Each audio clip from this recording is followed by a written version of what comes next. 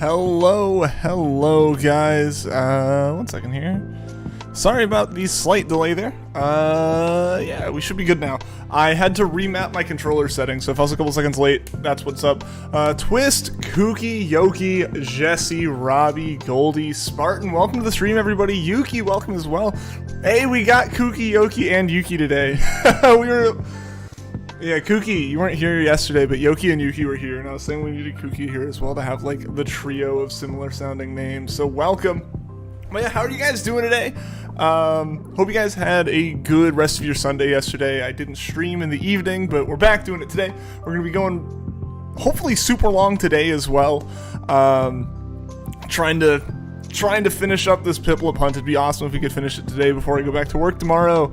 The Key Club, right?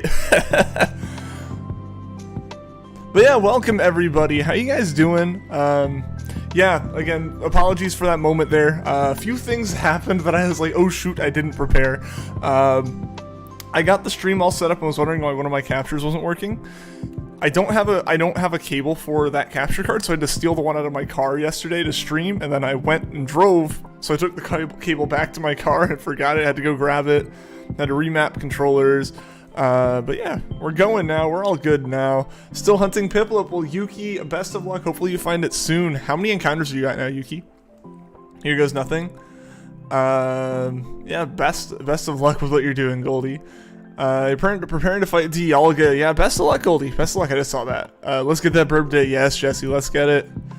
Why the stream starting now on Discord, but starting in a couple minutes because the stream started. I didn't start yet.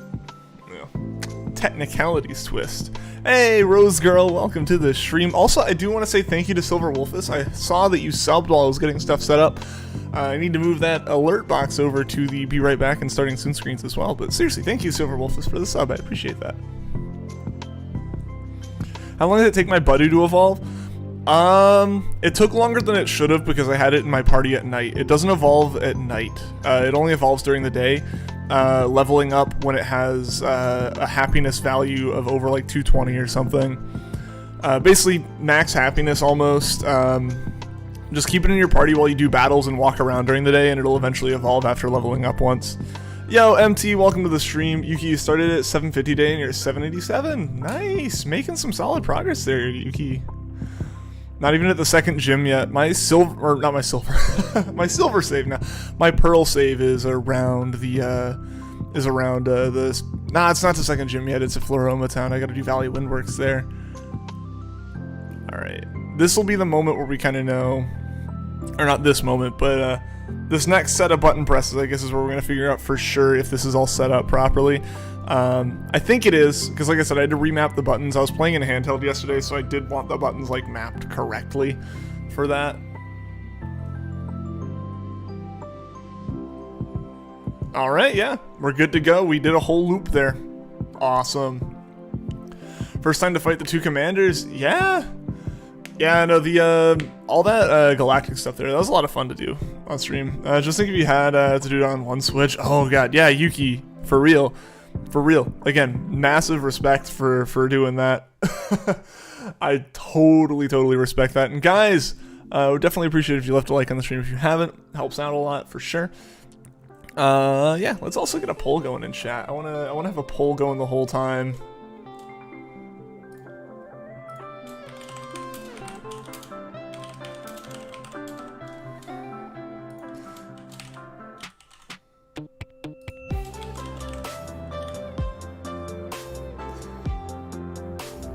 Alright, so we should have a poll up now. And guys, one thing I learned also, I need to... What did I do before? I think I pulled this down to around there before, so that should be better. Yeah, one thing, guys, that I found out, fun fact, apparently, on top of Uncatchable Starly being not shiny locked, the Bidoof that you see during the catching tutorial is also not locked. I saw a video today of someone, like just a screen capped video today of someone seeing a shiny Bidoof during the catching tutorial. This is why I need a mod to set up polls for me. Honestly, yeah, that'd be maybe part of a mod thing. I don't know. That's simple enough for me to do, and it's kind of fun.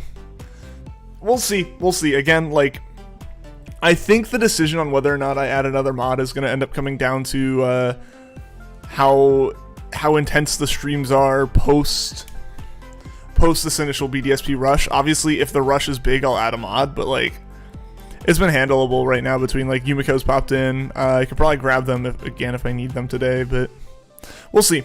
We'll see. Yeah, there's still just a chance I might at the end of the day say, you know what, having one extra mod will just be overall good. Like one mod as long as it can be here for all the streams. That's a lot to ask of one person, so I feel like I need to add multiple. And then you end up in that situation we talked about before, right? Of trying to figure out like what's the balance of having enough mods to cover all the time slots you stream in versus like having too many mods and like they're all in chat at the same time and it looks overwhelming to like new people. I went to Iron Island, got the egg, and Shiny Stone evolved Roselia, and it's OP. Nice! Yeah, I went to Iron Island on my diamond save yesterday to get that egg and hatch it, because Riolu ended up being the last thing I needed for my decks. For seeing in my decks to get Poké Radar. So I have access to Poké Radar on Diamond right now. Would love to do a Poké Radar stream soon. I've been testing it out just to see if I can kind of figure it out, you know? Because Poké Radar is difficult. Probably gonna lurk this stream so you can do homework. Alright, sounds good, Kooky. Sounds good. Best luck with the homework. You saw that video yesterday? Yeah. Uphold who gets PIPLUP first, me or you? You've had some dedication, Yuki. I'd believe you get it. Can you go to Iron Island before you beat the Elite Four? Yes, I believe so. Definitely sounds like it if Goldie's gone there. Yeah. So you can go to Iron Island. You just have to beat the 6th gym because you leave Caniclave and go there via boat. Just you gotta find the boat. It's not hard to find. I just somehow missed it during my playthrough, which is why I ended up going there like yesterday, post Cynthia and everything. Yeah, but I have the whole Cinder deck scene on Diamond. I need to work on getting that to happen on Pearl, just so we have both games.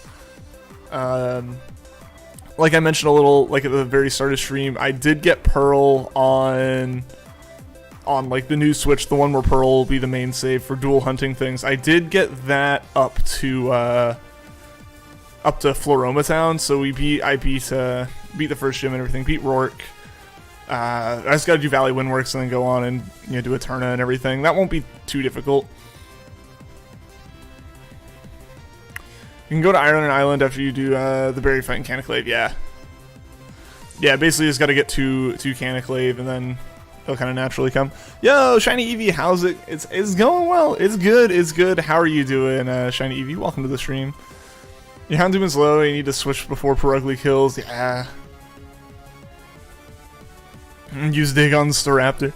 Yeah, it's really easy to kind of like, not really trick them, but the Luxray to Raptor combo is ridiculously OP in a lot of these situations.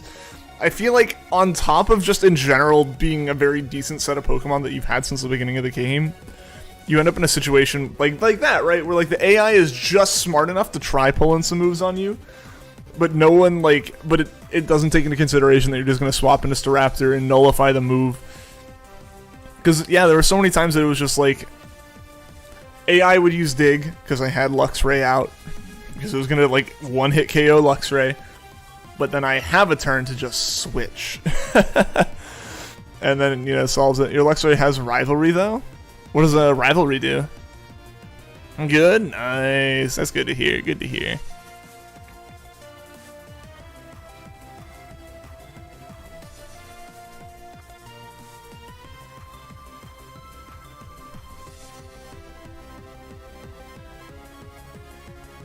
It'd be insane if it could happen. I'm not holding my breath on this, but if by the end of today's stream we were at 2,800 subs, that'd be awesome. We're not unreasonably far away, assuming we do a long stream and it's successful. That'd be awesome if that could happen. Manaphy, your turn. Oh, you got your Manaphy on your team? Nice! I'm considering using like Jirachi and like Manaphy on my Pearl save just for the fun of it. Deals more damage to a Pokemon of the same gender. Interesting. Didn't mean to click Turtwig. Let's go, PIPLUP. Let's go, PIPLUP.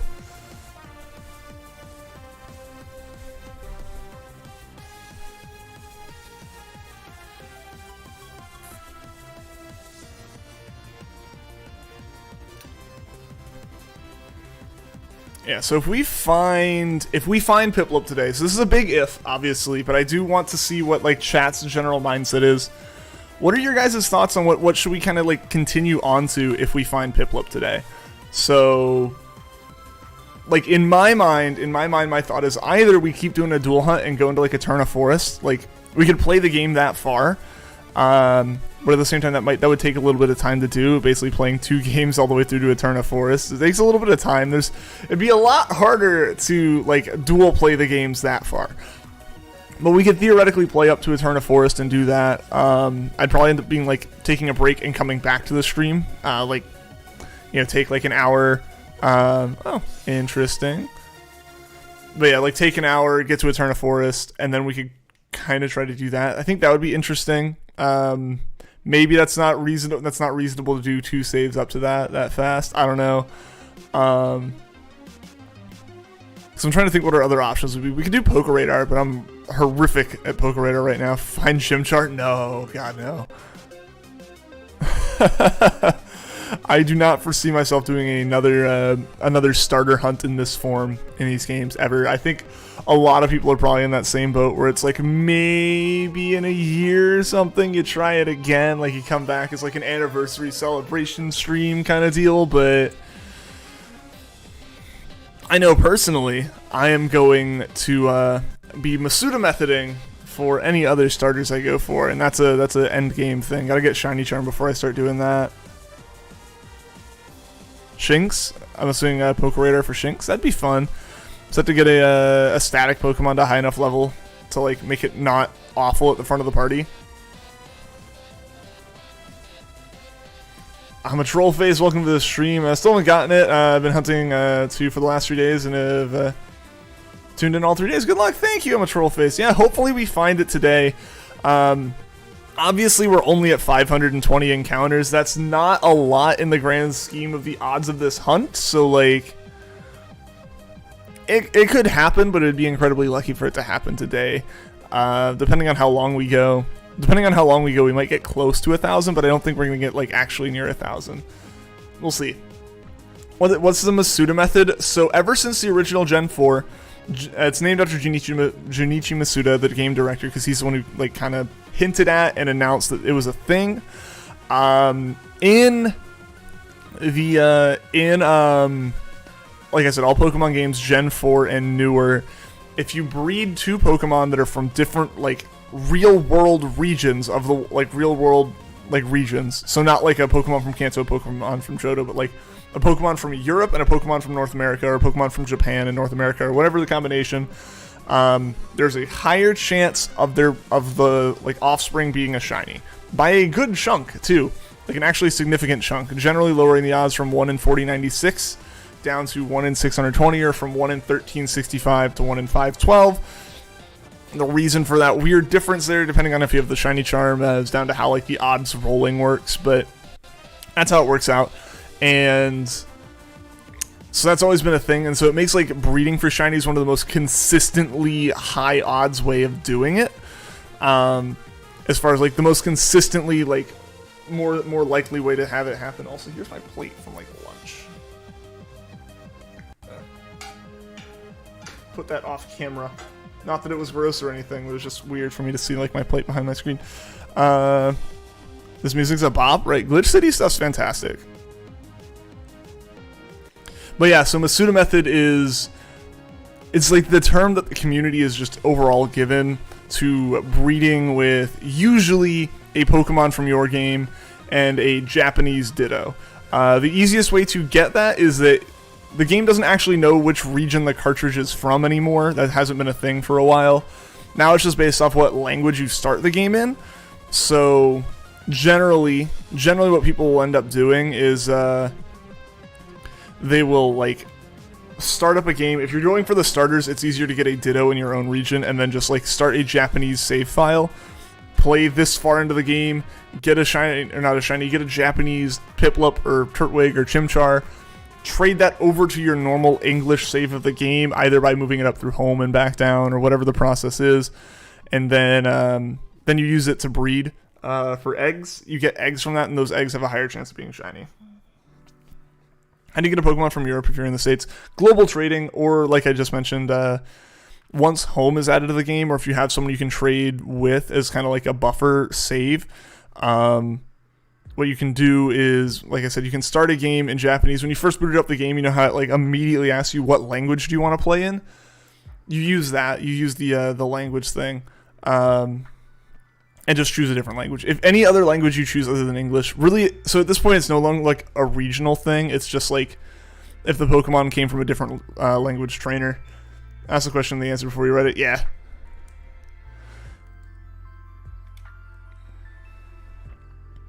Dinner for your is from your country. I have a Pikachu in Japanese. Will that work? Yeah, Yoki, that totally works. That totally works.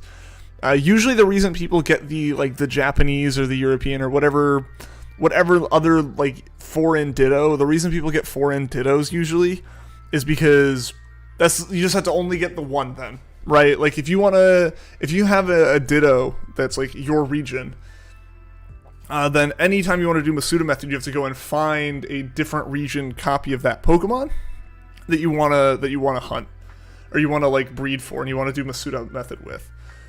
So generally it's easier to get the Ditto because the Ditto works with anything that can breed. So it's just a one-time need to like do that kind of trade. Hey gamers, what's going on? Welcome to the stream. How are you doing today? This man is stacked with items and coverage. Are you talking about Cyrus?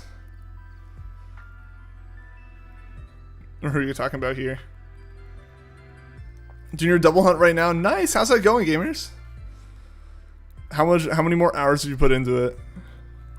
Not been lucky. The fact that you're still going for it, man. Yeah. Like you have to be approaching odds if you haven't already hit it. So props to you for the effort you've put in.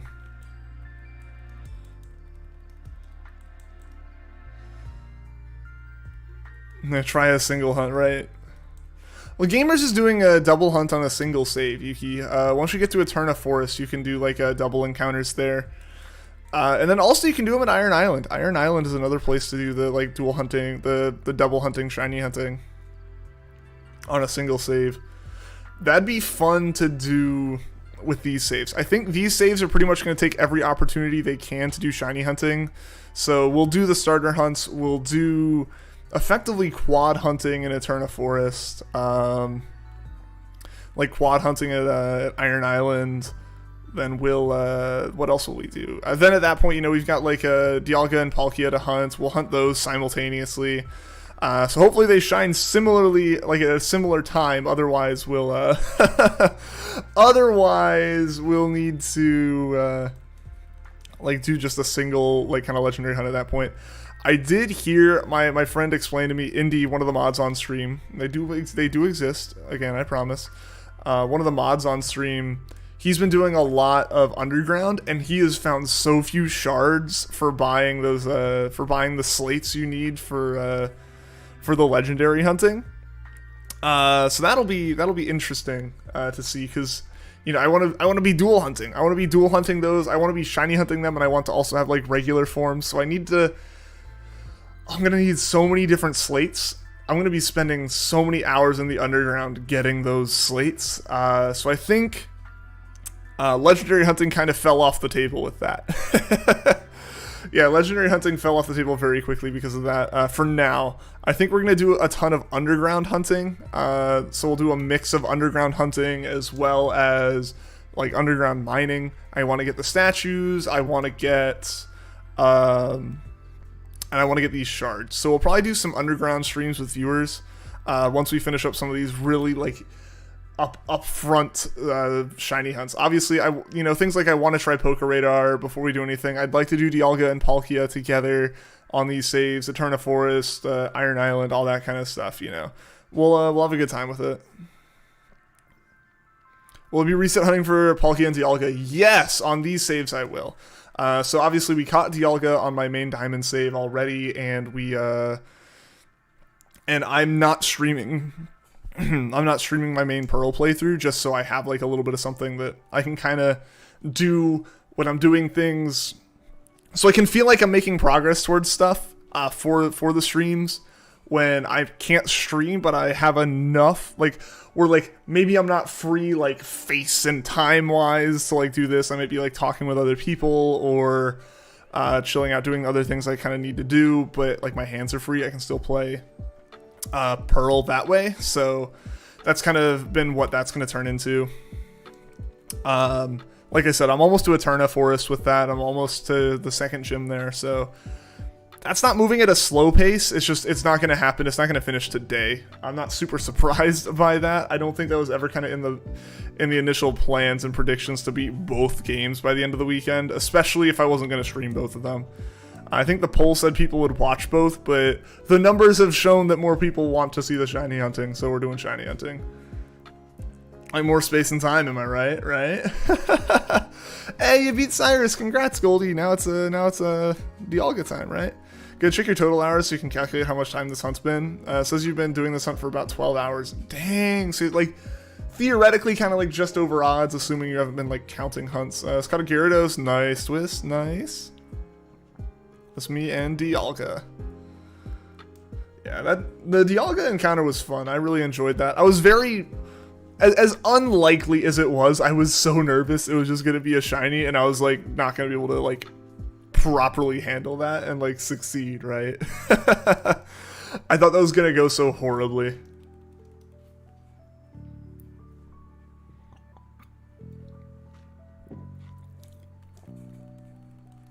Only 12 hours? I do 12 hours a day trying to get PIPLUP. Yeah, but 12 hours on Eterna is different, Yuki.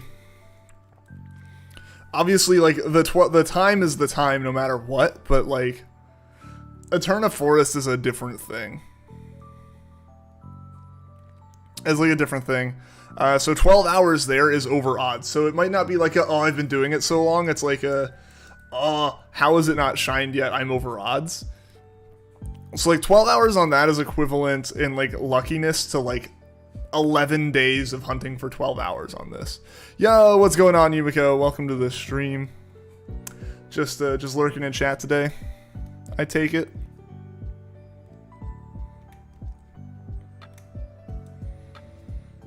"12 hours hits odds if not goes over." Cool. Cool, cool. Just gonna be here. Awesome. Awesome. Glad to have you chilling in here, man.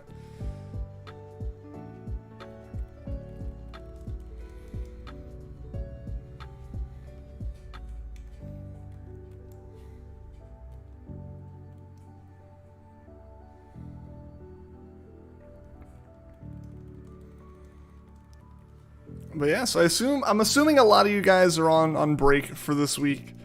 I know I effectively made this a vacation week for myself. Tomorrow and Wednesday won't be, but Thursday, Friday are also just, like, holidays, obviously, in the US. Like, Thursday's the holiday, and then I'm very fortunate that my job actually just gives me Friday off, which is I'm very thankful for. I'm very happy about. More streaming, obviously. Obviously, that's the main plan. But yeah, no, so I'm very glad that I have that off, and then, you know, took today off because I was expecting to still be trying to beat the game today. So I blew that expectation out of the water when, like, you know, Saturday morning I woke up and finished it. Really wasn't expecting that. Shocked we had both not gotten a shiny Starly. Yeah, between all the encounters, you would think at some point, Yuki, we kind of get to the point where you would expect to see something. It's on, Dialga, yeah. Good luck, Goldie.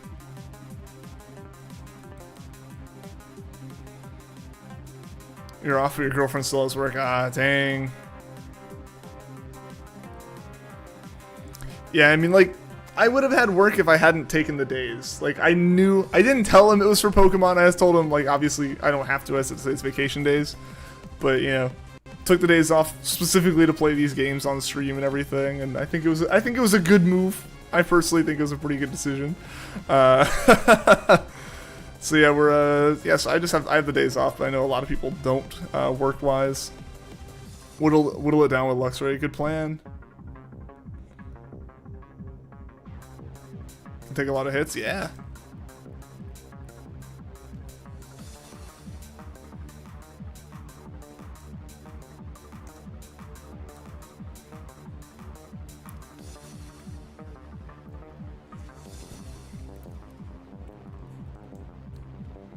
Yeah, hopefully get a paralysis. That'd be really nice. That'd be really nice for Dialga. Especially trying to catch it. Granted, I don't know, maybe I just got really lucky. It didn't take a whole heck of a lot to catch Dialga. Big paralysis, nice. Yeah, so like, for me, Dialga wasn't too difficult to catch, so I imagine with paralysis, it's going to be actually incredibly easy to get. That's enough, yeah.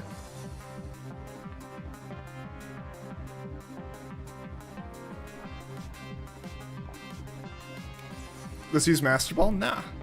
No, honestly, you want to save your Master Ball. If you plan on doing other stuff in the game post-story, don't use your Master Ball on like a regular Dialga in the story. Really, the Master Ball, especially in a shiny hunting stream, you're going to hear the main consensus is save the Master Ball for like shiny legendary hunting. Because like once you get to the point where you're hunting shiny legendaries, and even then you don't use it until you have to. You really just don't want to waste the Master Ball on like a regular Dialga, because if a regular Dialga like breaks out of all the Pokeballs you have or KOs your whole team, oh no, you just reset, no harm, no foul. Honestly, if anything, you might get the shiny next time you reset, right? Like, so it doesn't really, it's not worth it to use the Master Ball on that if you plan on doing anything else. Newer box arts have good catch rates. They've had really good catch rates at least since Sun and Moon. They haven't been bad. I mean, like, heck, Necrozma in like the Usum story literally has the catch rate of a Caterpie. Like, for story reasons, but at the same time, like, that's kind of wacky that it was like that. And like, yeah, just comparing like at least like Gen 7 and onwards odds or like catch rates. You don't really need the Master Ball for those. Survived the roar of time, nice. Was it one of the like survived it, you know, so you didn't feel bad ones? Hey, you got it, congrats, Goldie. You ever used your Master Ball once in any game? I remember when I used to use it as a kid, I didn't understand the like level to which the Master Ball was like able to catch stuff. I would still try to whittle down the health on things before using it. I have a distinct memory of Pokemon Emerald, where I was playing through it, and I got to Rayquaza, and it took me 3 tries to get its health to red without KOing it, and then I threw the Master Ball. Like, that was, like, in my mind what I had to do. Dialga on 4th ball, nice! Yeah, the 255 catch rate on Necrozma was insane. Again, it had, like, a canonical story reason, so, like, it's not like I'm sitting here going, they're just making the games too easy. It wasn't the main legend to catch, it was just basically, it was effectively an item to be used by the other legendary. And Budu evolved, nice twist, nice. Gonna evolve that one into from Roselia into Roserade, or leave it as a Roselia? X and Y Legends were so easy. I just have such vague memories of that one. In addition to the fact that Necrozma had mostly powered down. Yeah, like that's the thing, right? Like Necrozma was like technically supposed to be incredibly weak even at the full health bar. So it's like, I get that. That one makes sense. Grab some cupcakes your sister made. They're great. Nice. Was worried it wouldn't live the bite. It wouldn't live the bite that you used to get in the red. That's always nerve-wracking, right? Like, I'm always crossing my fingers that like that last hit's not gonna crit and like take it way too far.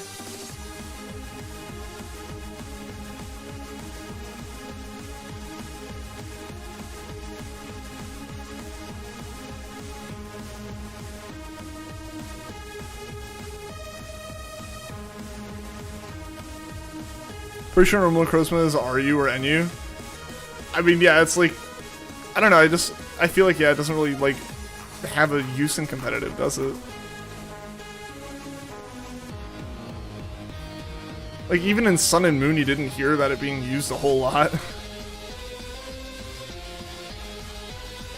Like, that's before they, you know, kind of made it quote-unquote weak and used some to be part of just, like, the fusion.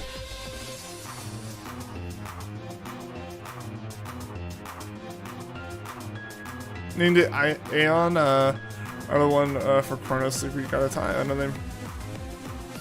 Cool.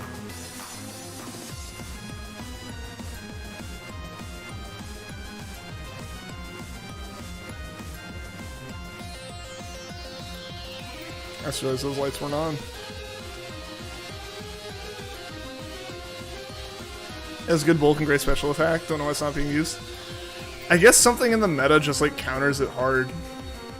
Yo, Shining Umbreon, what's going on? Good luck today. Thank you, man. Thank you. How's your hunts been going, dude? Guys, if you don't know who Shining Umbreon is, he's another shiny hunting streamer. Definitely go check him out. Yumiko, if you have a chance, if you could post Shining Umbreon's link in chat, I would really appreciate it.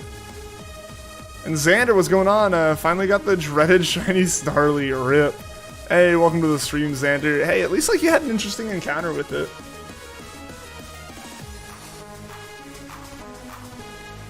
Low speed and overall balance stats. Yeah. Chansey counters it, but it has good attack as well. Interesting. Pretty good at 650, but no luck yet. Man. Yeah, I feel like...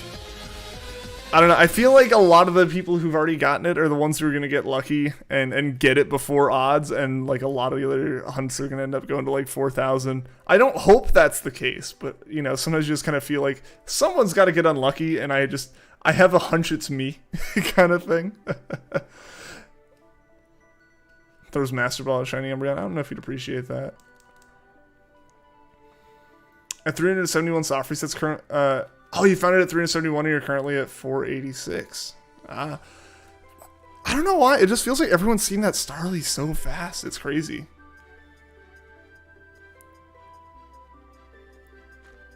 Yuki, yeah, it seems me.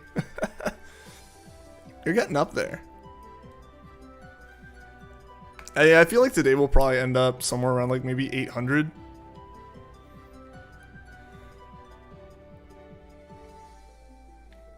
Already have a trainer. I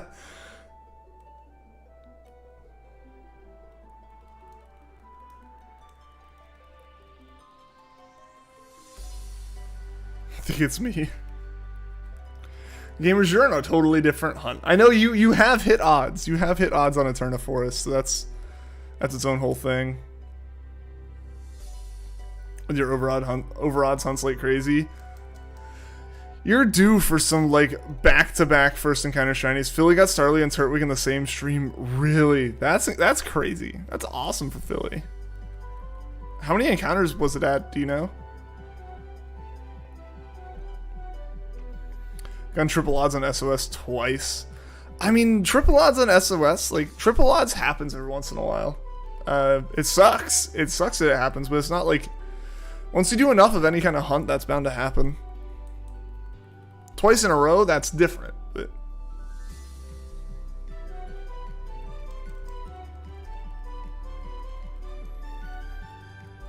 man, I feel like I'm going to have to take tomorrow's stream easy. The amount that I've been streaming, I realized last night I was like losing my voice a little bit.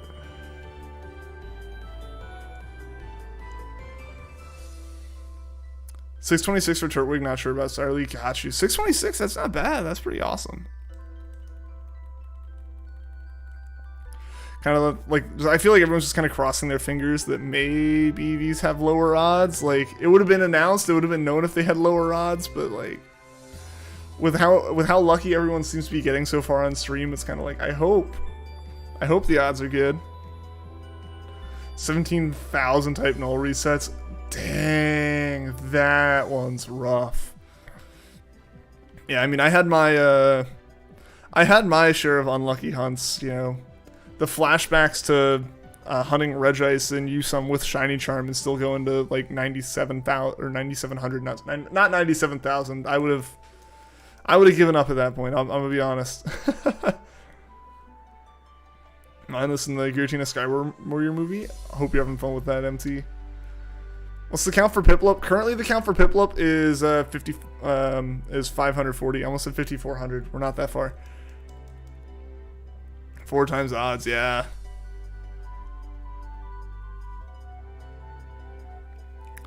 It just happens. That's how RNG works, you know? Like, every once in a while, someone just has, like, a horrifically bad hunt. It's the same as, like, a first encounter hunt, you know? Like, I did the math, and I think, like, the odds of me taking as long as I did to find Regice were about equivalent to the odds of finding Regice in the first or second encounter. Like, that's how long it took.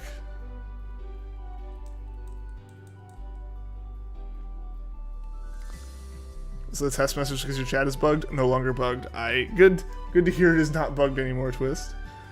Aeon literally lived on only 11 HP. Dang. Maybe at 569? Maybe, Xander. But you're going to take forever to get a shiny in Eterna, and then it's going to be a double shiny. You're going to go to double odds and then get both of them at once. In Usum, you got 2 shiny Poipoles and under 5k, but now Type Null hates you. Yeah, Poipole was a rough hunt for me too. I think that one went really far over odds. I forget. I think maybe like 6,000 or something. It's been a while. It might have been less, and I might just be over exaggerating in like my memory.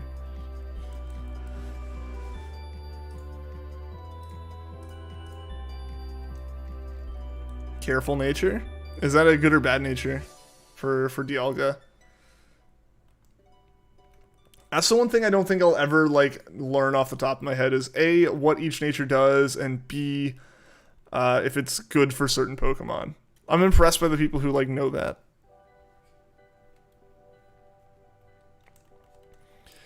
All the space for Pokemon in my mind is storing up various shiny hunting info.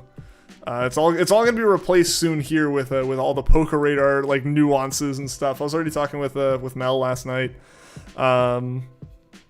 With my girlfriend last night about like alright, so you do a lot of Diamond Poke Radar. Here's the small differences I know of. Explain everything to me.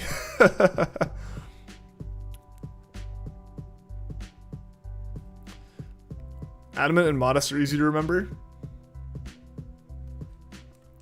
Talking to the person who would still find it difficult, I promise. How do different forms of Pokemon work? They change the stats, generally is how it happens. How Pokemon shift forms varies from Pokemon to Pokemon. And even sometimes game to game for each Pokemon. But yeah, so like attack form or speed form or defense form is just going to have a different stat spread. Usually with singular Pokemon, the number of overall stat points stays the same between forms, but the actual forms themselves like have a different spread. So like they might take some of the stats, they might take 10 points from attack and put those 10 points on defense or something like that. Wonder Misty Train and Sandstorm.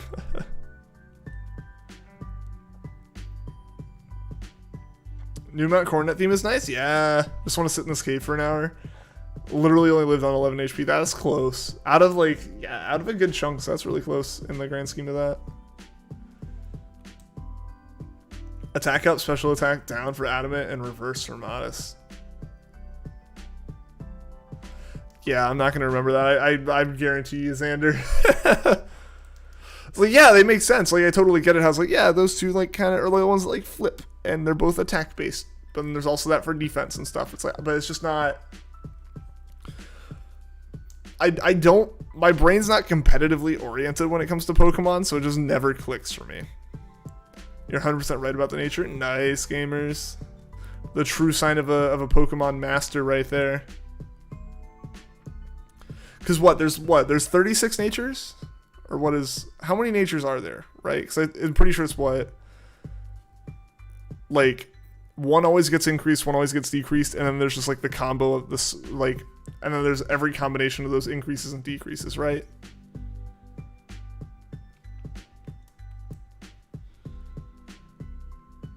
What's the difference between attack and special attacks? So... It's basically just two different attack stats, depending on the type of move you use. So some moves are physical moves, and some moves are special moves. And they cause damage differently. So like, you have special attack and special defense. Like, so any special attack you use, like a special type attack you use, looks at the attacker's special attack stat, and then looks at the defender's special defense stat to determine the amount of damage. Whereas a physical attack looks at the like attack and defense stats, and it's really just like how does it work out? Like basically moves that cause physical damage to the other Pokemon generally, like that you would imagine cause physical damage to the other Pokemon, use the physical attack and physical defense stats. whereas more of like the ones that cause like weird other kind of effects tend to be the other way. It's not a perfect one-to-one. The only way to really know is to go in and look at the move and see what it is. If you look at like a move summary and it shows like a little like explosion in a rectangle next to the move, it's a physical move. If it shows like 2 like concentric rings, it's a special move.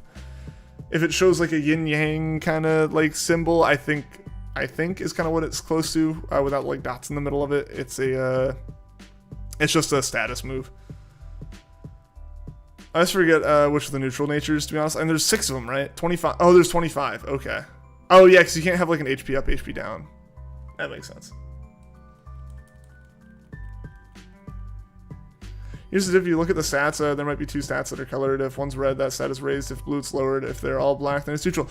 Oh yeah. I know how to look at that. It's just I'm impressed when the people are able to, off the top of their head, go, adamant is this. Rash is this, you know, hasty is this. Like, when people can, like, look at that off the top of their head, or, like, see the name and immediately go, you know, like, special attack up, defense down, or something like that. Like, I'm impressed by that. Like, because I know how to read like, the, like, stat chart and everything. So, yeah, I knew, like, the reddish pink is, like, an increase, and then, like, the blue is the decreased stat and stuff. Krogunk in the Great Marsh today. Nice! But, yeah, I appreciate you offering up the little tips there. Evie, I do appreciate that. Yeah, so if I go in here, just for like the sake, yeah, so this move right here is physical twist, because it has that little like explosion, like the pow kind of thing. I know PIPLUP doesn't have a special move right now. None of them really do at this level. You only remember like 5 natures. They're used a lot in Showdown. I imagine that's kind of where it starts coming up. I know for sure.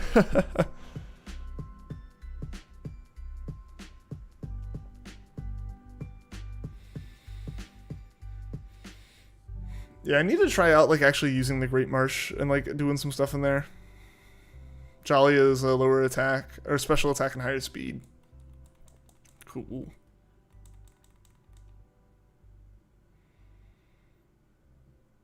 Neutral natures are serious, docile. That's all you know. There are only 6 of them. Yeah, basically it's where you have like a plus and minus of the same stat, so it just evens out.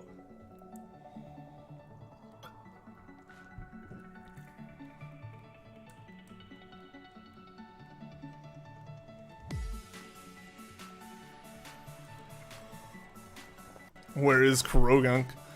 Hopefully you find it, Goldie. I mean, Krogunk spawns in some other places if you aren't necessarily looking for it in the Great Marsh. I feel like I've come across it in several places, but I might just be purely thinking of trainers. Hate when you get a shiny with a bad nature, not the shiny itself, just the stats. That's where at least like it was kind of nice in Gen 8, they gave you mints, so you could just change the nature.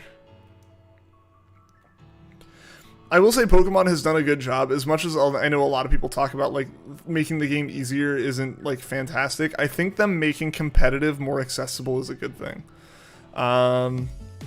You know, as someone who now works a 9 to 5 and stuff, there's like 40 hours a week where I can't be playing, where I can't play Pokemon. So, you know, not having to like grind nearly as much to get like, I got like the perfect, you know, man, I got a really good, you know, nature, but the IVs aren't right. Like at least like, you know, letting a bottle cap happen or stuff like that. Like, or just, you know, the mints to switch natures and everything. Like if you decide like to change how you want the team and stuff, it's nice. I do like that they do that. Krogunk can be found at the underground of the first badge. Got you.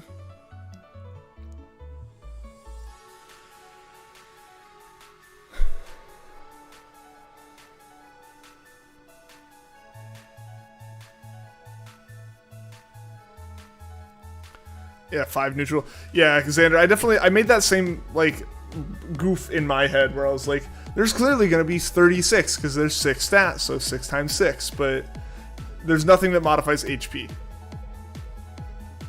So that one makes sense.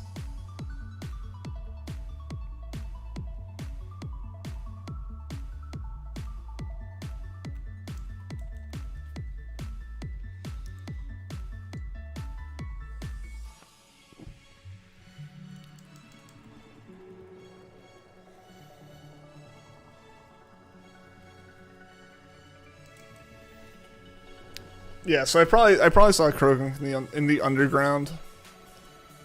I still want to reclaim the Ralts I lost. That Ralts was way too stubborn. There's an HP nature Chansey and Blissey would be too broken. I mean, honestly though, how much more could you boost their HP?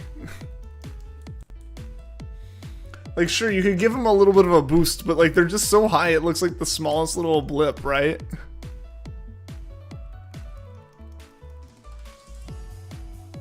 Never want to see Rowan after this.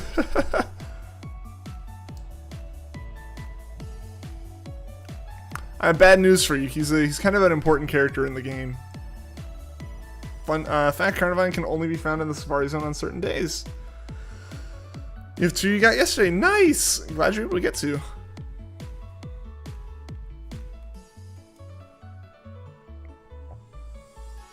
When they Dynamax, they get almost 1,000 HP. That's insane.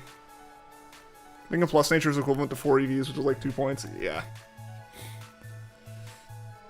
Yeah, ultimately, like, the natures are just a nice little extra bump in the right direction for a Pokemon. I don't think they actually, like, end up doing too terribly much. They don't make it too, like, crazy. 3 ran from you, though. Dang. You might be completely off. Well, I mean, yeah, I don't think, like, EVs and IVs and stuff, they're not like a multiplier. They just, like, linearly increase the number of stats, right? Like, ultimately, base stats are still the most important thing. And when it comes down to it, yeah, like having 6 IVs and perfect EVs and something is going to do an insane amount of work to help the Pokemon be better in those stats, but they don't, like, it's not like, I didn't move forward, but it's not like, you know, boosting your stats going to, like, you know, it's not like a, you know, a plus or a minus to your natures, like doing insane swings, right? Blissey can have 1,000 HP and it makes you cry. Blissey is a tank. It doesn't make or break the Pokemon like base stats. Yeah, exactly, Robbie, exactly. That's probably the best way to put it. It's like the Pokemon's still going to be mostly built the same way. I think EV training really ends up being like one of the more important like changes. And even then, like most of the time a Pokemon can fill 2 roles, it's because its base stats put it in a situation where it's close to filling either role. One flex in Gen 7 with the trainer in the Pony Island Pokemon Center where he sends out a shiny Execute after you beat him. He gives you 6 nuggets. It's so annoying. Unless you're a min-maxing god. It's like, yeah, there's so much setup to make anything really change, you know, in comparison to what its base stats were. Normal Pinsir would normally have around 80 attack, but a max EV and attack Pinsir would be around 105. Yeah. I mean, like, max EVs help a lot. EV training helps a significant amount. I'm not saying, like, it doesn't. I'm saying, like, the nature boost, I don't think changes. Like, a max EV attack Pinsir with a plus attack and a minus attack stat, like, how much does that vary? Blissey can have 1,428 HP when Dynamaxed. That's insane. That's actually pretty genuinely crazy. Especially sitting here looking at like our 11 HP Pokemon. Check how much it changes in Charisma special attack. Yeah, like, because I'm interested. I'm very intrigued. And like, how much does a nature realistically swing things? Obviously for competitive it matters, because like competitive battles come down to that last 2-3% of like effort in certain cases. So like, I think it matters there. I don't necessarily think it matters for some other things though. Again, I could be horribly wrong. I am a shiny hunter. I'm not a competitive player. I am terrible at competitive. Stream chat had to beat Cynthia for me on Friday. I will own up to that all day long. You know, so like, to me, like, that's just, it doesn't end up mattering too much. It's interesting to hear. It's interesting to learn about. I'm not saying like I don't care. I'm just saying like I don't know the information enough to like for it to like stick. Yo, Surfer Estelle, what is going on? Welcome to the stream. Where'd I get the 3D models? I've had them for a while. I forget. I think they're old Furret turret models or something.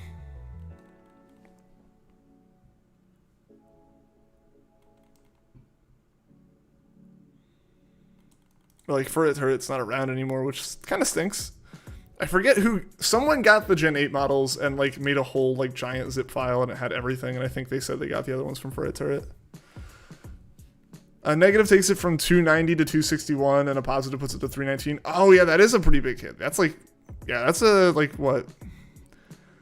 Nearly 50-point swing from minus to plus. That's okay. That's actually valid, or over 50-point swing. Yeah. All right, so that matters then, yeah, because what it goes up 28 and down, or up 29 and down 29. So yeah, that's a solid swing there. That's like 58-point swing. Crazy. Today I had to explain to your friend what shiny hunting was in Pokemon. I'm like, oh, why would you waste your time on just a color change? Because it's fun. That's like, honestly, at the end of the day, though, that is a fair question. If you enjoy it, you enjoy it. If they don't see the point in it, they don't see the point in it. And it is what it is, you know? There's only so much you can do to sway people's opinions on it. Where's the Crogunks? I don't know, Goldie, I don't know. About a face made leans Lucario for the first time. Any tips? If you've got a Shellos, mud slap it. I don't actually have a lot of tips. I'm terrible at that. Someone else would probably have better ones. Her Lucario is really the only thing you gotta watch out for. Just try to keep it from setting up. It is very substantial. Max Special Attack Necrozma has a 388, which means EVs only add 79. Oh wow, yeah. So that nature swing's big then.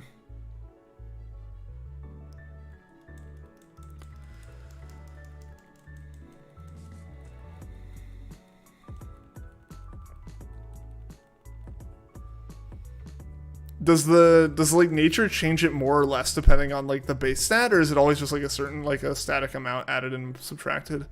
Maybe never nearly swept you if it weren't for Luxray. Yeah, and the problem for me is it's set up before I put out my like at the time Luxio. I don't think I had a Luxray until after that gym.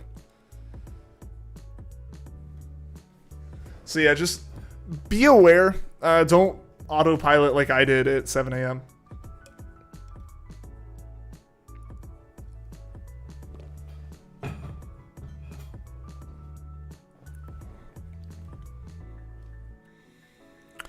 Based on the base stats, got you. Hey, welcome back, Kookie. Hope you are doing well. You're making food, nice. What kind of food were you making?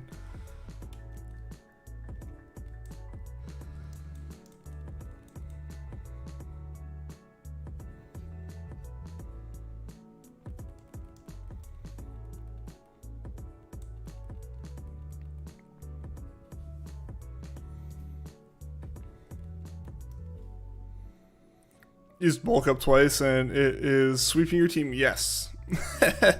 Yep, that is what it do. If you have a flying type, just try to like, if your flying type's strong enough, see if you can like, if not one-shot it, get close to one-shotting it. Luxray only killed Lucario after Maylene got greedy. Oh dang. She killed half your team with big root boosted drain punch. Dang. Yo, Golden Scar, welcome to the stream. How are you doing today? Am I going to shiny hunt all the legendary Pokemon that are huntable in BDSP? That's my plan. I've heard it is a nightmare to get all of the like slates that you need for that, but that's where I think we're going to end up doing some like underground like with viewer internet kind of streams and like really just working as a community to get enough stuff. Yeah, that's made a team with Necrozma. Nice. Yeah, but yeah, so for underground stuff, we're gonna, I think we're gonna do the underground a lot, like as a community on stream and stuff. We'll see.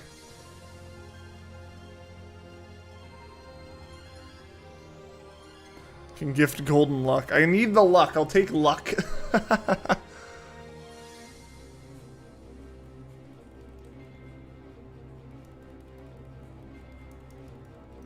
Krogunk spotted. Nice.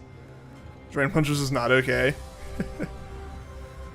Yeah, honestly, like, Maylene Lucario is the first thing I felt like would have potentially required prep. Good luck, Rowlet in box. Ayy! The stream has been blessed, Jesse.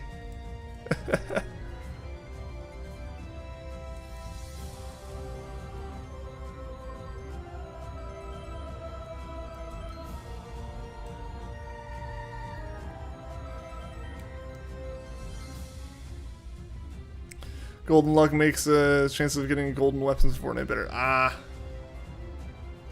I've never played Fortnite, or I played it like for 5 minutes one time on like my cousin's computer. That was it. I'm not a big battle royale person usually, so I didn't know that was a thing. Cyrus's Gyarados with what? Yeah, I never saw what his Gyarados had. I outsped it and hit it with Luxray and KO'd it. Both battles with him. One hit. Lost to a dumb penguin with an ice cube for a head. Hey, don't insult Ice Cube like that.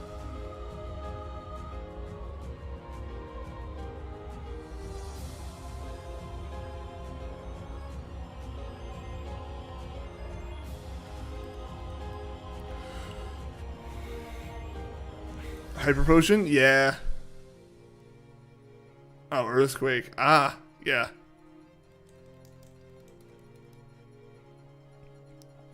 Yeah, that's the biggest, honestly, that ends up being one of, like, the things you have to think about when it comes to fighting the gym leaders, is, like, and, like, Elite Four and everyone in general is just like, alright, this move's gonna take them down to the red. I should use something super weak first, assuming you survive the, like, assuming you're gonna survive a hit.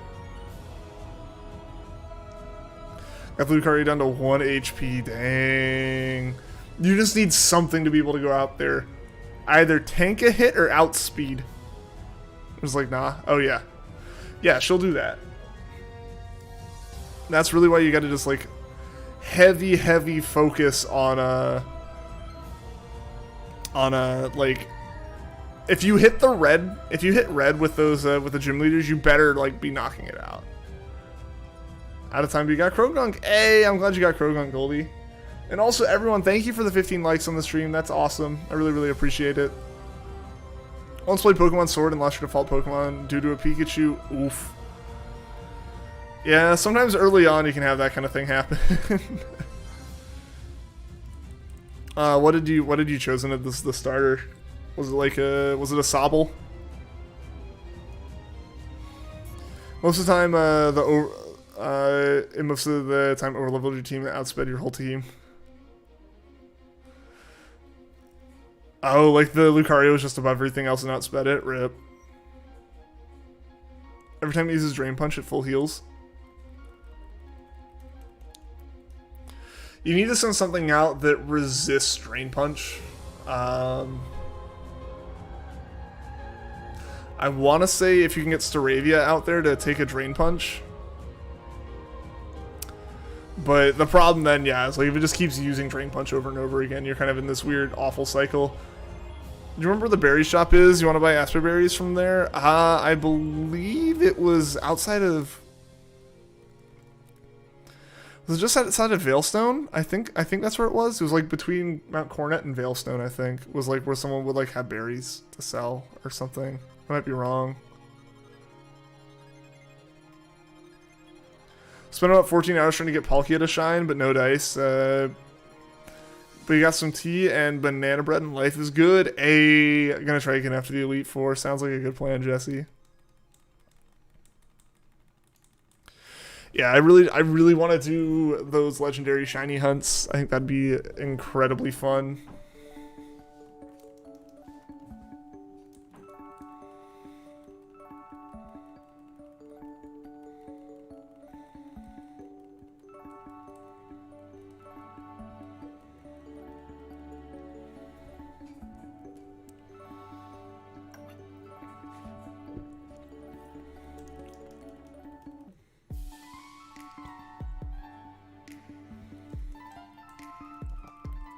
Yeah, so like I said, I gotta do a lot of stuff when it comes to the slates.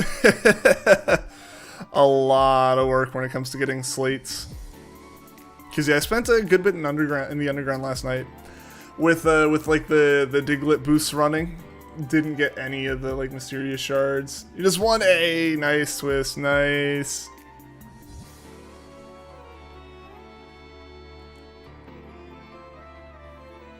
Bet Necrosis was better in doubles. What do you mean by that? Your Jirachi went out, just didn't attack and only used Screech. Sometimes the AI is like smart outside of very unexpected circumstances like that. Like the original games were never meant for you to have a Jirachi then. So there's a chance that, yeah, Jirachi just, like... If the AI is only trying to use super effective moves against your Pokemon, it might just... Like, Screech might be the only thing that's, like, not... Like Jirachi doesn't resist. Which honestly might be true, given that it's a, like, Steel Fairy.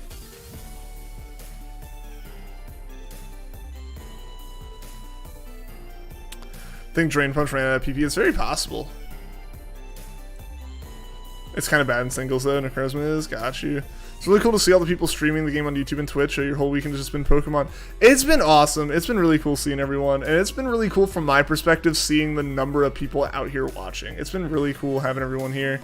You know, I think I mentioned this before, but we've basically already gained, like, in the last 3 days, we've gained as many subs as, like, I usually gain in, like, a month. So that's insane. And I really appreciate that and, like, love having all the new people out here and everything.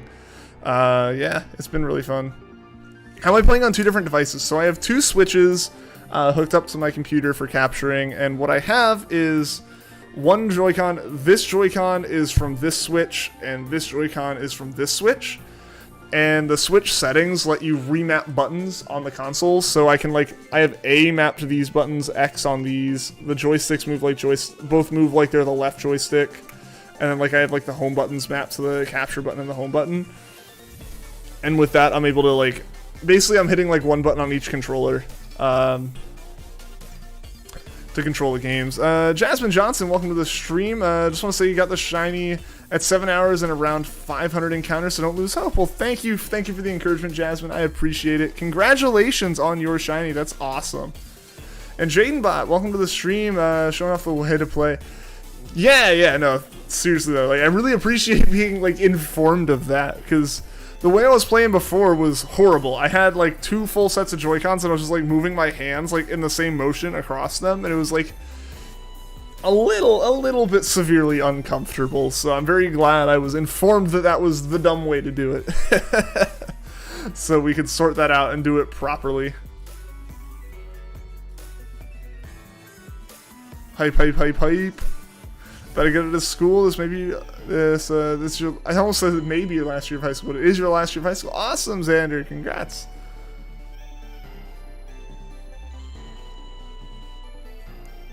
Got any plans for after high school? You're gonna go? Alright, see you later, Shiny Eevee. Thank you for tuning into the stream. I really appreciate you being here. Goldie, one time you did a huge power Lopunny sweep and then Trainment, Asmoril, and you made someone rage quit. That's like the most satisfying thing in Showdown. Right? You're at 700 with like 30 hours. You're still going. Dang.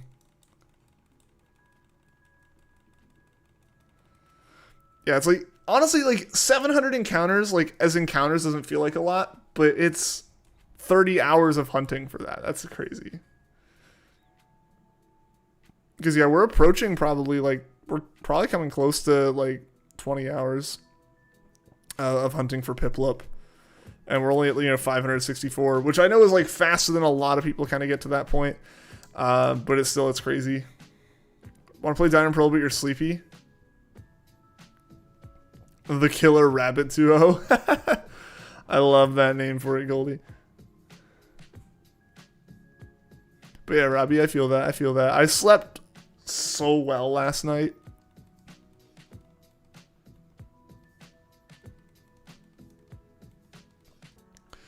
Yeah, I slept incredibly well last night. Just like having gone so hard playing Pokemon for the past few days, like I've mentioned, my voice is kind of going a little bit. We're fine on that front, I promise. But like my voice is kind of starting to go a little bit, so it's like, all right, let's. Tomorrow I will be very, very quiet when I'm not streaming. Ian, yes, my name is Ian. That is correct. And John the Pikachu, welcome to the stream. How are you doing today? Try to do like 200 to 250 soft resets a day at least. I got you. Remember this guy was hunting shinies in Gen 3 games and he got 4 shiny Poochyenas? Oh, me? Yeah.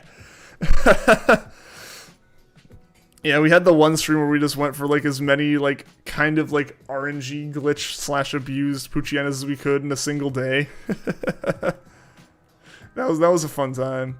I forgot your name, so sorry if you got it wrong. No, yeah, you're good. Ian is correct. Yeah, those Trico and like Puchiena and just all the Emerald hunts were really fun. We tried doing it with Whismer, but it just wasn't working. I guess like the RNG abuse didn't work in the caves, right?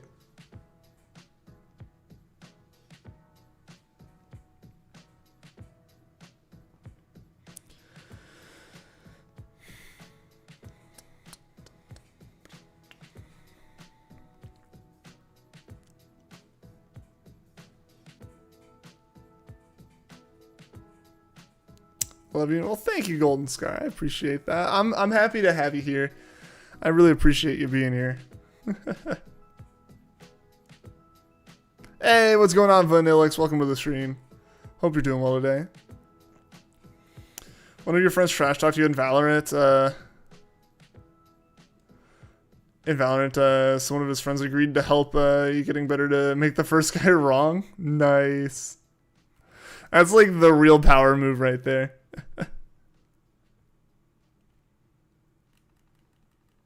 Is shiny Munchlax still basically impossible in this game? I think Munchlax is an underground, so there's an easier way to get it now.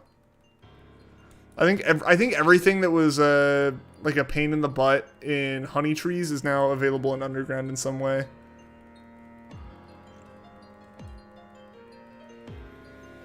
You're gonna get the PIPLUP when you least expect it. Yeah, for sure. Honey Tree should be ready now. Yeah, gamers, it should be. Mine had a Wurmple.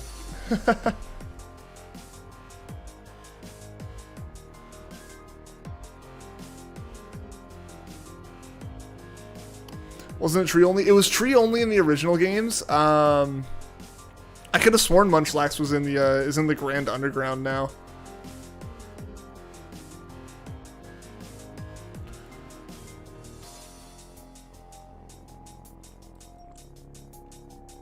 Charge the console, soon go to sleep. Boy, you've been on 1% for 10 minutes now. Just go to sleep. Once you charge again, you'll run out slower. Can you soft reset on a Honey Tree? I don't think so. They'd be 6-hour soft resets if they were, and the only thing it would do is save you honey. Because I'm pretty sure the way it works is when you slather the honey on it, it does the encounter. All the math for the encounter happens, and you just have to wait 6 hours to collect it, is my understanding. Nebulous Noir, welcome to the stream. Stay strong, bro. You're at 1457 resets on PIPLUP and nothing. Best of luck to you. Hopefully you find it soon. More power to you for going as far as you have so far. Munchlax is underground. Okay, yeah. Yeah, so, yeah, I think anything that used to be tree only is now available in Grand Underground. They made it a little bit nicer for everyone. It seems so stupid, but you really don't understand it. I have a question. Why is this... What is Snorlax's type? It's normal. It's just normal type.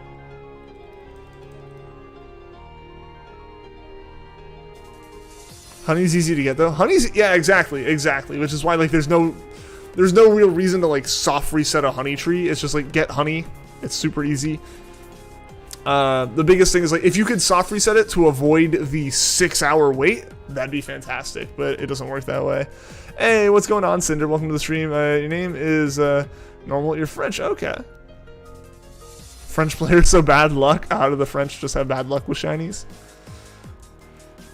Thought once it was a ground type. Nah. I can see where you kind of link it, because a lot of ground types, especially in Gen 1, were more the bulky Pokemon. So I can see that. You got Cherubi. Nice, gamers. Nice. Yeah, I was hoping that mine would be a Cherubi because I needed to see a Cherum for my decks. But unfortunately that wasn't the case, so I had to I just went to the underground after I found the Wurmple in the tree. Don't think you can? Someone will get shit eventually? What do you mean by, like... What do you mean by you don't think what can be done? Did a 6.5 hour stream last night because you had to be up at 3 AM to catch a flight anyway? Oh, dang. Hopefully you're able to get some sleep on the flight, Cinder.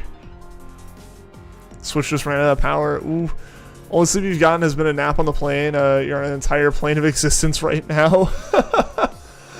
Cinder, I hope everything's going okay then, because I know, like, that can be rough. And yo, guys, we're so close to 20 likes in the stream. It'd be awesome if we could hit that. I would really, really appreciate it. Thank you to everyone who's left a like so far. It's a fat Pokemon that falls from the sky and hits the ground as an attack. It sounds like a ground type. Yeah, I can totally see it, but I think just because like Snorlax is more of like an animal than a rock, they went with normal typing. You wanted it to run out? Seems like after it hits 0 and then charges again, it runs out slower. Got you. Interesting. That's an interesting observation. I wonder what would make that happen. Cherubi's a hype encounter? Yeah. Yeah, it's one of the rarer ones, right? Oh, find a way to stop reset honey trees or skip the 6 hours. Maybe we'll see that. Because from my understanding, it definitely seems like the Switch just like the game detects when you try messing with the time in any way and just goes nope and stops. I realize that random encounters are ridiculously fast in BDSP to the point where you're thinking about doing an Eterna Forest run with Cheryl. Yeah, like Gamers was talking about it, and like if you had 4 switches, it would be an average of a shiny every 2.5 hours. Like, obviously having 4 switches is a lot, but that puts like a dual hunt like mine with that, because you could very easily just, it's menuing, right? Like that whole hunt is menuing if you get like a sweet scent Pokemon. So that whole hunt just becomes menuing, and that's so fast to do. How is Delmize, whatever it's called, a grass type? Seaweed, I think. Yeah, doing that hunt right now. Literally, the Shinx is 150 encounters an hour, so it's Eterna Forest would be double that. Yeah, yeah. So you have the Eterna Forest, and you have Iron Island. You can do the same thing with. You can do it with Cheryl, and then you can do it with Riley. And it's like I definitely want to try those. Those would be fun. Changing your location, maybe. But even then, you'd really only have what, like 24 attempts or something.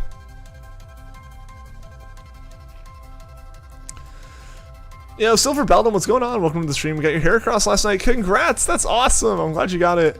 There's Torterra, Staraptor, Luxray, Houndoom, Roserade, Manaphy for your team. Oh yeah, my BDSP team was a Staraptor, a Luxray, an Empoleon, Dialga, a Rapidash, and then like an empty slot that was rotating between stuff I was trying to evolve. For Record Plays, welcome to the stream. You're new here. Well, welcome. Hope you're having a good day so far. Happy to have you here. What's the best normal type Pokemon in Sword? I don't know. Post-game double battles as well? Oh, can those also cause like double encounters in the grass? Someone in chat might have Burmy. Eterna Forest has targets you like more, but yes, Iron Island works too. Actually done an NPC double wild encounter hunt before, but it was your Zubat in white too. Yeah, I remember it being like a big thing in black and white because it was like double battles and the charm. Need a Burmy to complete your Synodex. Ah, man, that's close. Someone might have it. Now it's a way to get Spiritomb to finish your team, which will take forever. Yeah, how long does it take to get Spiritomb? You want your Staraptor to beat the super tough super contest master tier. I need to try more contests. 5 double battle trainers in the game 3 post game. Oh, nice. Okay, so there's more hunting to do then. Best normal type in my opinion. In my opinion, best normal type. I don't really have an opinion on that. Because yeah, it's one of those things where it's like I think I'm in this similar situation to you, Golden Scar, where it's like I just kind of assume a lot of Pokemon have a typing that they might not. I'd probably say like one of the normal birds, maybe like a Pidgey or a Pidgeot or something. Does anyone have Burmy? I don't know, Froklord. I don't know. If someone has it, they'll mention it. Of course, Black and White has double wild encounters anyway in Dark Grass, but you know, NPC double encounters are faster because they're guaranteed. True. 3 post game, right? Can't wait till Pokemon Home comes to Diamond and Pearl. Yeah, that'll be nice for a lot of people who want to trade stuff in. That's gonna be like the start of 2022, I think. Best Pokemon out of all of them, it's Rowlet. 100% Rowlet's my favorite Pokemon. Have so many Mews now. Have you just been playing the game over and over again and getting Mews?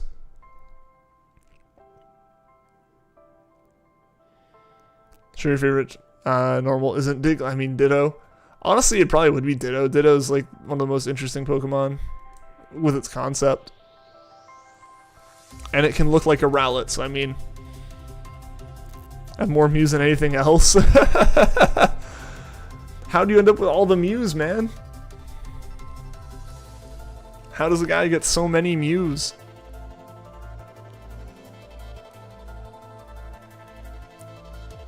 You had it in Let's Go. Ah, now I have another 2 from this. True. Fair enough, fair enough. Yeah. Same here. Same here, yeah. I have 3 Mews because of that.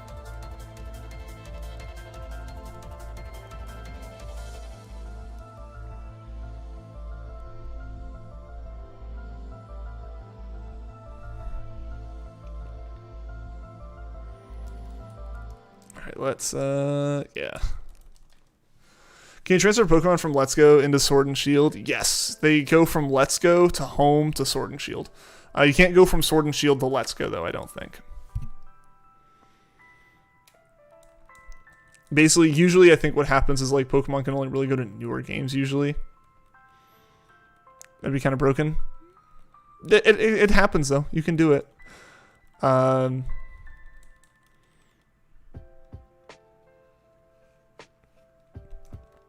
Yeah, but usually they can't go back. Like, once they go to Sword and Shield, or really I think it might even be once they go to Home, they can't go back to Let's Go. I think it's kind of what it is. I haven't used Home, so I don't know. I'm kind of basing this off of, like, the logic and rules behind Pokemon Bank. Right now, if you want to get something from Pearl and get it into Diamond, do you need 2 switches? Yeah, so you'll need, like, a second switch or someone you can trade with. Or really, so either way, a second switch. It doesn't have to be yours, obviously, but you need someone you can trade with as like a middleman.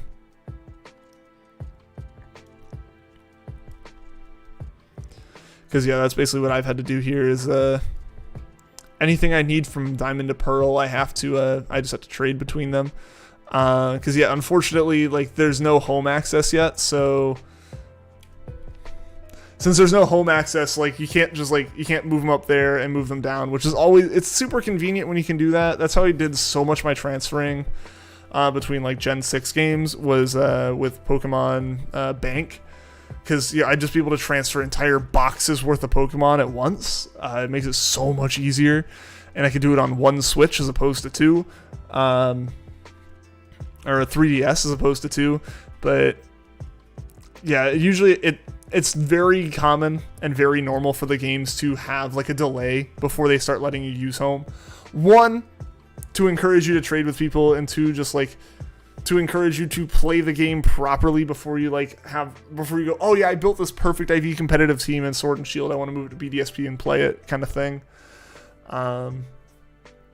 Everyone can guess your favorite Pokemon by your name. Guzzlord, obviously.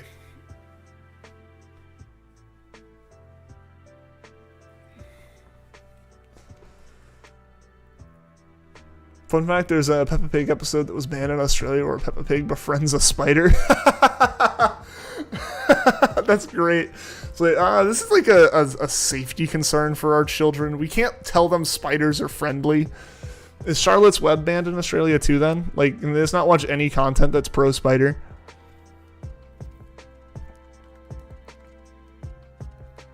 Which game had egg swapping trade? Diamond, Pearl, or Platinum, I forget, but it would have been a cool feature to bring back. What was egg swapping trade? I don't think I know of that unless it's just like something people came up with. Lived in Australia, everything there can kill you. Not allowed to have anything that's pro-animal. Nothing pro-wild animal. That's kind of great though. It's like, yeah, we can't teach children it's okay to just like go up to a spider and say hello.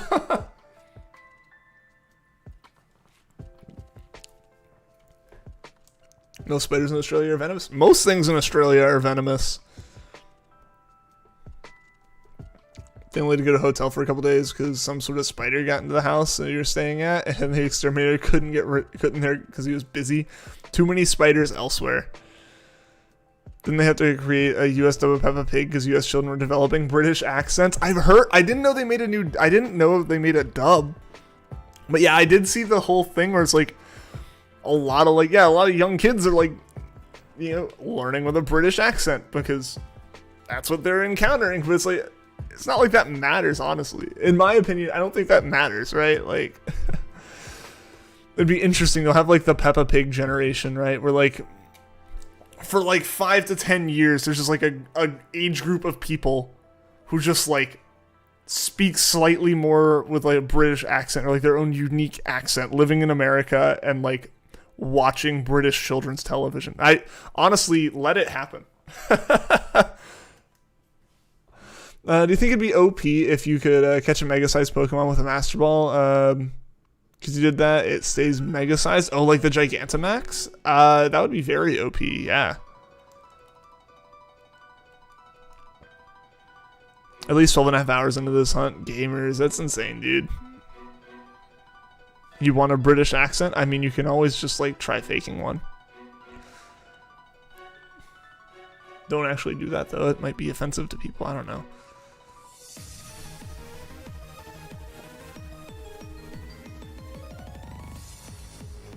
You developed a British accent, but you lost it when you were 5. It's like you're gonna learn, like, yeah, I mean, like a show that's like teaching you very basic words. You're gonna like pick it up that way, and then like you're gonna actually spend time like talking to people here, like in the country you're in.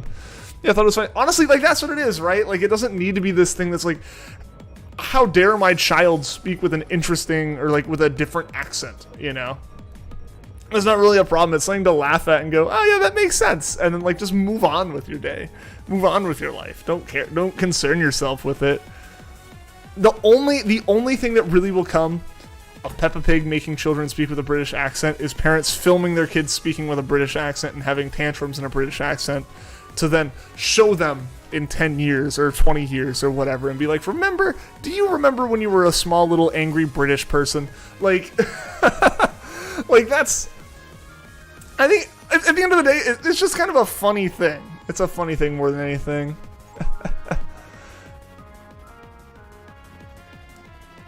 It'd be hilarious just Americans being lightweight but talking British. Wish you could pick one up. No. Mom picked an Australian accent in Australia to be funny with your neighbors. They got really mad. Done that because he said in the other games that a Master Ball can catch anything.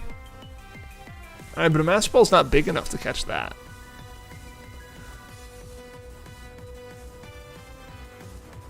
It's more that children tend to be cruel, and kids that speak different just tend to be more likely to be bullied. I mean, while fair, I also think, again, like, if it's pretty much a problem where, like, almost every child is watching it, and everyone's going to be like that, and, like, I get the whole idea children can be cruel, but I also feel like there's kind of a, I think, maybe a little bit with Peppa Pig especially, it's like, it's such a young children thing. It's so young that I think it's pre-being mean to people. Like, I agree, children can be horrid. They have, like, as soon as they learn what, like, being mean and insults are, they have learned that, but they have not, like, formed enough, like, of the emotional processing part of their brains to understand the harm that can cause.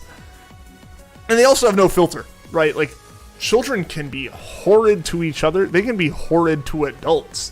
But, like, I think like Peppa Pig makes my kid have a British accent is happening so early on that it's forgotten by the time like that they learn to speak and they start talking with their parents and with like other family members. It'll just go away. I think is what would happen. Loki, you want to find a shiny Beautifly or Silicune? That'd be awesome, gamers. Do vote yes on an entire generation of British speaking children. Like, because the thing is, it wouldn't be British, right? It would be like, it would be this weird combination of like, of normal American English, which obviously varies vastly across the country, but pretty standard American English based on wherever the kid is from, but with like very early learned words, like the kind of words that are in a children's show, and the first words a kid learns having some amount of a British inflection on them. Like, that's what it would be, right? Like, it wouldn't be the whole language. It would just be those very core pieces have just a flavoring of it. Got shouted at because called a pathment? I've never heard it called a pathment. It's also sometimes used a British accent. I find it kind of interesting. I was going to quote MCR because you're not what you're allowed to say. Children have no filter. Oh yeah. Never developed an accent. Yeah.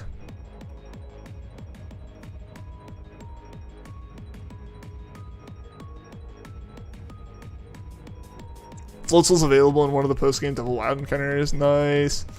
Maspel can get a Groudon. Or some other godlike Pokemon. Then it should catch some other big Pokemon. But, like... I'd argue, but, like, a regular Pokeball can catch Eternatus. So, like, yeah. But, I mean, at the same time, it's like, the Pokeball enters, like, the Dynamax, like, energy. It gets big. It catches it. And, like, the Dynamax energy goes away. So I feel like it's one of those things where it's, like... It's only Dynamax when you're on the outside of it. Diego, welcome to the stream. You're also going for PIPLUP. Best of luck to you. Hopefully you find it soon. Yeah, we've been going for this since Saturday afternoon, so I'm really hoping we can find it, like, today. It'd be awesome to find it today, because I have to go back to work tomorrow, so I'd be awesome to find, like, our first shiny in the game in the first weekend of it. Got in trouble because an eraser at rubber. I need a Cockney-speaking Peppa Pig now. Teach your children to speak, but still don't understand them. Once I know how that you're doing. Yeah, Cinder, yeah. Found a Perugly? Nice, Folklord.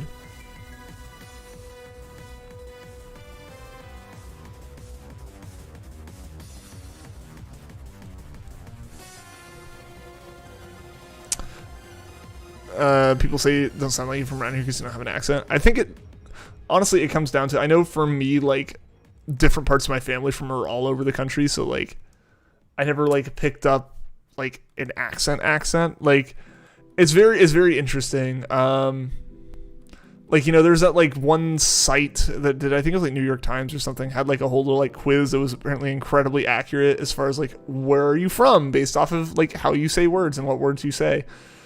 And, like, it was really interesting because for me, it had a vague idea. I could see, like, where I am was on the list, or was, like, on, like, the highlighted kind of, like, more likely, more similar area. But then what a lot of it was, like, where, like, part of my family was from a completely different part of the country, and then another part was from another part, and, like, those really shined through. Like, those were kind of thought, and then it picked out, like, another place that was, like, fairly close to a place I was living at the time. I was like, that's interesting. Like, that was interesting. Yo, Ferno Hassan, what's going on? Welcome to the stream, man. How you doing today? Hope all is well for you. Pop or Soda? If I don't say it by its brand name, it's probably gonna say Soda.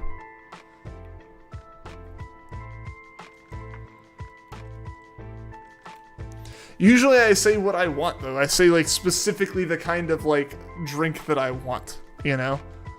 Hey, MT, what's going on? You gonna head out? Alright, see you later, gamers. Hey, yo, Folklord found a Glameow. Nice.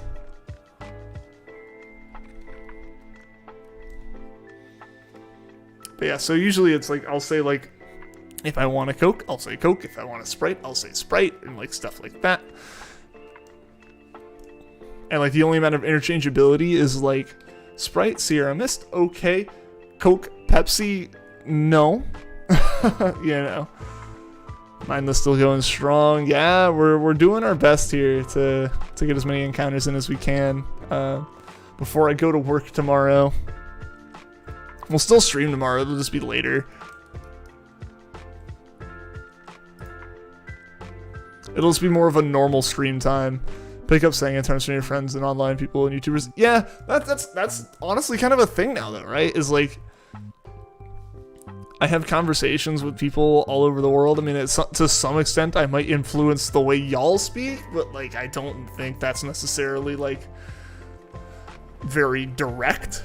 But, like, you know, like, that's kind of the thing, though. Like, maybe, like, I use me as an example just because we're in my stream, but, like, someone out there, especially now, like, people who are in high school now have been watching YouTube their entire life. They have creators they watch from all over the world, different parts of the country, different countries as a whole, different continents. Like, you watch people from everywhere, and it's just like, you know, like, the influence on you learning your speech patterns is so varied now, as opposed to, like, even, like, when I was growing up, like, there was the people around me who had accents, and then there was TV, where like most of the people who are on TV go through vocal training to not have accents. What's that? Just play Pokemon, right? I mean, I'd do that, MT, if I made enough money playing Pokemon. I'll just make my next donation goal bills. You guys can see, we'll figure out what the bar is for what I need to make as a streamer, to stay a streamer.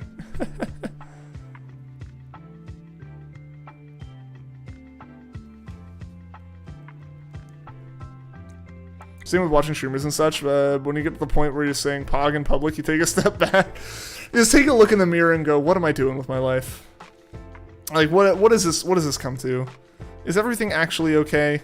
Is everything really poggers? I don't think it is.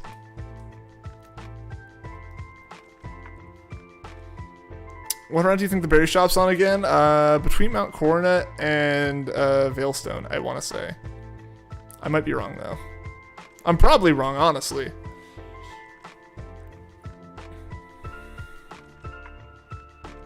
Saying streamer terms in public is a yikes.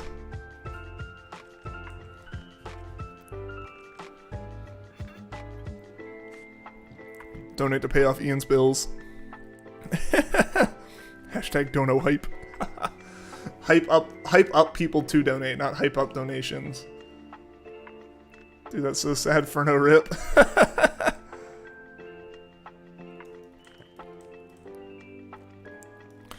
Yeah, no, like, if you just start speaking in like Twitch emotes, there's probably some things.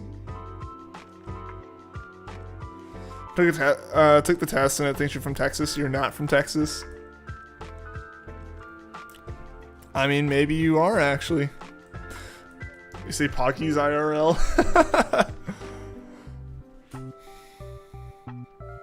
It depends on who you say it to, IRL. IRL, I'll say it to, like, people that I watch streams with, but... If I go into the store and, like... say Pog to, like, the elderly lady helping me, like, check out at, like, a grocery store, like, something's gone horribly wrong.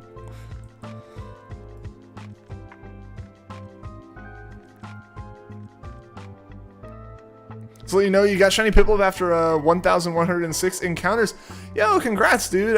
Forgot to save. No! Oh, man. I'm sorry I missed that message, but I found it.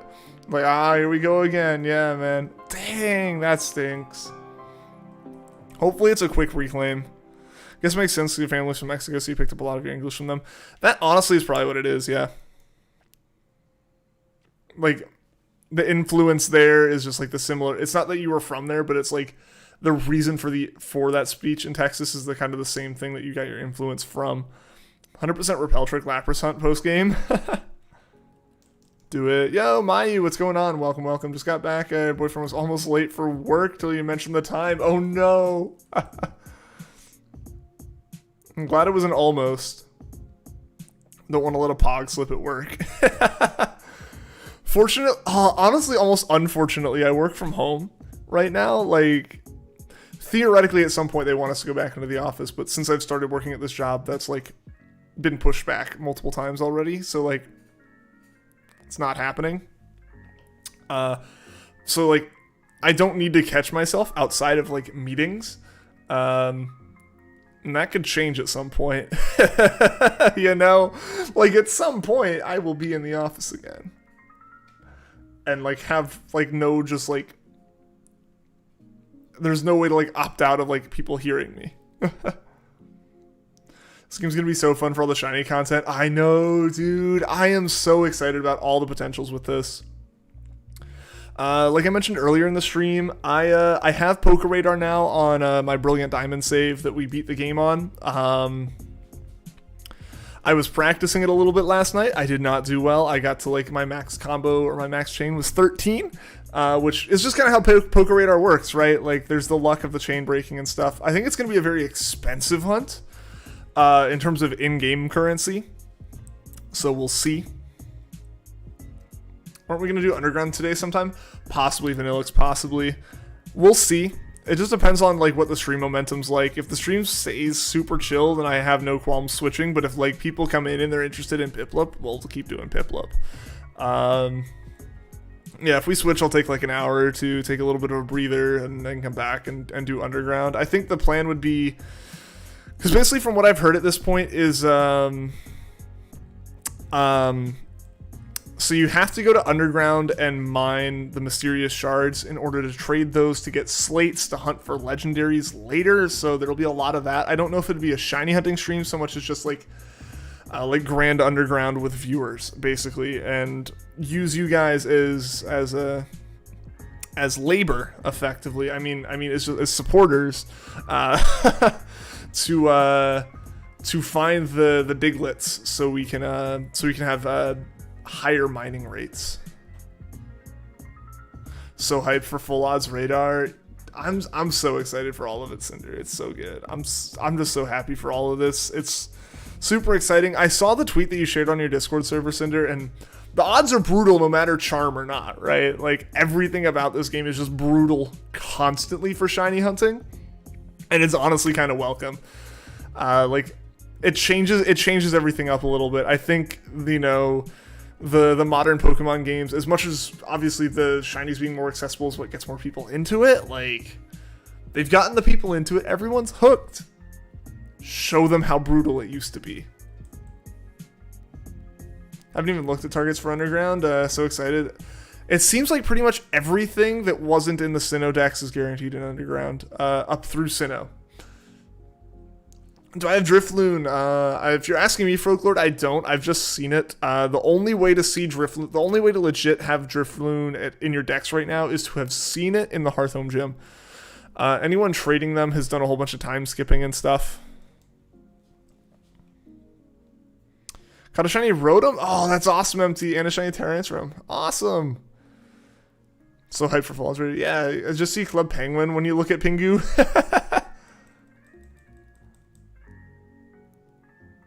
Have a Murkrow. Okay, you guys talk about trading stuff. I heard that odds of getting a complete chain 40 is about 5%. Yeah, because what? I think previously you could get up to like a 95% chance of finding, of like the next encounter being part of the chain. Basically, like if you catch the Pokemon, if you catch the previous Pokemon, and then you, yeah, because basically like you can keep the chain by either catching or KOing the Pokemon. Catching like gives you an extra like 5 to 10% boost or something. So then like your max odds of the chain staying are like 90% basically. If you have like a Knot on the Edge, fourth ring, like Shaking Grass, or the previous encounter you caught the Pokemon, like it's like a 90% chance. So like 0.9 times 40 is basically what your odds end up being. Brutal for shiny hunting unless you're a full odds hunter. BDSP makes you feel good to be a full odds kind of girl. Oh yeah. No, I mean it's basically just saying like everyone's gonna be fairly full odds. Like you can have the charm and still do full odds hunting. That's never really been a thing. Since the charm came in, like the charm's been such a global effect. Like yeah, it's basically saying like, hey, if you want to get shinies easily, do Masuda method. Otherwise, like if you want to actually go out and method hunt, you're gonna have to go out and method hunt, and it's gonna be full odds. And it's kind of awesome. I actually kind of like that. Forget to replace your Starberry. Do you have one in your bag, or did you plant your only one? I think one of the maps shows you where the berries are. Am I gonna soft reset for Rotom at some point? I'm down to do any hunt this game's got for us.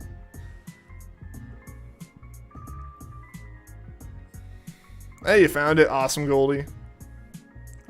Super interesting what the underground hunting is like. So it seems like basically it's like you run around, you find all the Diglets, and then you just go in and you start encountering stuff. So it's not like incredibly like fancy or anything like that, but no, I think it's nothing like super fancy. It's Grand Underground with just like you have overworld encounters under there. Different ones based off of like the different areas and stuff. Right now I'm still just kind of focusing on getting some of the rarer statues and the like shards for the slates to hunt legendaries.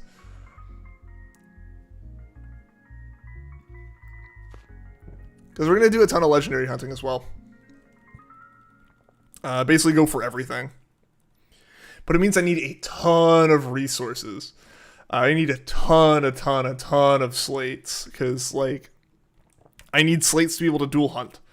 I need to be able to dual hunt after having already caught all of the legends. So I need at least, like, 3 sets of slates to hunt, like, 3 sets of legends.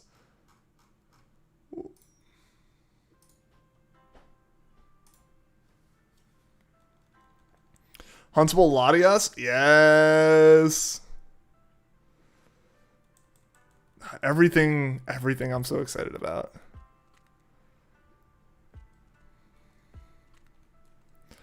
Like I said, we are going to be trying to get as many shinies as we can in these games. This shiny starter hunt is just kind of like... I initially did not plan to do this shiny starter hunt. I've said that several times. I just did it because like I saw the other streamers doing it. I was like, that looks like a lot of fun. So here we are. I was planning on being like poker radaring now. So yeah, it's kind of like up in the air. If we do underground or if we do poker radar later today, assuming the stream doesn't end up like blowing up into a like continue PIPLUP until you find it right now kind of thing. It might do that. I'm fine with that. I might just decide to do that. You never know.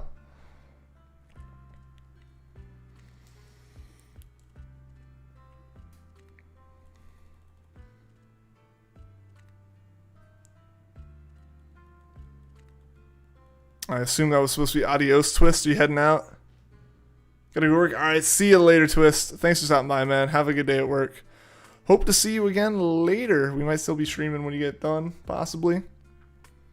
So yeah, if we're still doing that, see you then.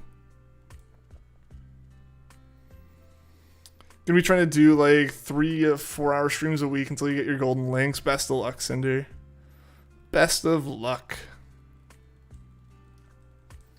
Yeah, I'm gonna start doing a ton. Like I've said, I'm planning on doing a ton more streaming with BDSP. Basically, any kind of free hour I have to stream, I'll be streaming in some form. So I'm trying to figure out how that's gonna work around a lot of my schedule. This week as a whole, very weird because yeah, obviously I'm streaming right now at like 2:47 on a Monday. Usually I would be working right now.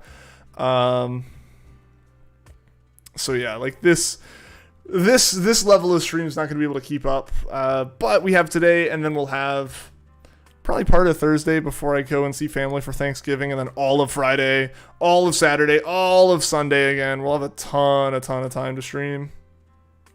You want a multi at some point? Yeah, we'll see. Rivalries and ability sucks. Not a fan of it.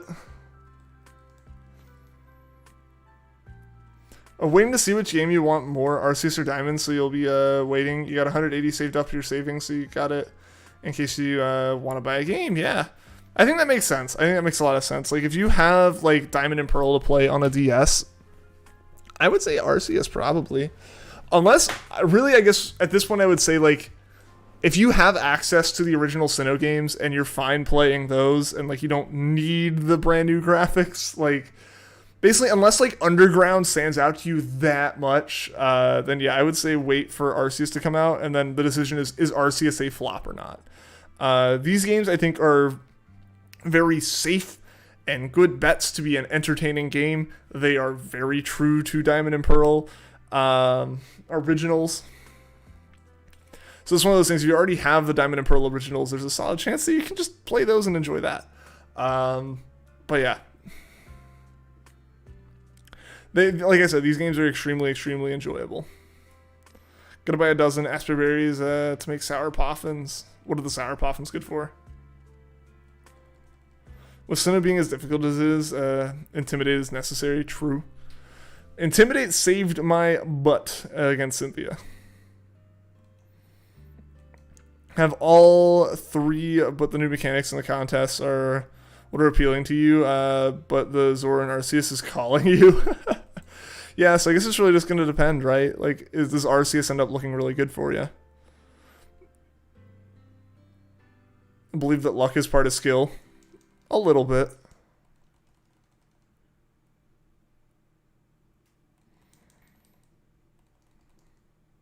You might phase if you get a shiny Shinx that doesn't have Intimidate as an ability. Ah, okay, that's where the rivalry conversation came up.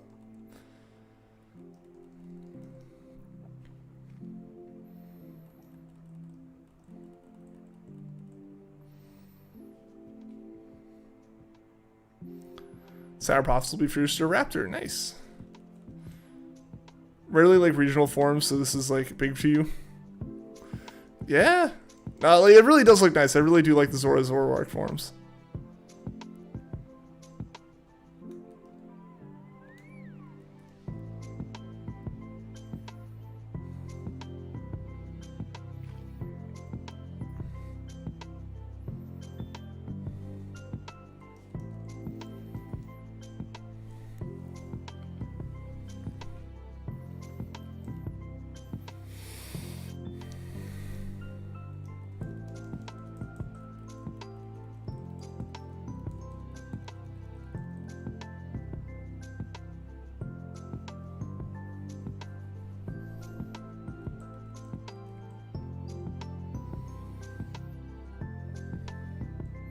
$600 hype. Yeah, we're coming up 600 encounters right here.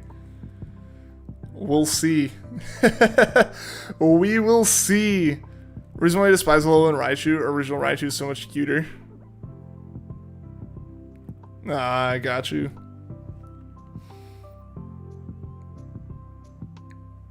I can understand that. Like, if you're just kind of looking and go, why don't you let me get like my favorite version of this one? I can see like disliking it for sure.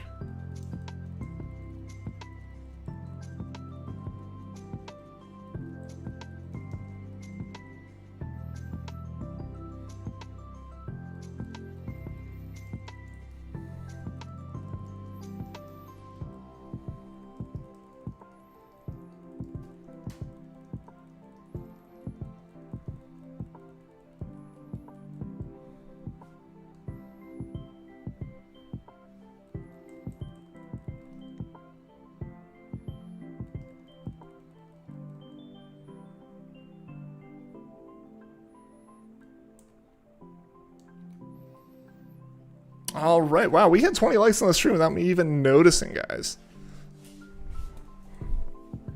All right. What should our like goal be today? What should our like goal be? What should our new like goal be for the stream, guys?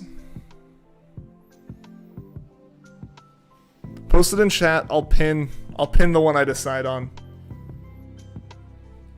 If we figure out a good like goal. Is another game series that you're interested in?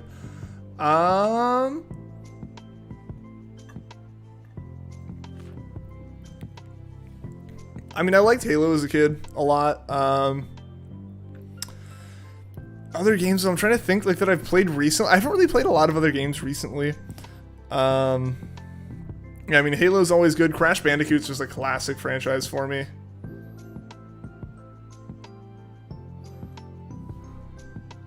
I like the 35 like goal, Xander. That's our like goal now. It's pinned. It's at 21. Yeah. I see one like less on my stream usually from what it actually stands as. And yeah, we have 58 votes on the poll. That's crazy. I didn't realize we had that many because y'all have kept the poll extremely consistent on PIPLUP.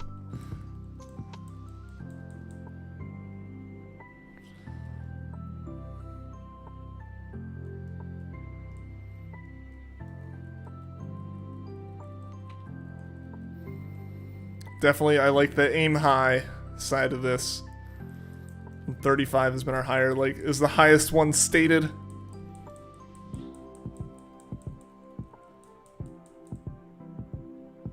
Since Darley, why did you change your vote, YouTube? The misclick. Yeah, it's like 2/3. It's like two people vote PIPLUP for every one person voting Starly right now. And it stayed that way the whole time.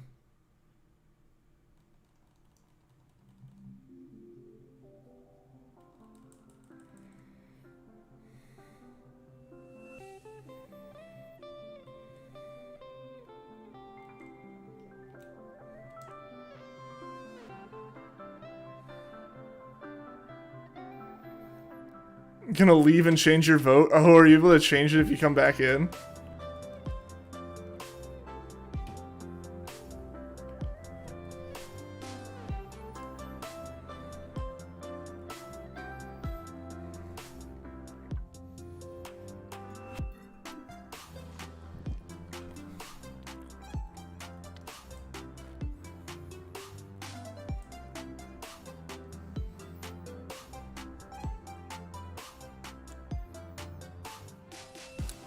What's my nickname for Shiny PIPLUP? I don't have one.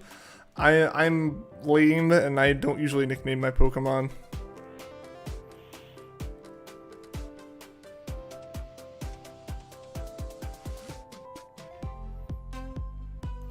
Yo, Fuji, what's going on? Welcome to the stream. Can't stay for very long, but just wanted to say hello. Not sure if you remember you, but your name used to be Natsu. Yo, what's going on, man? Long time no see. How have you been? Heck yeah, convincing your buddy to do a full odds hunt. Told him about a turn of force and they can get Mischievous, one of his favorites. Nice. Hope you're doing well. Yeah, I've been doing pretty well. Been excited for the new games, been playing them a whole lot. It's been an absolute blast. Good to see you. And good luck on the shiny hunt. Thank you, man. Thank you. Yeah, hope everything's been going well for you. Oh, cat sneezed.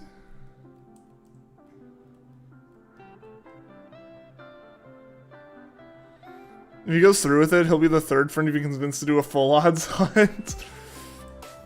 Cinder's out here basically just trying to start like a full odds hunting cult. Just slowly recruiting all of her friends into it.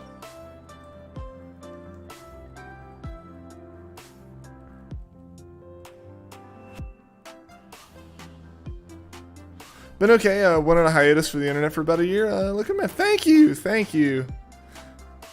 I totally respect that. Taking a break from everything, just honestly, probably super healthy to do that, man.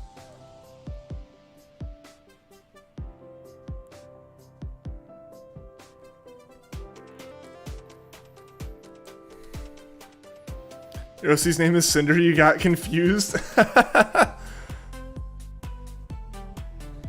I smell a collab. No.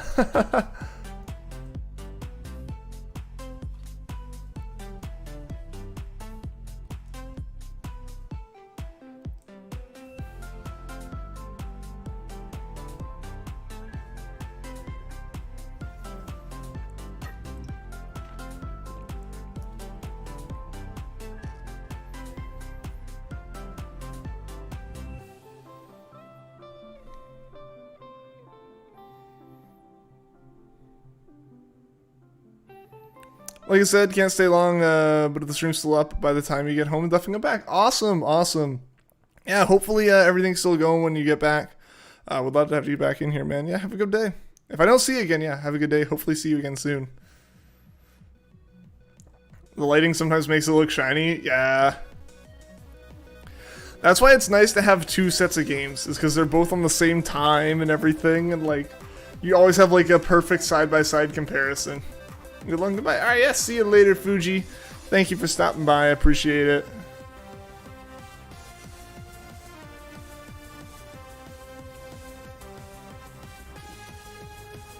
Why do you keep making foul puffins when you do the best you can? I don't know, maybe you're just so good that it's foul. You have to be a little bit worse.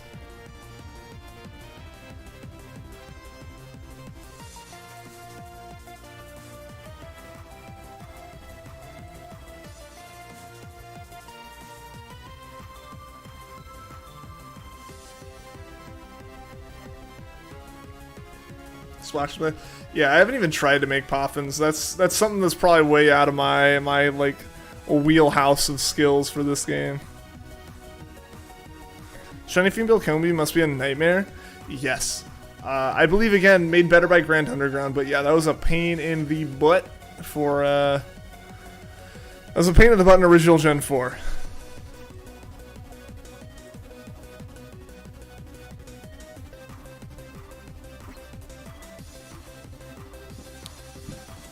Cubone guy, what is going on? Welcome, welcome. Can't wait to get this game. It's been so much fun. You'll have a blast with it.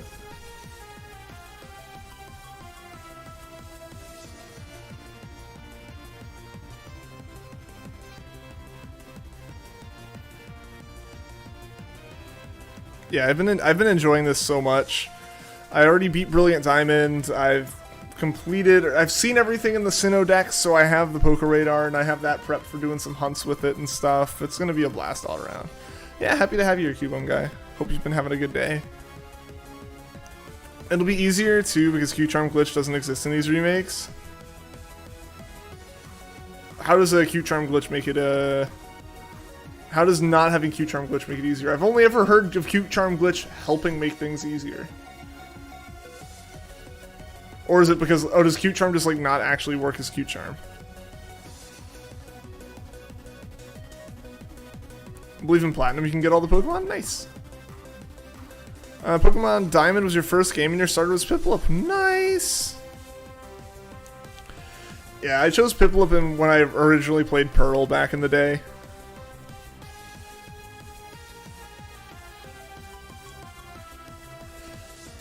Yo, Andrew, what's going on? Welcome to the stream. Sinking more time into the Underground rather than progressing.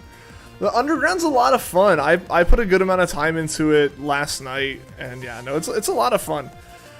If you want to do legendaries, you're going to be spending a lot of time in Underground, so hopefully it's been enjoyable.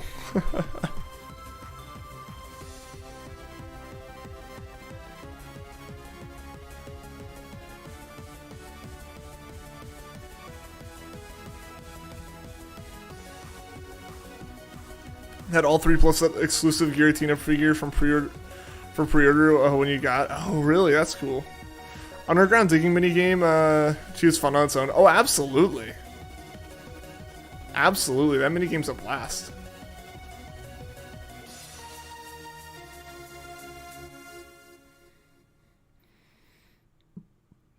Gonna go beat up Volkner. Heck yeah, Goldie. Excuse me. Whew. Never asked what's the donation goal for. So it's kind of retroactively for the second Switch we're using here. Basically, the original plan was for the donation goal to be for a second Switch to hunt with. However, I didn't trust the availability of Switches to exist. I didn't expect the availability of Switches to be like consistent enough to like get the donation goal, go hooray, and have a Switch anytime in the next 2 weeks after that. So I went into my local GameStop to confirm some pre-order things. Saw this one, and just went ahead and bought it and went, that'll be a donation goal later. So admittedly, the donation goal is for something that's already purchased, but you know, so that's what it's been for. It's also just as well for usually any kind of unmarked donation goal usually just goes back into stream equipment.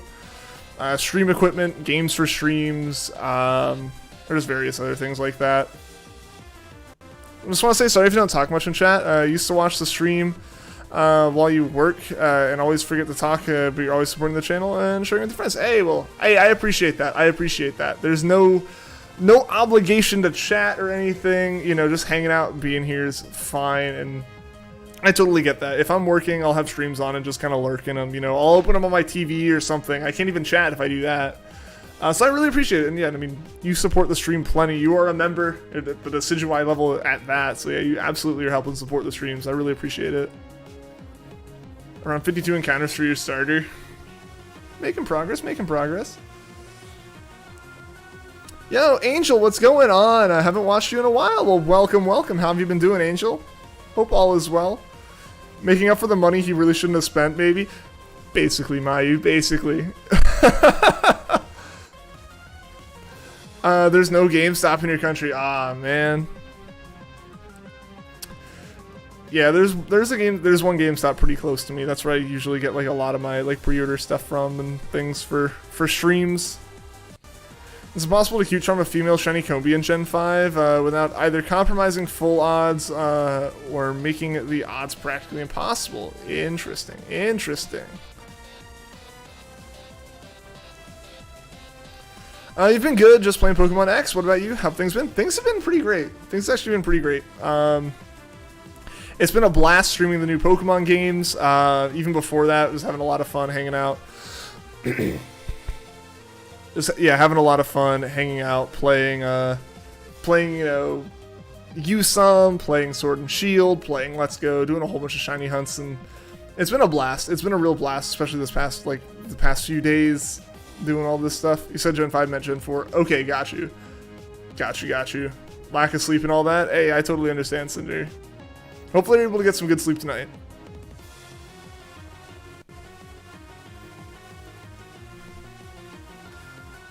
Is there EB Games? Didn't EB Games finally just like rebrand to being GameStop? Or anything to buy games like a GameStop? How do you have to get games there? Do you just like do you have to order them online, or are there stores that just like sell other things and happen to have games. Madam feels comfortable around you. Good to know. Yeah, some of those like little like friendship, happiness flavor texts are kind of cute.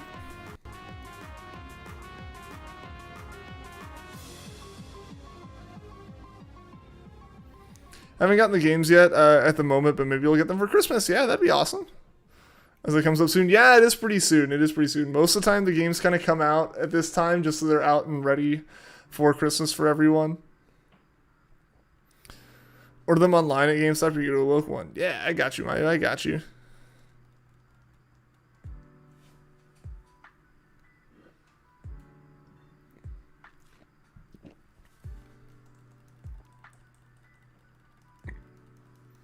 Excuse me.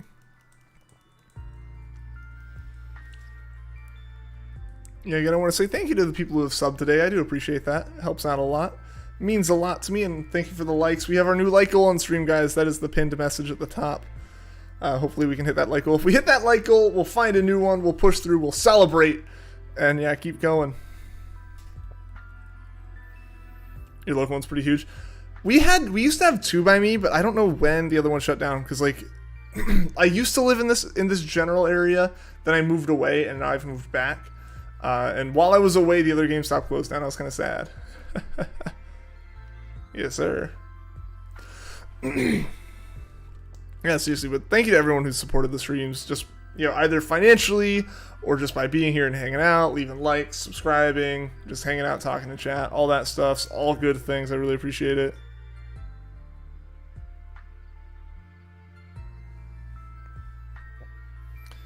Thinking when we get the shiny charm in Ultra Sun, you will shiny up for a Cubone. Hey, very fitting, Cubone guy. Very fitting with the name. I would expect nothing less. And yeah, best of luck with that. I've been to your local GameStop in a while in Georgia. You have one by your Target. Oh, cool.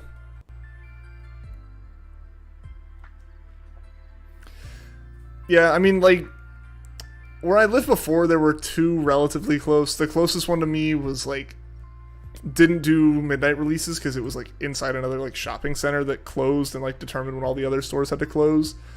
And the other GameStop was decently far away, but it was like where I got Sword and Shield at midnight. There's none near you, so you have to rely on Walmart.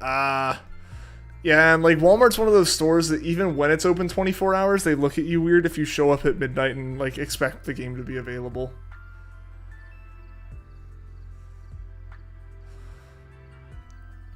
Unfortunately, your stubbornness and refusal to hunt unless you're recording is leaving you unable to play BDSP, so of course you're playing Animal Crossing and buying over 10 garden tables because you can.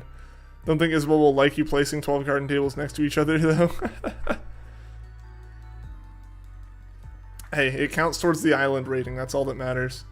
You don't trust Walmart? Like at all, or specifically with games and stuff?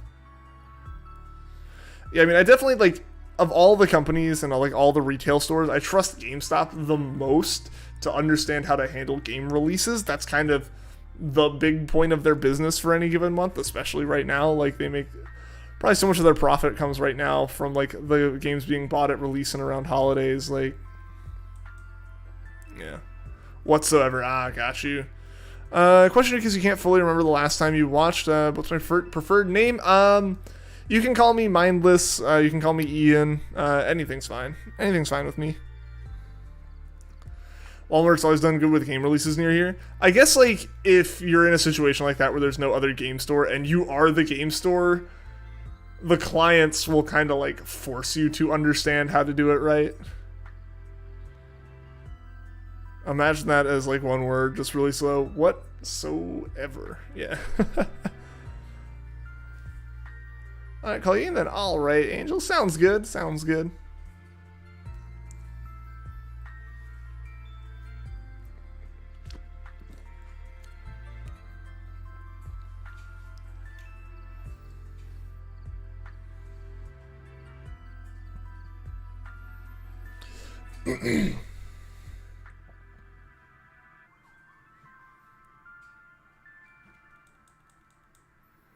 Only place here that sells video games, so they're kind of forced to get it, yeah. It's like if they don't understand it, they'll be confused the first time that people come in at midnight on the day that they have a game listed as releasing. I mean, like, why are you asking for this game? Like, so I remember I did it with Sun and Moon, I didn't pre-order. I just decided at like 11:30, like, you know what? I'm going to go buy these games at midnight. And I went and did it. But yeah, like But yeah, because I did that. I went into a Walmart first and was like, are you guys doing like, when are you releasing it? The lady was so confused, like, is it not in there? I'm like, no, because it's not going to be out until like, it's not going to be out for like 15 minutes. She was very confused at the fact that I knew like beyond like the date it came out. And I'm like, tomorrow is in 15 minutes, kind of thing. But obviously I was like, never mind. And just went like next door to the GameStop that they had in like the college town where there were like 3 of them. Mostly buy used games, Gen 4 games. Oh, nice. So my favorite Pokemon game? It's probably Pokemon Sun, just because I have so many hours put into that game, and that game's shiny hunting is what kind of like spurred on and started all of my like shiny hunting that I do. So I would say Pokemon Sun for that reason. Otherwise, it would probably be Emerald, because like my favorite region's Hoenn. My favorite gen is Gen 3. I just love the look of Gen 3. All that. So it's like, I would definitely say like Gen 3 is probably my favorite all around, and it's like the one anomaly there is that my favorite game is Sun, because like that's the game I have like 2,000 plus hours in my save file on.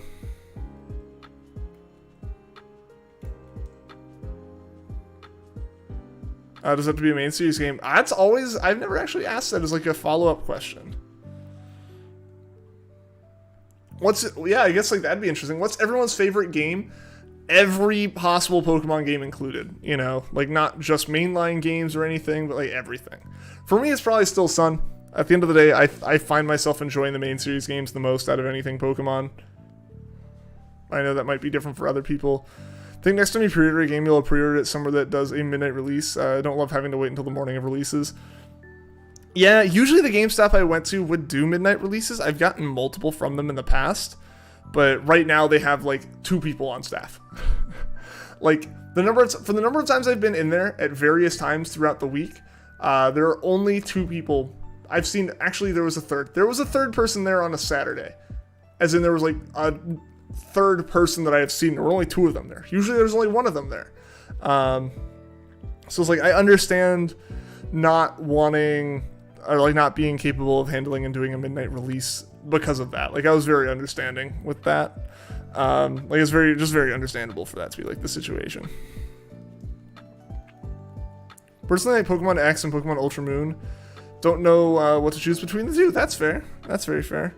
Main Series Heart Gold, Soul Silver, Gen 5's the best in your opinions, Andrew. Got you. Side, Mystery Dungeon Explorer is cool.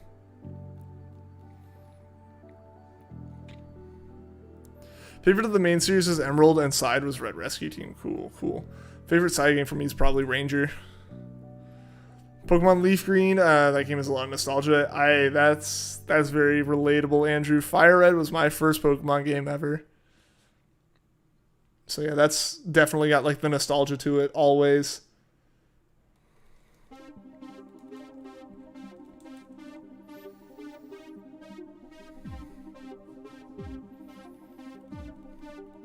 Ranger 2, but you consider that on the main series of its own, really? I mean, it's not like its own little side series for sure. I think we need more of that in Pokemon. I still genuinely think one of the best things Pokemon could do would be to have more like side series of games. Not just side games, but like side series of games.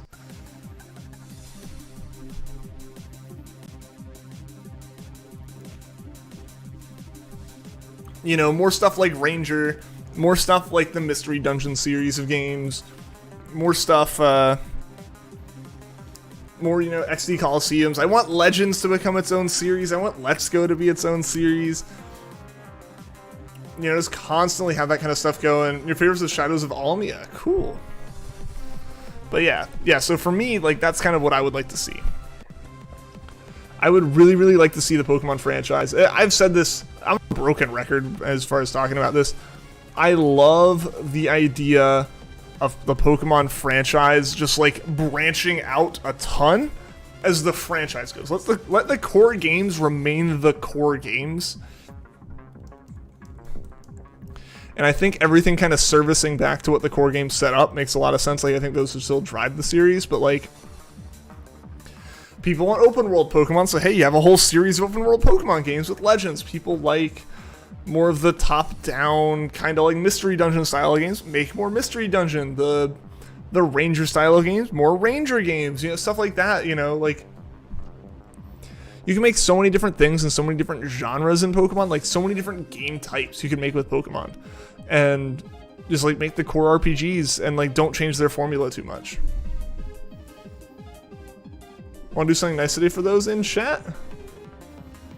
You just being here is nice, Angel. I appreciate you being here. I'd like to see you do a Gen 3 and Gen 7 Pokemon quiz to see how well you do. Oh god, I'd probably do horrifically, to be completely honest. It'd be embarrassingly bad for the amount of hours I've spent in Pokemon and the amount of time I've spent online with Pokemon stuff. A Pokemon contest game? Oh, like a game just dedicated to the contest? That'd be cool too, yeah! Yeah, spin-off mini-games from the main series into their own games. Like, yeah, do that. That'd be so cool. Yeah, that'd be awesome. There's a whole dead for Mystery Dungeon.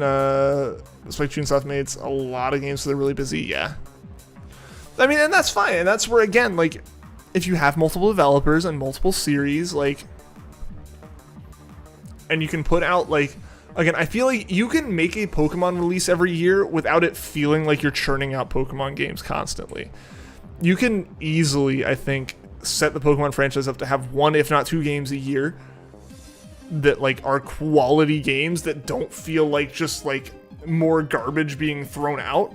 Like, a lot of franchises kind of get accused of it at, like, the point where they're releasing one game a year. It's like, you know, every like 2 or 3 years comes an actual main game with the core mechanics, a game that is like a Gen 9. You know, you get your, you know, your X and Y and your Oras and your Sun and Moon and your Yusum and your Sword and Shield, and honestly, even to an extent, your BDSPs. Like, you get those every like couple of years, and then you fill in so much of the other gap around it with like really, really solid spin-off games. You get a Legends, you get a Ranger, you get a Mystery Dungeon, you get a Snap. Like, you get these games. It's like, this is our second Pokemon game this year. It doesn't feel like it's repetitive and boring from Snap. You know, and we're gonna get Legends in a few months. That's gonna feel very different too. If they do more of that, I think the franchise as a whole, you would satisfy more people more often without really putting all of your eggs into one basket, you know? Give those in chat a Pokemon of their choice and X and Ultra Moon. Oh, that's super cool. Pokemon companies realize they don't need main series game every year. Yeah. Take a side game a year and then maybe a mainline next. Yeah. Do that, or I mean, you know, even again, like, if different developers are working on different things, you could release multiple in a year. I think they don't really want to go beyond like 1, maybe 2 a year, just for the sake of not wanting to cannibalize their own sales later on. I don't think we'd see more than 2 a year.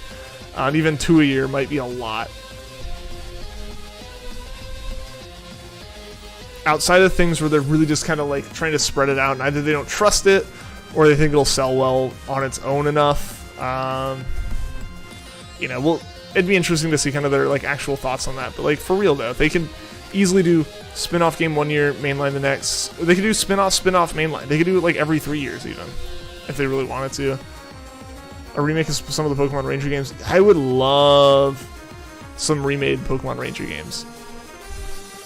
They'd have to figure out how to do it on the Switch, but I would be so down for some new Pokemon Ranger games.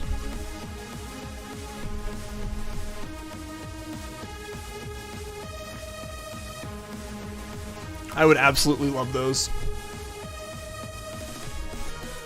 Switch is touchscreen, but if I want to be able to play it if I want to play it on my couch, you know. Because yeah, Switch is a touchscreen. You could definitely do it like on that screen. The problem is like, how do I do it like this? You know. And I feel like personally, like any game that requires me to use the touchscreen on the Switch isn't built right. You know. I'll leave stress with Game Freak and other devs if you didn't have main library here. Yeah, exactly. They can kind of work like how you capture Pokemon in Let's Go. Like with motion controls, yeah, you could kind of like have your like Joy-Con where you can like kind of wave it around maybe. It'd be a little bit iffy, I think, but I think they could make it work.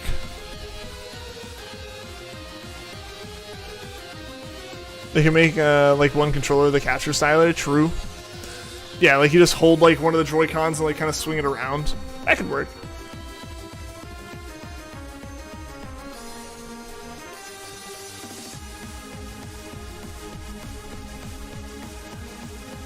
Yeah, so I mean, as long as they were able to make that work, I think it'd be cool.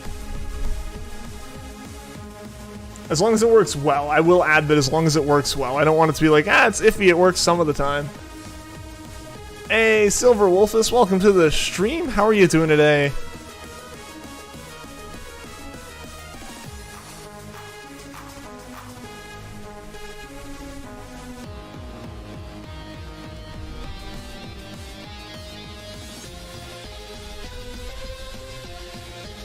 You thought about this for years? Mayu has really wanted a Rangers game on Switch. Which I don't blame you for. Rangers on Switch I think would be a blast. New Rangers just in general would be so good.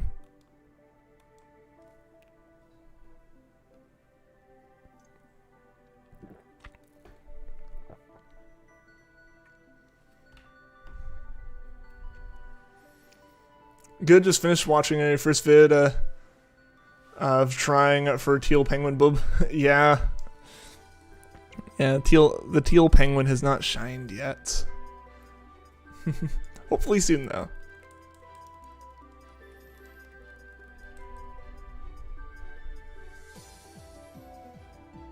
I have a light, but, you know, you can still connect Joy-Cons to the light. It has the option to still. Yeah. Yeah, but I mean, like, and the thing is, like, on a light, like, you could definitely do the touchscreen thing. Like, touchscreen and handheld makes perfect sense for a Ranger game. I don't think there's a reason to not include touchscreen. It's just, it can't only be touchscreen. Plan to try for it on your Pearl copy. You're too far into Diamond to remedy that error. Yeah, I feel that. I originally played through Diamond on stream, and because my original plan was like, I don't plan on doing the starter hunt. I don't think it'll be worth it. I'll just go on, do other stuff, and then like just start Poker Radar and everything. And for that first like day when I was playing through, that first day and a half when I played through Diamond, I was like, man, I kind of wish I had done the starter. I kind of want to do the starter. So I went back and did it. Yeah, I basically started some new saves on new profiles and stuff, and here we are. Because yeah, I was watching all my other like stream buddies like do it, and I was like, man, that looks like it's fun. Favorite shiny? Milotic. We're definitely going to be hunting that in some way. Plan to try for it on your Pearl copy. Oh, okay, yeah.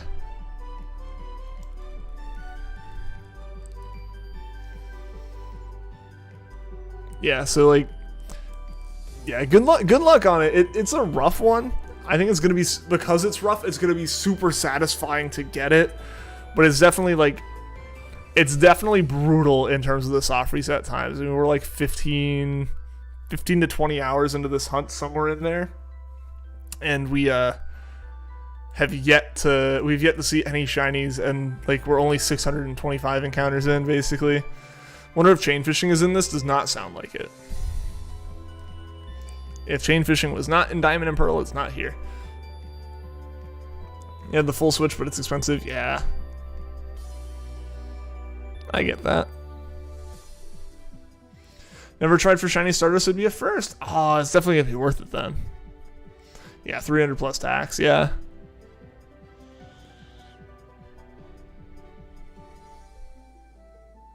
I can attest, Switches are not cheap.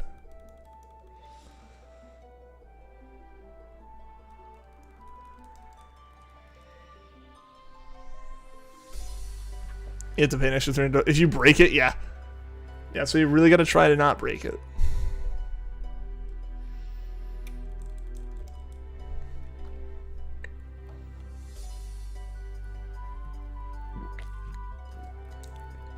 I will say, I find the Switches to be very sturdy. It would take a lot to break one, in my opinion.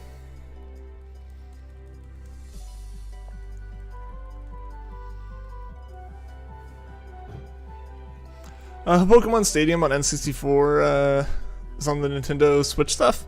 That'd be cool. That'd be really cool. It dropped yours a few times and lucky it didn't crack.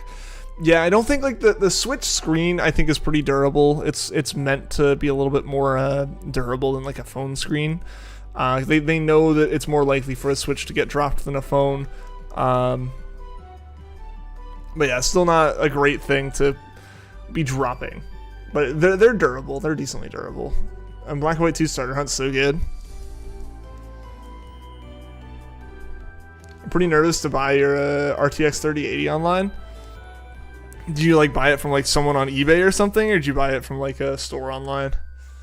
Yours on the dock right now. I forget to charge it between plays and it dies in the carrying case. I've had that before where it just sits in the carrying case way too long.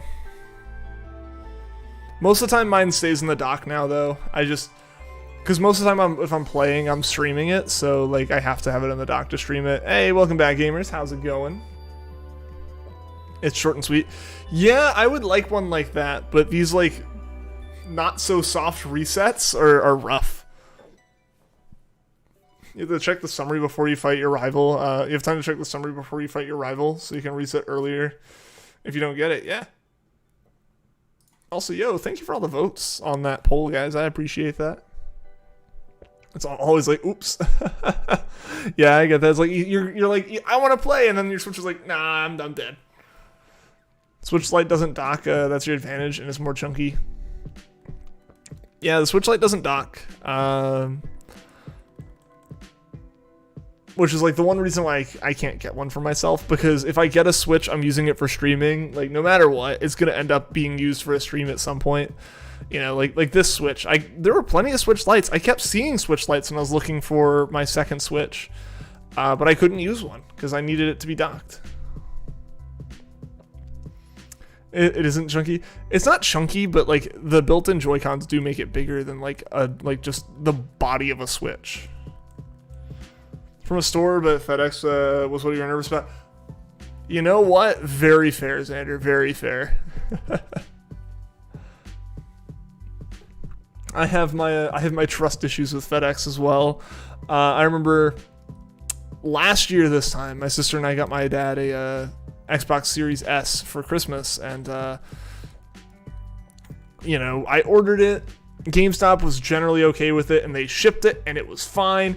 And then it just kind of sat, and yo, Omar Alive, thank you for the sub, I appreciate that. And then it just kind of sat in like FedEx shipping limbo for way too long. I was like, what is going on here? And I was just nervous. It was like, oh no, it definitely got lost in shipping. You know, like that kind of thing, which would have been really unfortunate. Yeah, FedEx doesn't have the greatest track record. My pre-ordered copies of Brilliant Diamond and Shining Pearl were late to GameStop because of FedEx, which was fun. Oh, so you it is because your hands are tiny. That's very fair. I think it's definitely going to vary person to person. It's kind of like this little controller thing is super tiny for me, but it's just because I am a very large person. Probably get a Switch Lite just for trading between yourself. That's honestly fair, Silver Wolves. That's fair. Like if you're just doing that and you just need it you just need a second Switch. It doesn't need to go on your TV. It's basically a second Switch so you can do stuff without another person being around. Switch Lite's perfect for that. And also it's just kind of nice for having as like you can leave your main Switch at home so it doesn't have to go out. You can still play that one if you're chilling on the couch or something and just want it in your hands, but like you don't have to like risk it like taking it somewhere and losing it or breaking it or anything, and you can like just take the Switch Lite with you. FedEx broke your $800 plus computer when they dropped it off the back of the truck when delivering it. They dropped it far enough to the ground that when it landed the motherboard died and RAM slots were bent. That sucks. Yeah, I feel like so many people, especially people with tech stuff, have had so many issues with FedEx. Don't trust FedEx. Take way too long. They're more clumsy and make things get lost a lot easier. Yeah, things get lost. They just get horribly damaged. Like there's a difference between being like, what the heck? Why did my like super intricate like glass not make it? Versus like the boxes.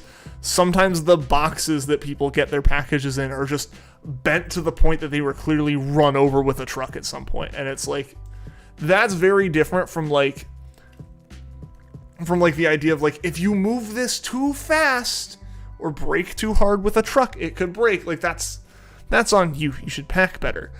Things should be able to be dropped like a foot without any problem when they're packed right.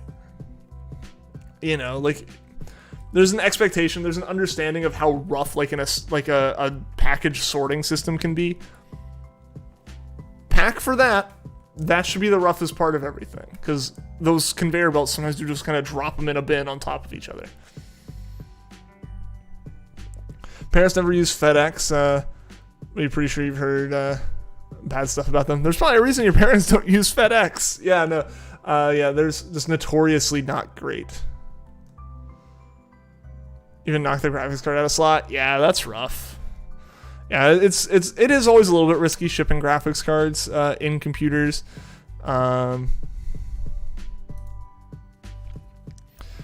Yeah, it's always a little bit risky shipping like a graphics card in a computer, just because it's such a heavy weight that's attached in like two very fragile places.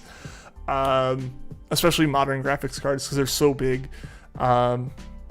It's like my girlfriend moved to Japan for a while, and she took her computer with her, and she specifically, we packed up her, when I was helping her pack, we packed her desktop into like a Pelican case, and even then we took the graphics card out and put that in its own separate tiny like Pelican case that she took in her carry-on, specifically because she just didn't want that like flopping around the computer and breaking everything.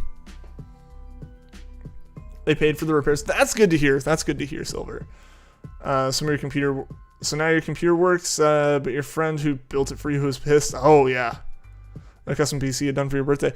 Yeah, no, yeah. I'd be very upset if a computer I built and like packed to ship right got damaged because of that. Like that's awful. Hoping your current gets fixed quickly so they don't take long.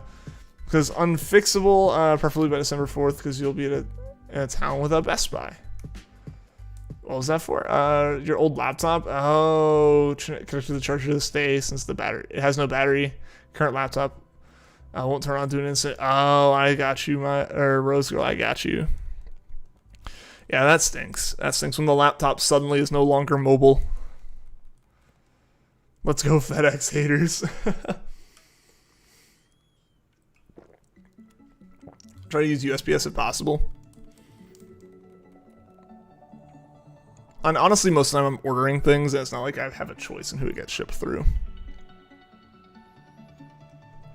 You don't have FedEx where you come from. Not that what is there where you live is better.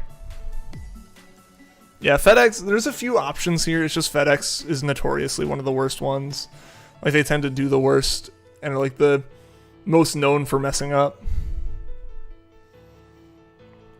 Case itself was like 53 pounds before all the components. And you're like, your 5'3" family gets a kick out of you moving it around because the tower in the case goes up to your hip height-wise. Nice. Nice. Yeah, I used to have a computer that was like the size of a shoebox. That one was kind of, it was neat and it was very nice because like I was in college, so I could like go home for the weekend and just throw a screen in my car and throw this little computer in the back seat of my car, and I was good to go. But yeah, now mine's like a mid tower and is like actually pretty tall, but yeah, I can see that there's some pretty big computer cases out there, and like I can imagine someone like trying to use one at like being half their size. At least FedEx delivers the stuff most of the time they deliver it. Sellers should just bubble wrap it till it bounces, then you know it won't break. Yeah, it just costs the sellers a lot of money eventually in that amount of bubble wrap that they'd be using. Certain products absolutely deserve it though. So yeah.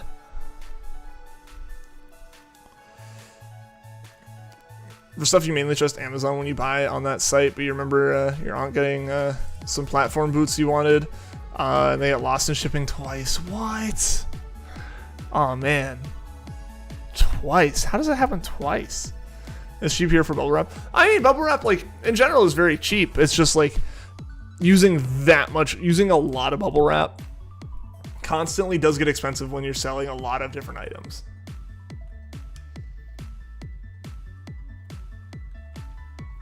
Put a nightstand in your office to put the tower on, because it being up to your hips means if you're not careful, you bump into it if it's on the floor. Good plan. Good plan. It's also just generally a good idea to get computers up off the floor for dust. Amazon releases USPS for you, so you trust Amazon. Gotcha. Yeah.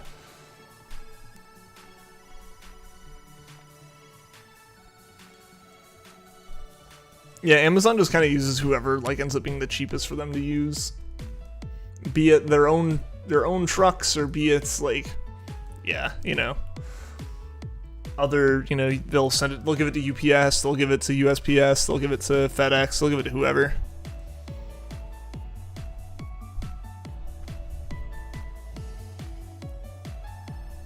Do people not have coupons anymore? I don't know the last time I had a coupon to anything.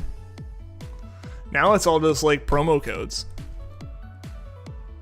Rarely had deliveries from FedEx. Yeah, I don't know. I've seen FedEx trucks come through the neighborhood here a couple times, but I haven't gotten anything from them. Yeah, I forget, like, the last thing I like got from FedEx was probably that Xbox. PS5 was coming from FedEx, so you were scared. Rip. Don't trust USPS, and this reminds you you need to call the postmaster. Got some urgent business with them. Everyone in your neighborhood speeds when it's FedEx trucks, Amazon trucks, etc. Ah, man. Yeah, I've had some, like, yeah, the neighborhood I'm in right now is a little bit weird in how it's laid out, and I think it catches some people off guard when they come in here. Or what I've seen is sometimes, I'm pretty sure big semi trucks have missed a turn, like way down the road, way before my neighborhood, but like they missed that turn, and they probably kind of went like, "Ah, oh, crud. Well, I guess I'll just go down here and I'll turn around." You really can't. You really can't. Or basically, like, you can, but you really should do it as soon as possible and not come all the way down to kind of like where I am, because the roads just continuously get more narrow and windy and not like semi-truck friendly. And so I think what's probably going through their mind is like, every time they come to her, oh, I should have done it at the last one. This one's rough. I'm going to go on to the next one. And it just keeps getting worse until you're at a dead end. So I spent like a morning, like a couple weeks ago, just watching a like semi-truck just try to get out of here. Like, I heard like a big diesel engine pull past my house, and I was like, huh, that's strange. There really shouldn't be any of those here. Like, usually, like, the only thing we hear is like a school bus every once in a while, and the school bus knows what to do. I was like, that's weird. This sounds different. Went out, and this like semi truck's trying to like back down this road, and it's like, bud, just don't take up my mailbox, please.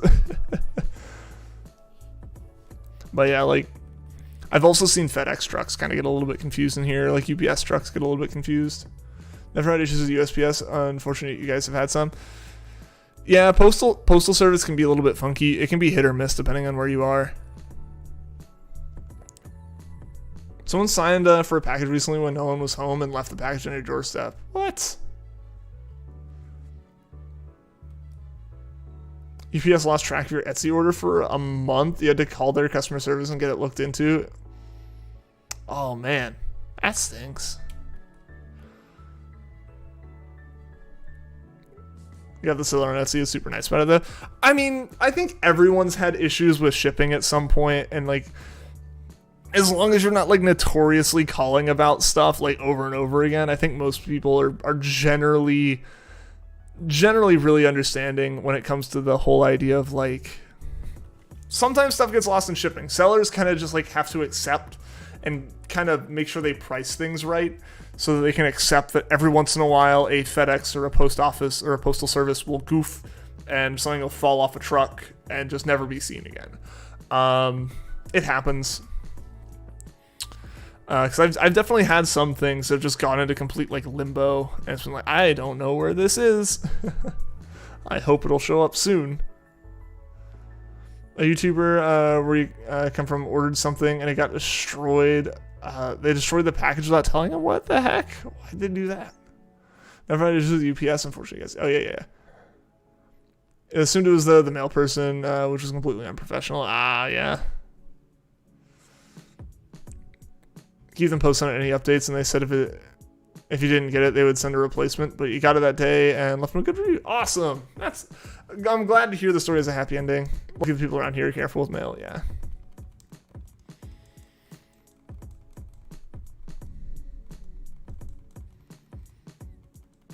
All right, guys. So we're gonna do this encounter, and then we're gonna take a 5-minute break. I'll just throw up the "Be Right Back" screen, and yeah, we'll take a little bit of a break. I need to grab a snack, stand up, stretch my legs, and all that good stuff, and then we'll be right back to the stream.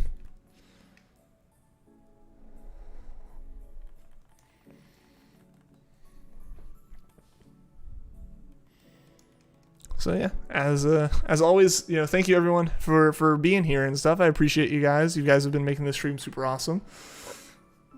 Hydrate, not dihydrate. Yes, Silver. Yes. I gotta go fill up my water bottle.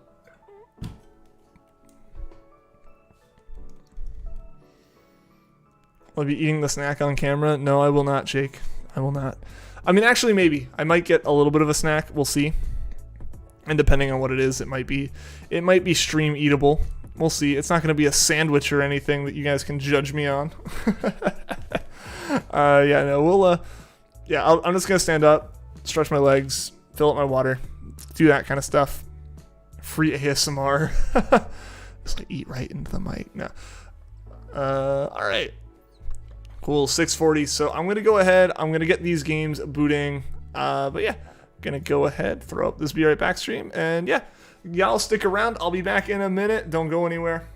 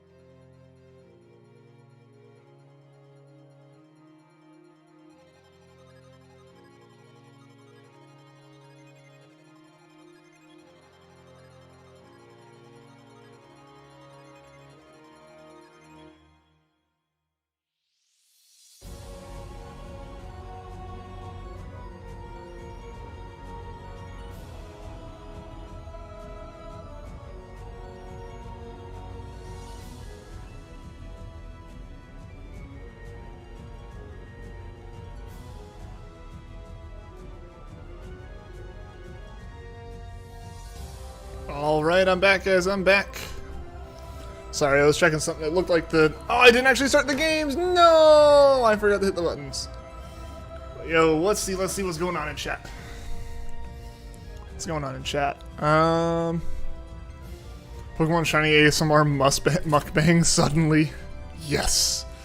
Catching up on chat real quick. Get some chips so you can hear the crunch. I didn't get chips, I got pretzels. Is that good enough?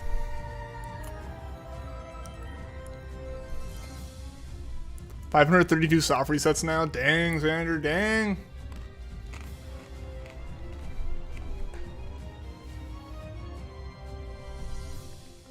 You have a sweet male lady named Anne. Oh, that's sweet.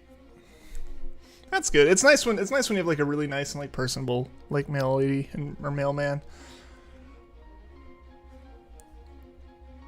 Too lazy to hunt. Cookie runs what you're doing. Dang. What does it count for underground? Noticed it gave you a boost for items you found while mining. What does it boost shinies? Yes, so for a few minutes it doubles your shiny odds. Basically from 1 in 4096 to 1 in 2048, Andrew. So for the same amount of time that it's boosting your mining odds, it boosts your shiny odds. Male people here are really nice and really respectful with expensive stuff most things. That's good. Got Starly at 371 soft resets. Ooh, dang.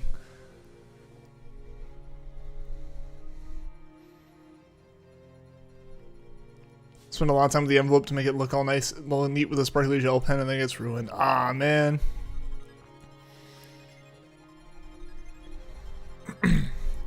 The pain. Rip, rip, rip.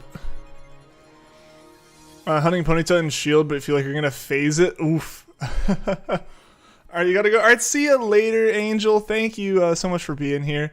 Hope to see you again soon. I hope you have an amazing day. You too. Your Run Kingdoms used to crash you, just hands the FPS. Oof.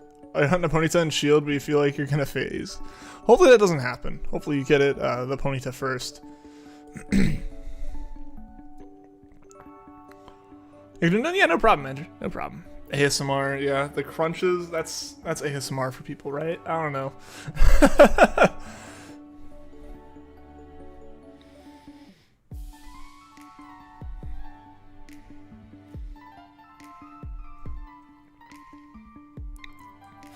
Yo, guys, we passed 25 likes on the stream. We're getting close. Our like goal at the moment, as the pinned message from pinned message from Xander. No, that way. Pinned message from Xander says 35 like a goal at the moment. So if you guys haven't left a like on the stream, I'd greatly appreciate it if you did. Hopefully we can hit that like goal here in, I don't know, like the next like 30 minutes maybe.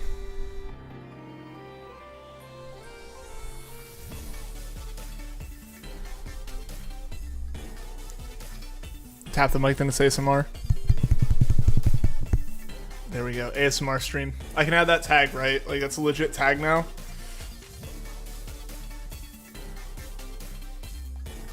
Hung up on your girlfriend to hear me crunch.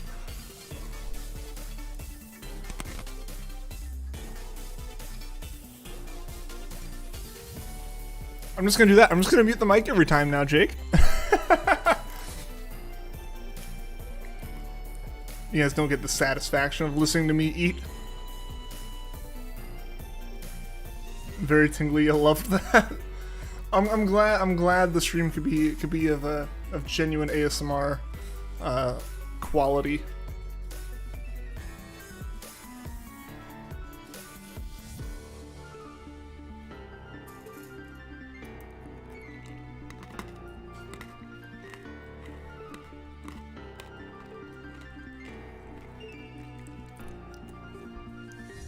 You're not the only one who likes ASMR. Nah, Vanos, you actually are. You're the only person in the entire world who likes it. Every other one of the millions of people who subscribes to those channels is doing it as a meme to get you.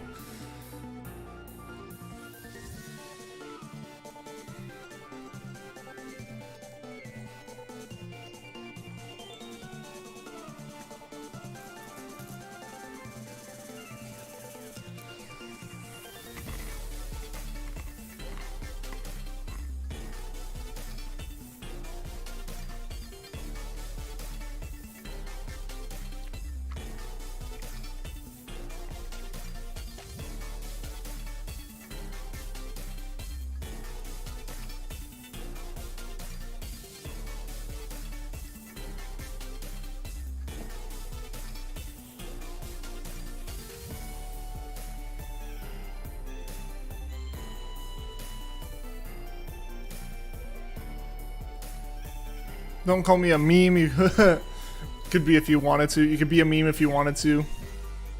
And so don't let your dreams be dreams. Like, your dreams are memes. You will be a... Like, you do want to just... Your dream is being a meme.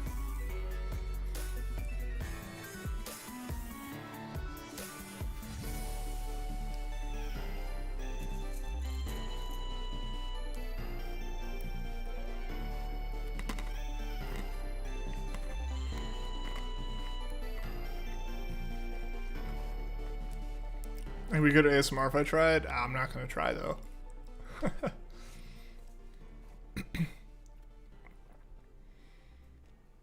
You're a female Adam Sandler.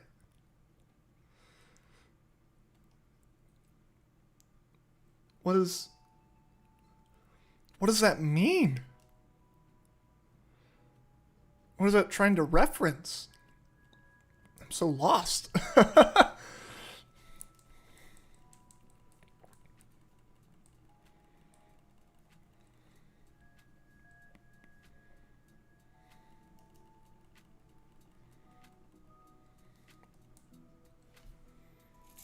Basically just that movie Jack and Jill. Wasn't it like one of the first movies that people really pointed to like Adam Sandler movies being bad?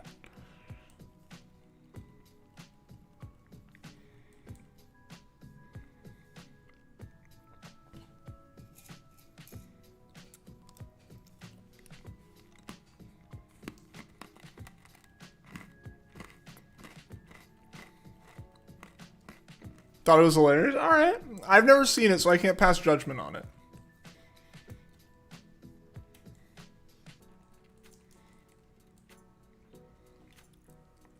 It's like, I can't say anything. I can't say anything. I have no opinion on it. It's interesting. Slowly seeing the poll. I'm slowly seeing PIPLUP losing ground. It's like a percent at a time, but it's doing it. Starly's gonna catch up. Are the pretzels salty? They've got a little bit of salt on them. You know, yeah, just like little pretzel sticks. They got some salt on them.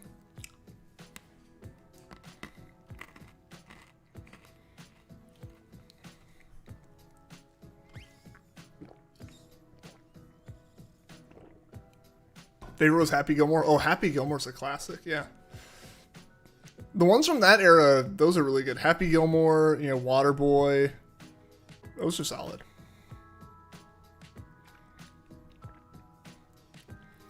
But like, and like the recent ones, it's not like I'd even say he's like bad at making movies. He just literally admits that he's like. I know he's had recent movies like Uncut Gems. I think was like his, like the recent project that everyone like loved.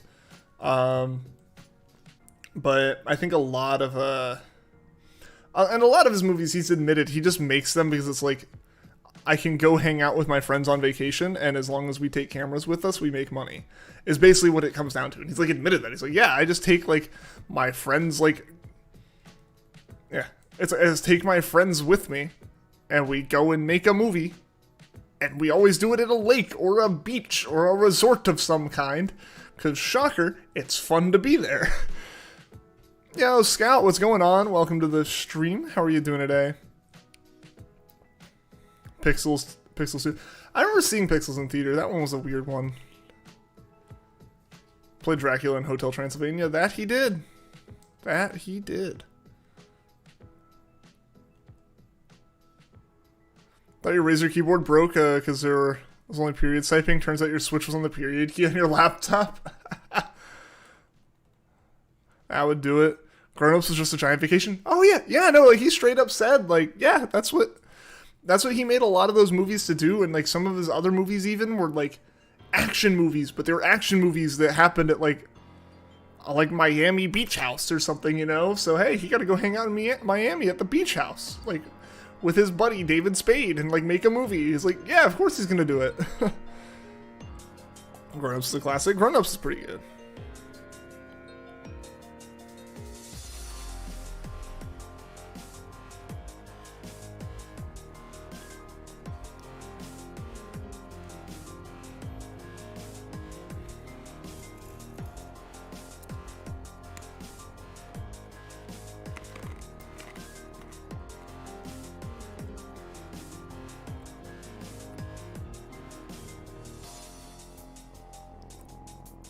Can't think about Grown Ups without thinking of the actor that passed away who played Carlos in Descendants. I don't know what actor you're talking about.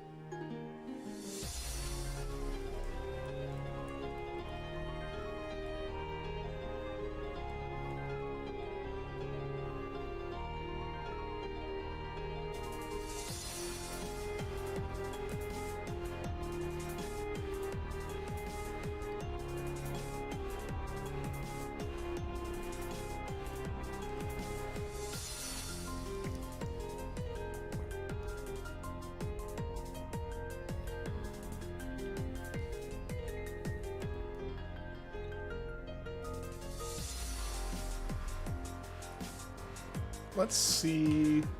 I'm curious. I want to see who all I know is online streaming. Okay. Yeah, Shining Umbreon's going for it. Puffin's going to start later today. Oh, wow. Chem's still alive? Dang.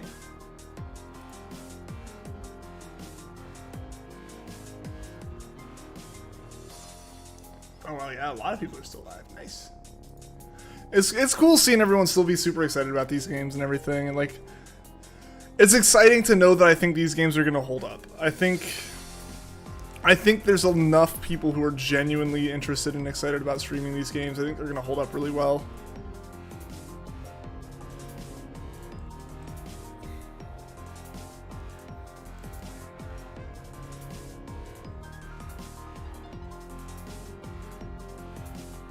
Just a cheesy Disney Channel movie like ours. Hey, Disney Channel original movies are golden gems. That's like, they have like such a feel to them. You can't knock them. They're just good.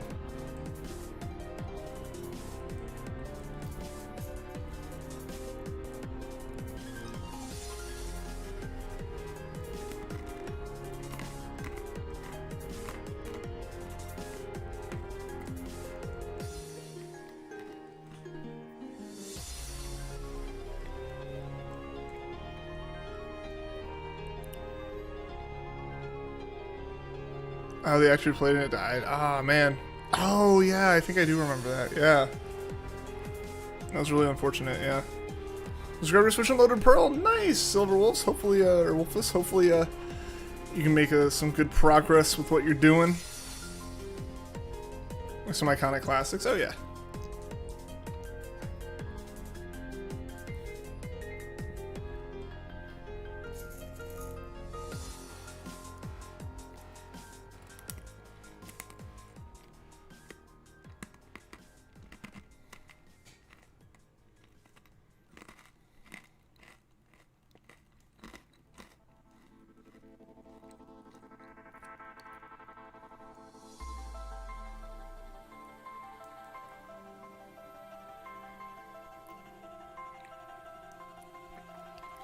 Yeah, I remember hearing about that. Yeah, that was really unfortunate. That was really sad.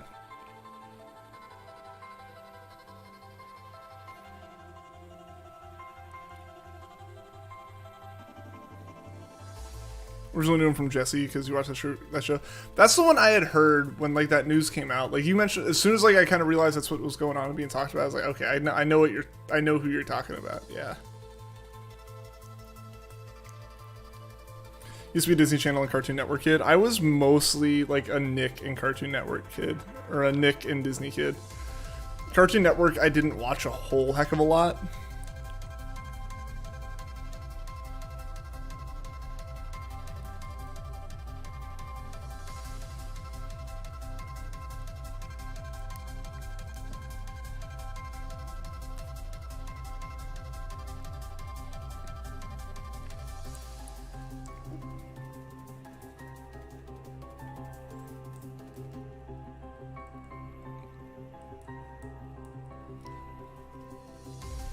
You're born in 86, so you grew up in the 90s, so you watched Nick, Cartoon Network, and Disney. Got you.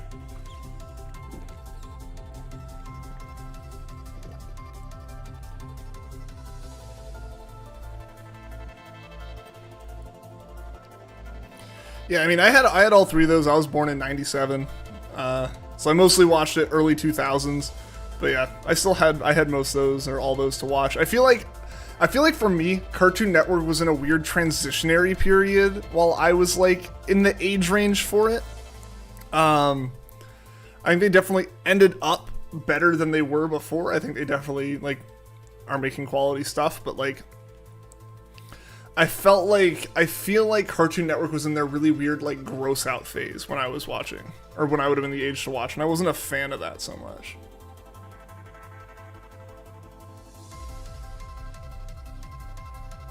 Like 12 when the Pokemon craze began for you.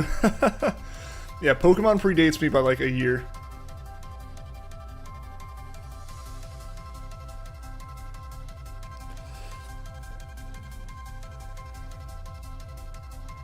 The weird loopy stage.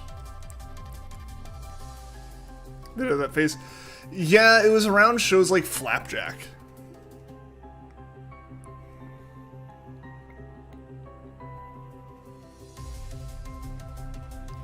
Like, shows like Flapjack were just always so weird to me.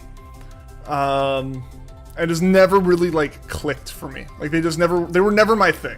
You know, like, I obviously get they were for some people, they just weren't for me. It was weird as that. Yeah, like, it was weird, because I'll also say, like, shows that are weird like that, and, like, I don't know what it is. Sometimes, like, certain shows just give you that weird, uneasy feeling, and it's not even for the reason the show was necessarily trying to. Like, a show like Courage the Cowardly Dog, obviously a very, like, deeply creepy show. I didn't care about any, like, the creepy parts of it that were, like, creepy. The setting and, like, just the way that, like, scenes were drawn really was unsettling to me. Another one that goes, like, beyond, like, the argument potentially of, like, well, yeah, obviously, like, it's meant to be creepy, so they drew it in an unsettling way. This goes back to, like, children's shows, not on Cartoon Network or anything. Caillou, of all shows, it was mostly for, like, my sister's age and beyond. The drawings, like, fading into a white border, the most unsettling thing to me as a kid. I hated that. Like, it was supposed to be, like, I assume it's supposed to be kind of like a children's book where you would kind of, like, do that and then have, like, the text on, like, a white page below it and stuff, and, like, I hated that. Toonami memories are bound to happen, though. Yeah, I did not like that, like, art style of that border. And, like, a lot of shows were like that, or, like, you know, the Courage and, like, Flapjack thing was just, like, and they played Flapjack so much that was just, like, I was not a fan. I never watched Toonami as a kid, though. I never watched Toonami. I, like, for the amount of anime that I have watched now, I never got into it with, like, Toonami. I never got into anime as a kid, and, like, when I thought that anime was mostly just, like, Dragon Ball and Yu-Gi-Oh! And stuff, couldn't get me to watch it. Did not like it at all. So I just never saw anything like Toonami. And also, Toonami was usually, like, way later at night and not really when I was, like, allowed to be watching TV. It's still a thing. Yeah, they brought it back. I think it went away for a good while, but they brought it back.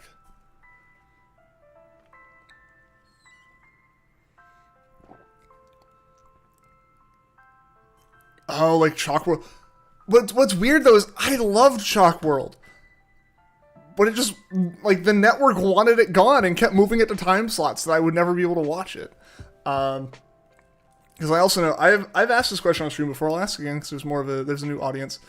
Did anyone here ever, so I occasionally end up going down the rabbit hole of finding, like, a type of content creator and watching, like, several different channels' videos on stuff. And, like, one of the ones I came across, I think about a year ago now, maybe 2 years ago, is, like, the people who do, like, video essays on old TV shows and old stuff like that.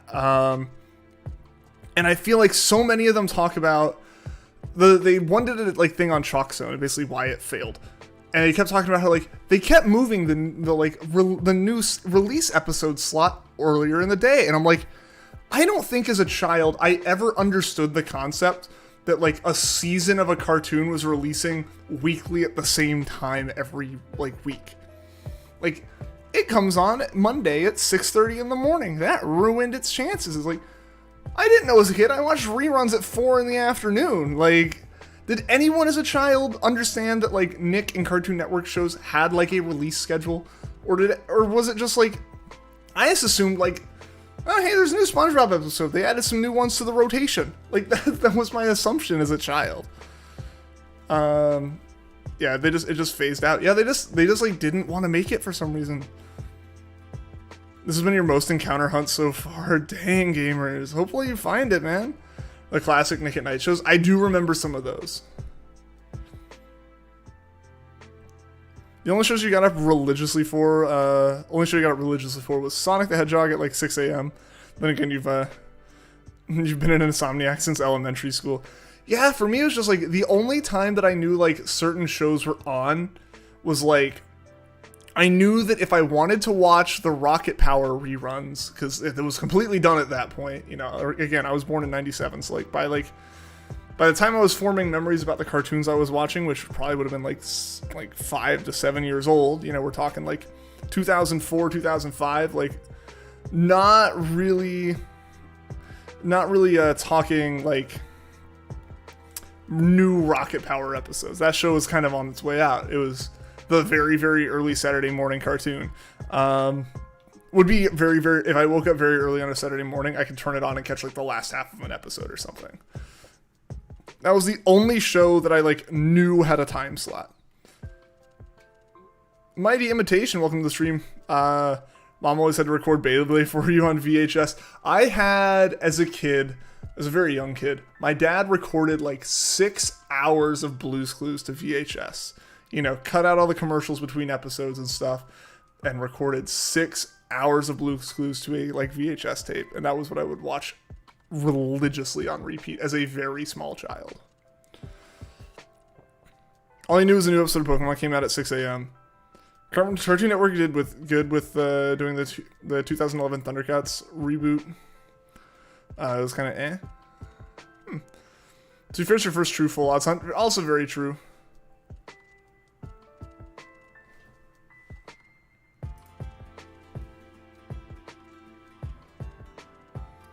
Beyblade anime was such a good show. I never saw the Beyblade anime. I just had a few Beyblades as a kid, and that was it. Yeah, but speaking of cartoons that were good, My Life as a Teenage Robot, fantastic. Another show that kind of got the whole like phasing out treatment. Because again, this is one of those shows where they did a whole thing on it. They talked about like, oh yeah, they screwed it with the time slot, and it's like, I never saw it. I saw the same 3 episodes every time on repeat, constantly. Like if I went on like, you know, Paramount Plus, which I think is where all the Nick shows are right now, and watched that, I would find episodes I had never seen. I guarantee it, because they never repeated them. But yeah, that was such a good show. But again, like, but that really just, it comes back to this whole thing of like these people, like these video, like YouTubers were talking about like how like, oh, I watched this as a kid and stuff. It's like, you're my age. Like, at that time, did you understand the concept of like shows coming out? Because I just genuinely didn't, especially for cartoons. You know, like it's like 6 or 7 years old. Whatever's on the TV was what was on the TV, you know. Reboot the anime cartoon on, the anime / cartoon on Toonami was great. The new reboot they did annoyed the heck out of you.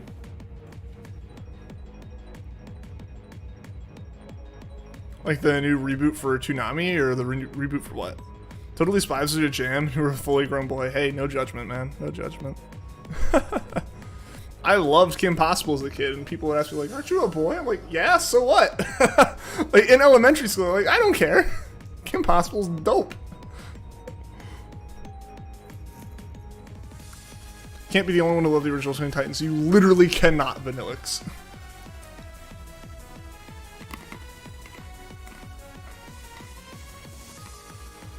Reboot for the show reboot. Ah. That's definitely not confusing. Reboot for Teen Titans that infuriates you. That's just a fully different show. I've never watched Go, so I can't be annoyed by it. That's the way I go about it. Your game crashed during the Cynthia fight, so you're not salty at all? Nah, not at all. Hopefully you saved before it, though.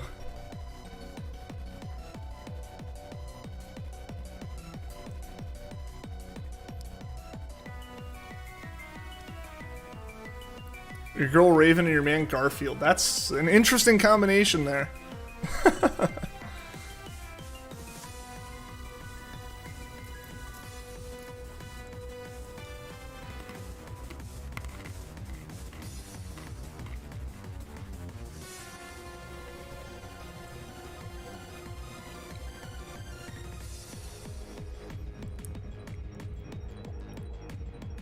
Cartoon Network show you couldn't do as Chatter. Chatter is around the same time as Flapjack, yeah.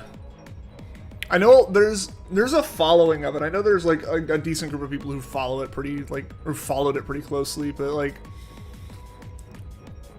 Chatter wasn't as bad for me as Flapjack, but it still wasn't great. Again, like, a lot of Cartoon Network around that time just wasn't really for me. Because really the time that I would have been deciding, do I watch Cartoon Network or not, they just had these shows that were really strange on it. And the memories of like Scooby-Doo, like What's New Scooby-Doo, and like various Pokemon stuff playing on it was slowly fading out in my mind, and it was just Flapjack and Chowder, and it's like, that's not really for me. So I didn't watch it, and then of course they come out with stuff like Regular Show and everything. I was like, alright, well you got good stuff now, but you lost me before you made that.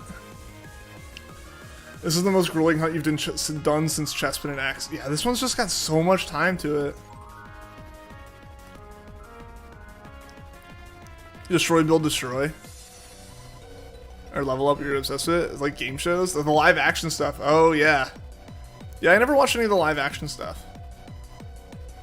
Well, I love DC shows. So, of course, you know, Beast Boy's real name. Here's your favorite. Here's your favorite. Oh, his real name's Garfield? I thought you were just, like, referring to, like, Garfield, the orange cat from the comics. And I was like, huh. I just was like, alright, yeah, if you... Yeah, like Raven from Teen Titans and Garfield from Garfield. Alright, I mean, no judgment, but...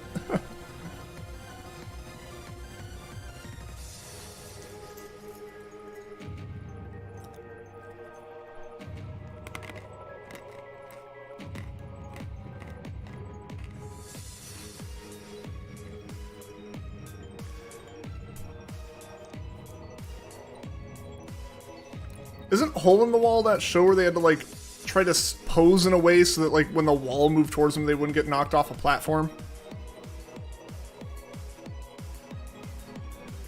Beast Boy's name is Garfield. Okay. Learned something new.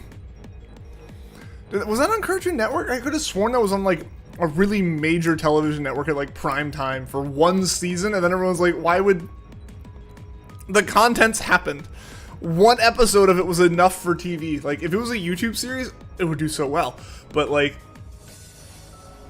for prime time television, that was a lot.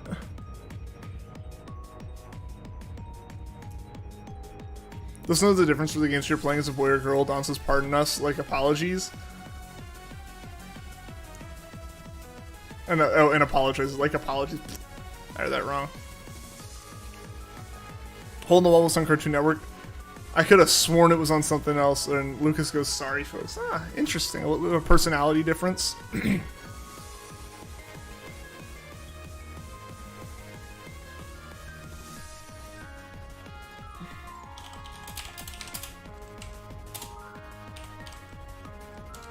Hole in the Wall.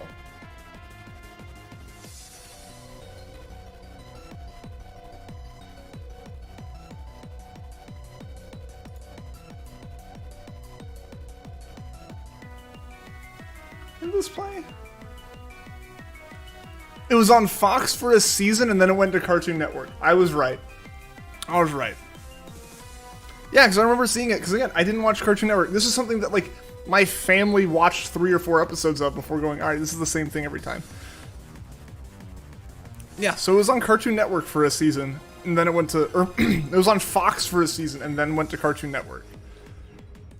Which makes way more sense for it to be on Cartoon Network, honestly. And, like, even then, I don't think it makes a whole heck of a lot of sense.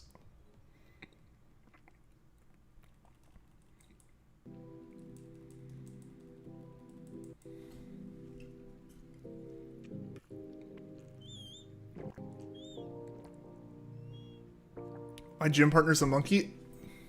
That unlocked some memories. That was a weird one. I'll say one of my favorite Cartoon Network shows was definitely Foster's Home.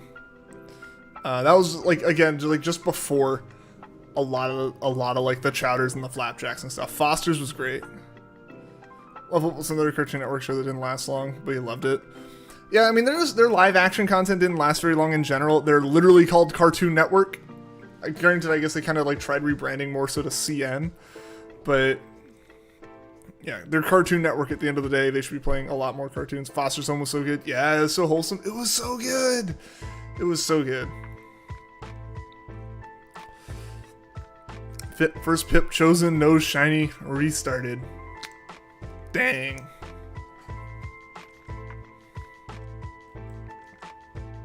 Hey, Jesse, you beat Cynthia. Congrats, man. Congrats. You didn't even need Juan to help you. Good job. Like I did. Scooby-Doo Mystery Inc. Yeah, I watched that on Netflix like over last summer, I want to say. Like probably about a little over a year ago now I watched that. That was really good. I enjoyed it. It was very different from like the Scooby-Doo I know, which is mostly like either very classic Scooby-Doo or the like What's New Scooby-Doo from the early 2000s, which, man, really kind of dates itself for the early 2000s as a music choice, and I am all for it. I am all for the music in What's New Scooby-Doo. Almost every single episode just has a fantastic song, and you cannot tell me otherwise. Watched it on demand the other day. Yeah. Like chocolate milk. Cheese has entered the chat. Classic cheese. What's New Scooby-Doo coming to be? I mean, like, you have an opening by Simple Plan, and then you, like, constantly fill... You just constantly fill the episodes with, like, early 2000s alternative stuff. It's like you had Less Than Shake. Simple Plan did multiple songs throughout it. Like, it's so good. Where's your shiny sprout? Hopefully it's in the forest with you now, gamers, and you'll find it soon. Juan was there in spirit. True. Hex Girls, best band. I watched that movie a whole lot. That was a good one. That was a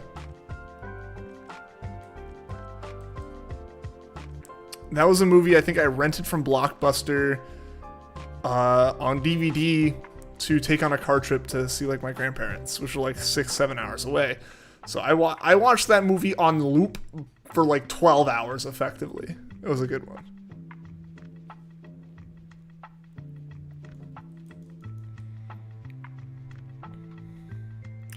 Scooby-Doo movie was Hex Girls in? I forget the name of it. I just remember that they were in it. 13 hours for this tiny bulb. I'm gonna use a different word every time you mention the baby plant. I love it. I love it, gamers.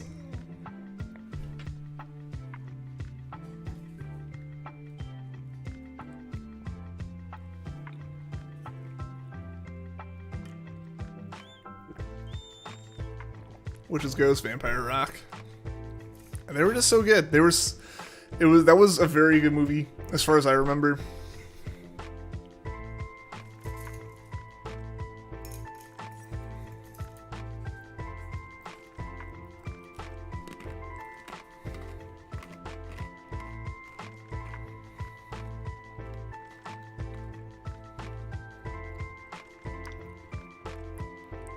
Remember the one with the aliens and Shaggy falls in love with the alien girl? I don't remember that one. The only other one I remember off the top of my head is the one where they went inside the video game. Like Cyberscape or whatever it was. Don't know if you'll keep hunting if you phase for it. Honestly, I wouldn't blame you if you didn't. You've gone over odds at this point. It might just be a thing where you accept your fate of whatever it is and just take it. Say this once, I'll say it again. Shaggy is everything you want in a man, one who can eat more than me.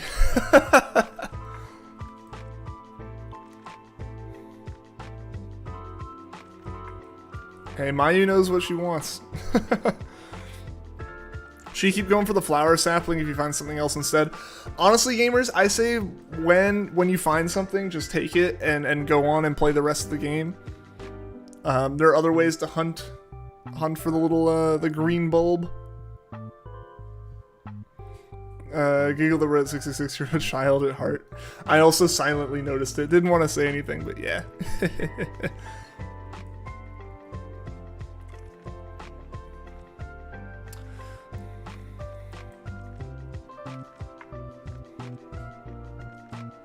You do indeed. Hey, props to you.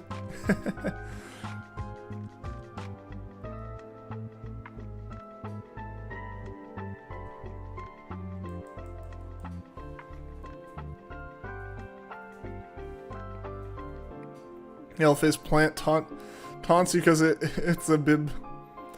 As bib has not turned purple. Hopefully it turns purple soon.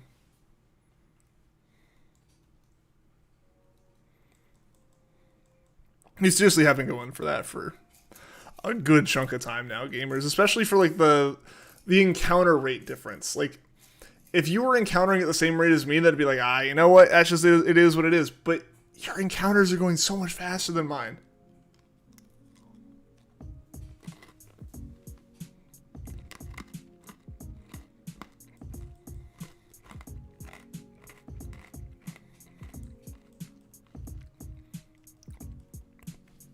The live action Scooby-Doo movies. I never saw the second one. I saw the first one. Matthew Lillard, fantastic in that role. Everyone agreed to the point that like he's the voice of animated Shaggy now. Which I think makes a lot of sense. You know, he did a really great job. He literally like destroyed his vocal cords for the role. So like he had the dedication.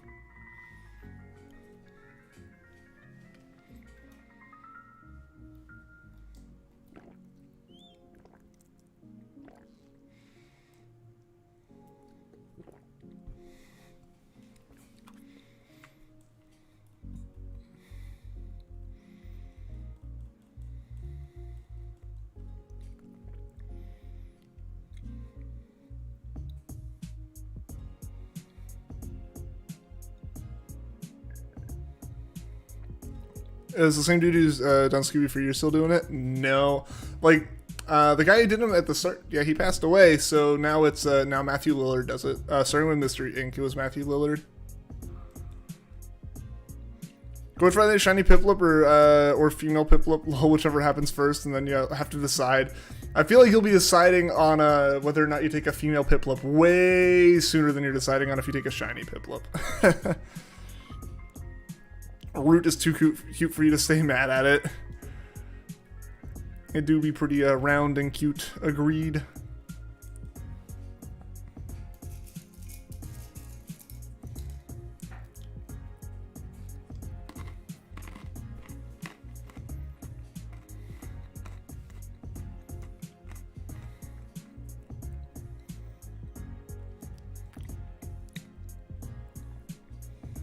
Can't stand the new Scoob movie. Sorry, but you're a tough critic. If they're gonna voice Shaggy, they need someone better. I didn't like the Scoob movie in general. I did watch that. It was on HBO, so I watched it. And it was not something I would necessarily recommend watching. It was very mediocre.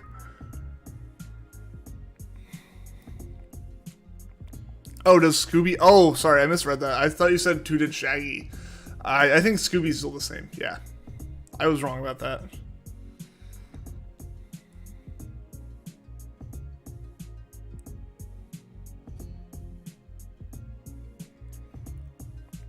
When are you able to get a shiny stone? Iron Island, so Caniclave. Basically 6th gym.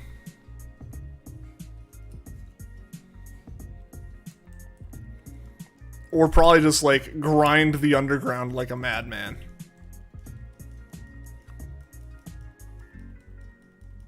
Scoob's fine, but Shaggy's not.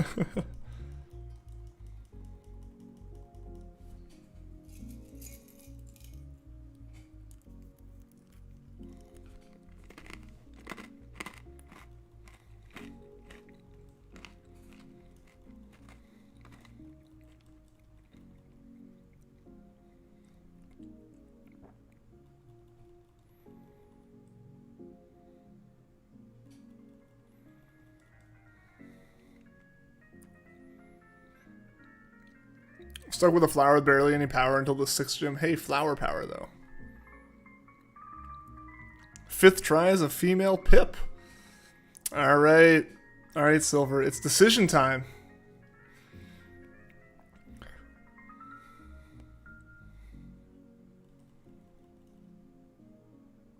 What about a pup named Scooby-Doo?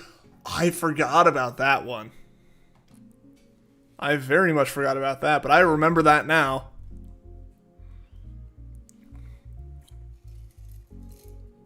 $100 base special attack. Yeah, that's not bad.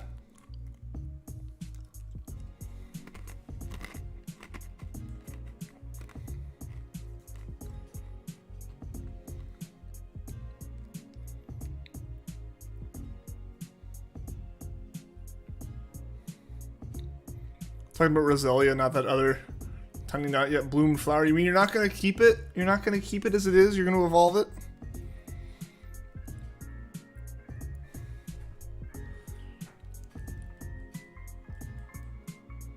So you're a bit let it idle. Think it over, yeah. Yeah, I mean, in general, like, you're gonna find a lot of female Piplups, obviously. A 1 in 8 chance versus a 1 in 4,000 chance. It's probably gonna happen a good number of times. Mystery Inc. was always your favorite, though. I'm still a fan of What's New Scooby-Doo, mostly from the nostalgia side of it. Officially, Amy can still play. It's fun as heck. Interesting. Don't want an excuse for a cabbage just sitting in the PC doing nothing except looking good. No, you keep it on the team. You just wouldn't evolve it. It's a more in-depth show. That is very true. Like, it actually is way more, like, serialized throughout its run as opposed to something like What's New Scooby-Doo or any of the older Scooby-Doos, which are way more episodic. You know, like, I think, like, the season finales in something like a What's New Scooby-Doo were mostly things like just like bigger episodes. They weren't really anything specific outside of like the series finale. Like 2 episodes of the season finale, series finale were just like actually kind of giving like closure to the whole show. That was about it. Yeah, previous stuff was all just random episodes. Absolutely, yeah. Mystery Inc. was really like the one that kind of like made it like a thing. Or like gave like a story to the whole thing.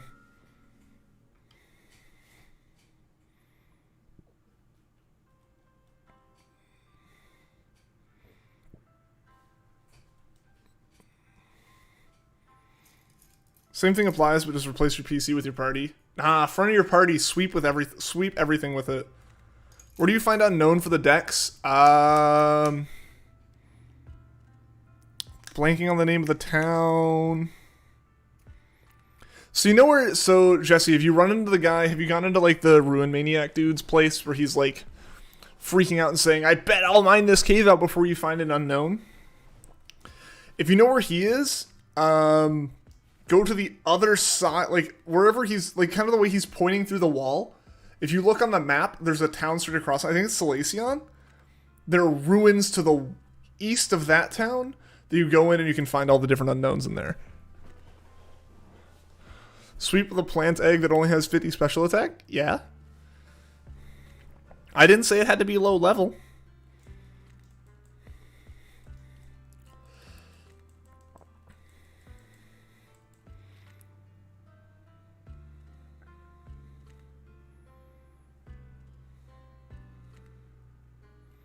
Like a Teen Titans Go, but actually good.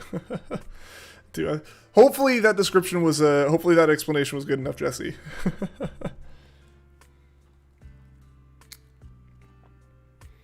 I have a level 100 grain in your party to beat the game? Yes.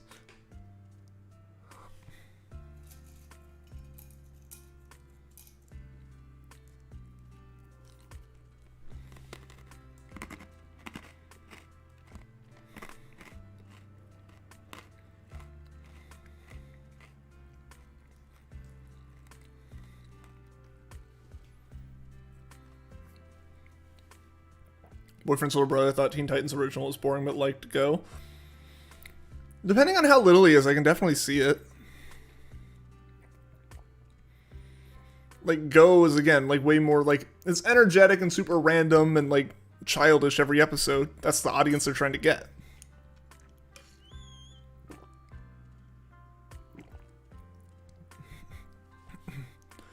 Original Teen Titans was, like, aimed at way more mature of an audience.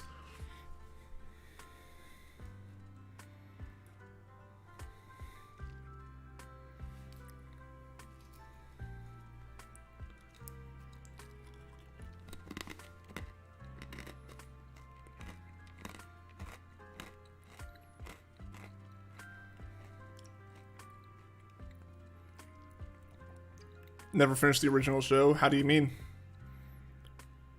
Oh, they left on a cliffhanger. Yeah, I mean, that happens with stuff. It can be frustrating and annoying when that happens, but not much you can do there.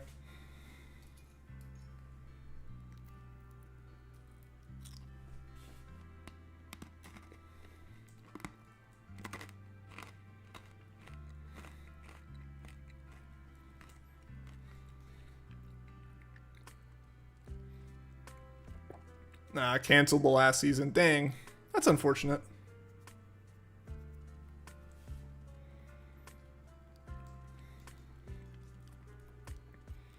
The show I most remember having that problem was actually, of all shows, My Name is Earl.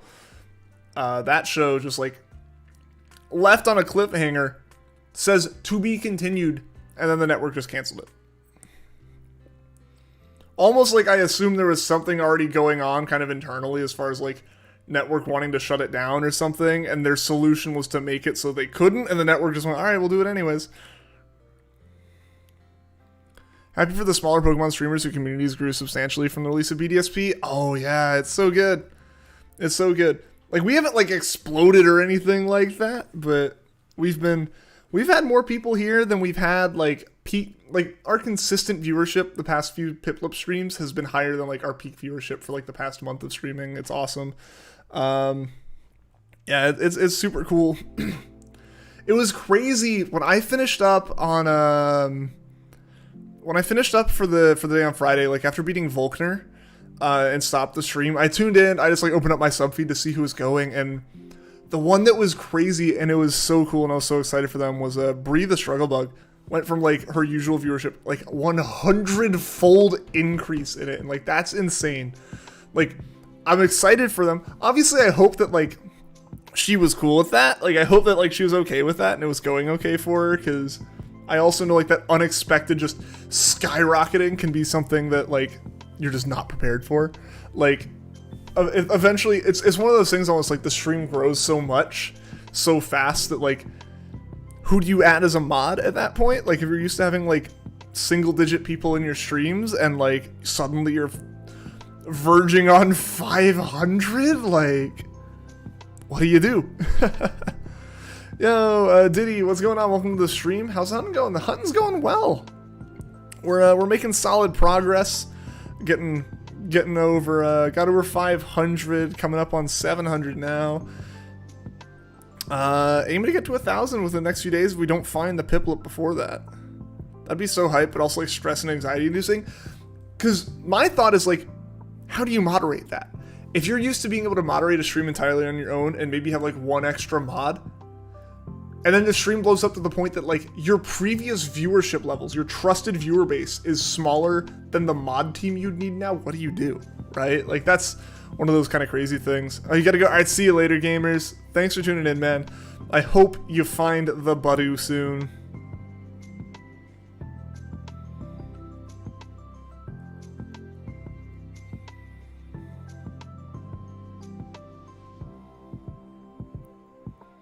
Backslide pretzels and had to go to the store and also get some snacks. There you go. Yeah, I should get a kickback from the store then, right? Like, if I made you go buy stuff, I should get some money for that. No.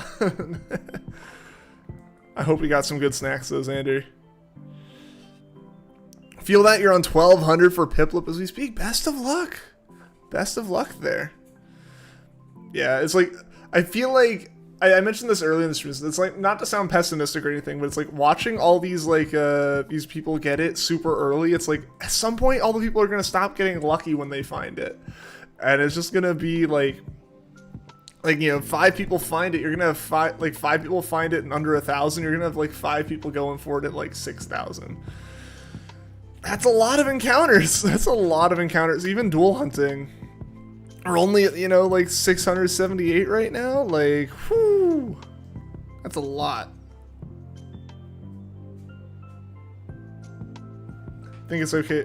Okay, agree to disagree. Absolutely. That's a healthy way to look at stuff. So I gotta get in 26 encounters. Dang, they got lucky. They got so lucky. Yeah, I feel like probably no matter what tomorrow, we'll try something else.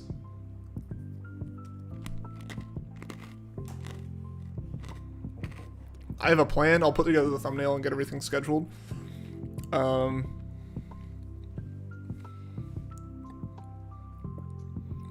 I want to try this. I know chat's going to yell at me during it. Someone's going to come into chat and actually know what's going on and going to yell at me during it. But we'll figure it out. We'll make it work.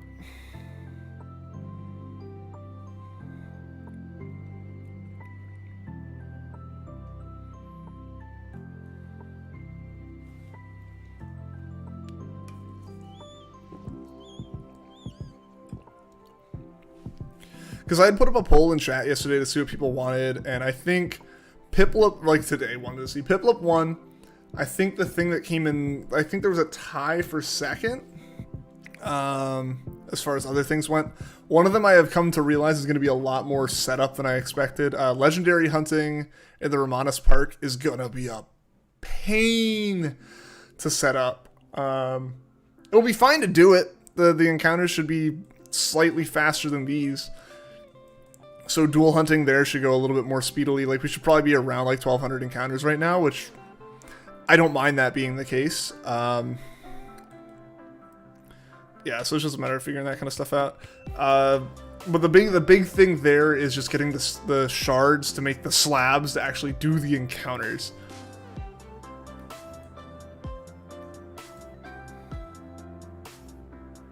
Pokemon is pretty incredible. It's really awesome. It's insane, like, just how big, like, the player base is and the fan base and everything. And, like, the community around it's awesome. Moped episode? I'm guessing about Go.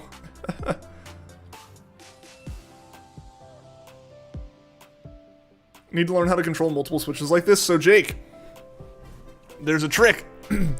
Assuming you have multiple switches, this Joy-Con is from this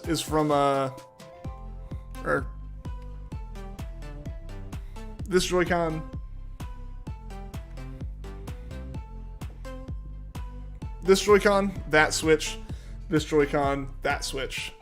Like, they're right under their switches right now. Yeah, so yeah, that works better. Yeah, like that. And you can remap the buttons on Switch Joy-Cons, and through like the system settings. So like I remap this to A, this is A, these are both X, these are both technically left joysticks. You know, these are both home. So I can just press all those buttons together. It's gonna be a little tedious, but totally worth it. You're gonna shiny hunt Spiritomb later on. I'm gonna do as many of the shiny hunts as I can. I have 4 saves that I'm gonna use for various amounts of shiny hunting.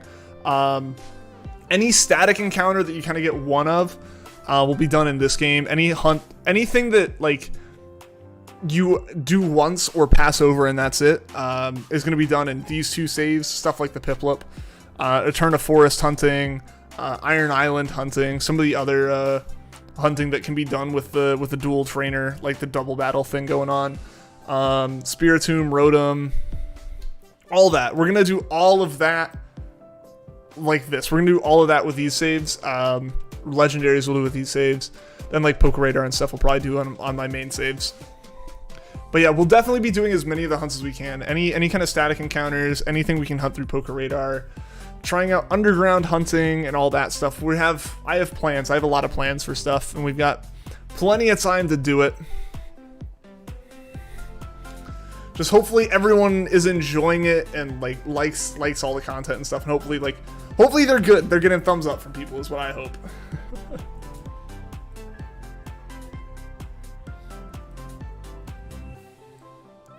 Making it on the BDSP hype. I mean, you've already been playing it, man. Do you use the HD60 capture card? Yeah, so I have an HD60S and an HD60 Pro. The HD60S is the one that I think most people think of. It's the like HDMI in. It's like the little rectangular box, like it's like kind of rounded off, like almost like an oblong hockey puck. It's probably a weird way to describe it, but the most accurate way in my mind. That's the HDMI in, HDMI out, and then like a USB cable plugged in. My USB cable for it went bad, so I didn't realize it and thought it was the actual device had gone bad. I got an HD60 Pro, which is like an internal card for my computer. So it's just 2 extra HDMI ports on the back of my computer. They work really well. Like I said, the one just had issues because the cable was bad, it seems. The USB cable was bad. It's worked fine since replacing it. And it works really well for me. You know, one, great for streaming, and it's also really great for if I want to play games and talk with people on Discord, I can just open up like the like games capture software and just play the games through that. It's really nice. So like when I'm playing off stream, usually I basically just have my Switch video in a window on my computer and play it that way.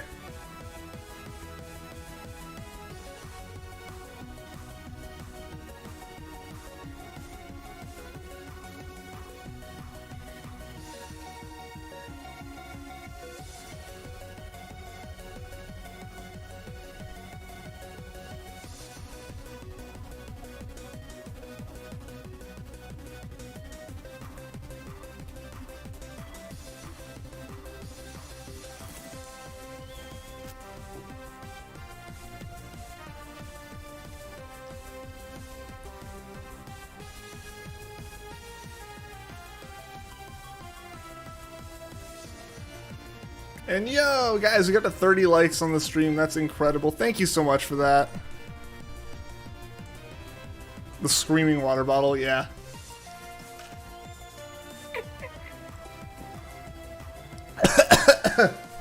It fought back.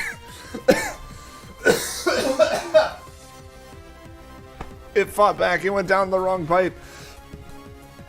5 more, yeah, 5 more likes till we hit the current like goal on the stream. We can get some like goal hype going if we hit that. We need to hit it. If you guys know people who'd watch the stream, bring them in here. Get them to like it. Get them to watch it. Alright, I'm just dying a little bit on the outside.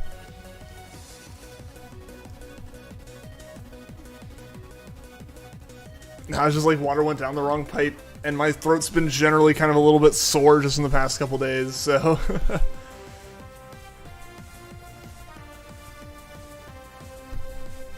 I haven't, like, actually talked this much in months. Takes a little bit to get back into that.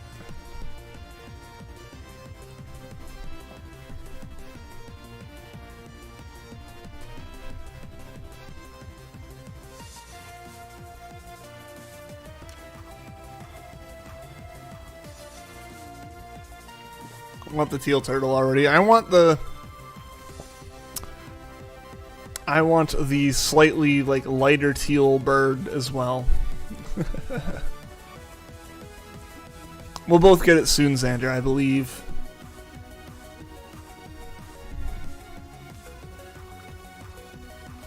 I just want to get it under odds. That's all I want. That's all I'm wishing for. And by wanting to get it under odds and that's it, I just want to get it like now. Like right now, just this encounter. That's not too much to ask for, right?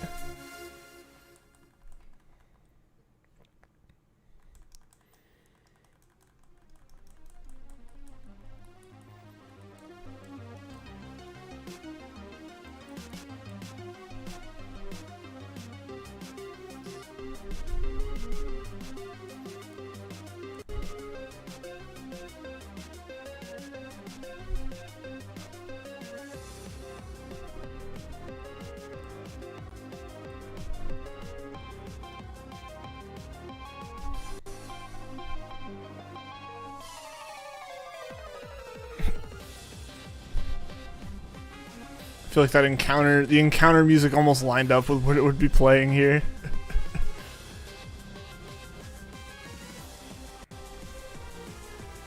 Oh, come on. No, no, no, no, no. There we go. So I've desynced this too many times here.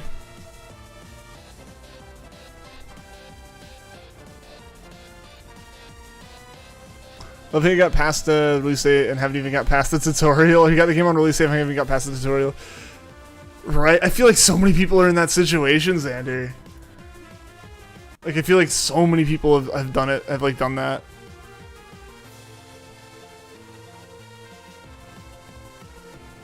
Today's gonna be the day, man. Optimism, absolutely. Today's the day. It's gonna happen. We're gonna get it.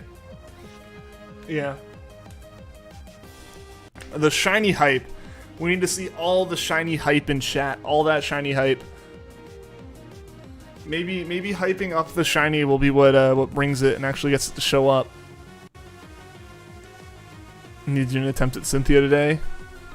Have fun.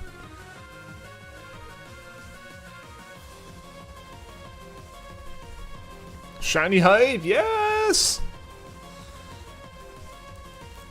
Or just chance for shiny luck. Yeah. There we go. Hype, hype, hype, hype, hype. Get that ice pingu, yee. Let's get it. Let's get it.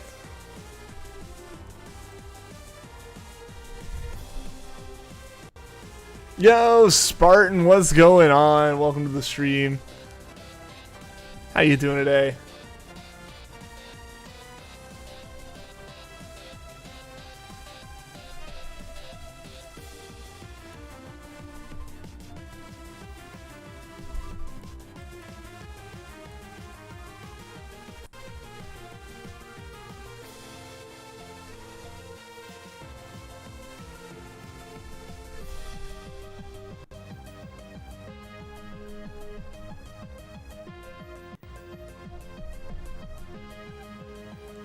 Have you thought about a nickname for PIPLUP yet? I haven't. I'm usually very boring. I usually don't nickname Pokemon. I've just never done it. It honestly stresses me out. So no, I just never nickname Pokemon. It's like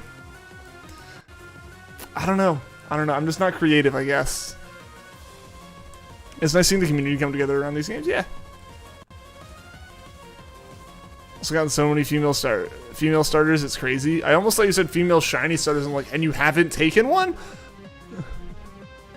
Did I get females that time? I did get I got one female that time. Might be a dumb question, but does the HD 60 save the game footage on it? No.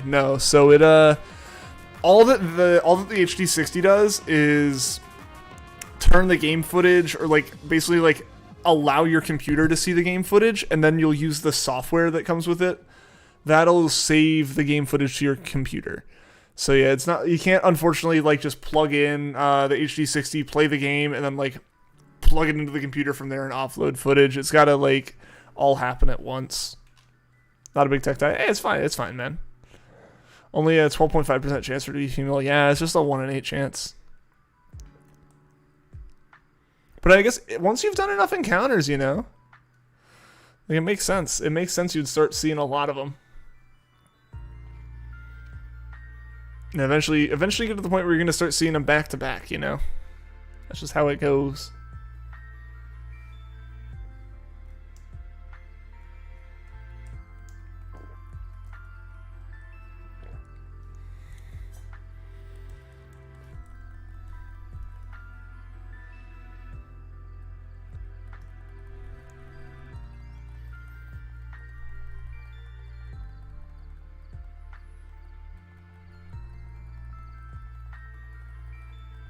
I was like mad mashing buttons right now, hoping to speed things up, and hoping that things stay in sync and I don't like mispress a button or something.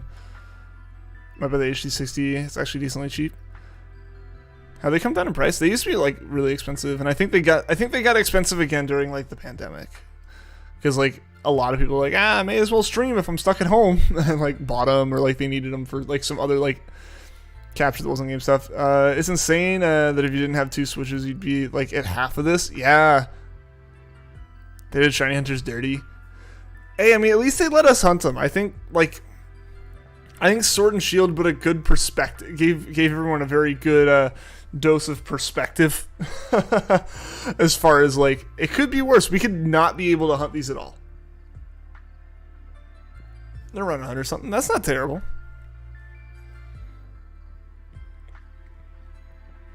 Yeah, like it's like we've definitely gotten like the it could be worse. Obviously, like a certain amount of it could be worse is also like, yeah, but it could be better. But I would very much argue it's like, even if it takes a long time to hunt them, I'm glad they're huntable. I just wish we could save in front of the briefcase. It would be so good if we could, Diddy. It would be so much better if we could. You know, we wouldn't be that much further, but honestly, I guess we would be. We'd probably be around 1,000 right now. Be over 1,100 counters if you had 2 switches. Dang, Xander. Yeah, that's just how it goes, right? Like, that's why I'm very glad that I did end up getting the second switch when I did, because otherwise this hunt would be, like, unbearably hard, I feel. For real, were they thinking with Sword and Shield? I don't know. I don't think they were thinking a lot with that game. Platinum we could save in front of the briefcase. Yeah, but like they made that the case in Platinum because so many people, I think, were upset about how they did it in Diamond and Pearl. Like, I think enough people were like, I wanted to soft reset. Like, not even just shiny hunters. I feel like people who like soft reset 5 or 6 times for getting a female starter or for getting good natures and stuff. Like, I think anyone who had any amount of like dedication to wanting a very specific starter was probably very upset that they had to sit through this cutscene. Yeah, I mean, most people are probably talking like, I had to spend like an extra 30 minutes like doing this, and it's like, shiny hunters are just dying. Like, please make this easier. Also, wish you could see the shiny in the selection screen and not wait till you send it out.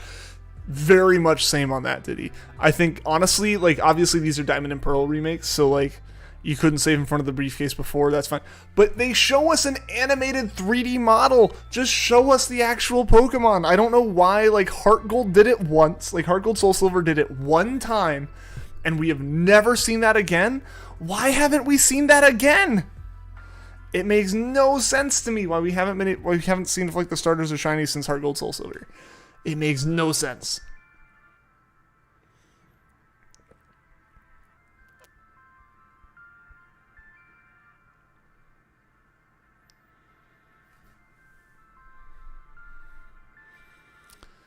That's just it, though. It was the best way to hunt hands down. Yeah, that's the thing, right? Like, that's kind of what I'm like agreeing with. Like, it's like, that was such a good way to do it. Why have we not seen it again?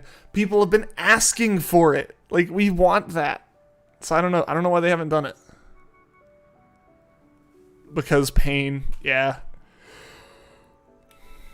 Pretty much.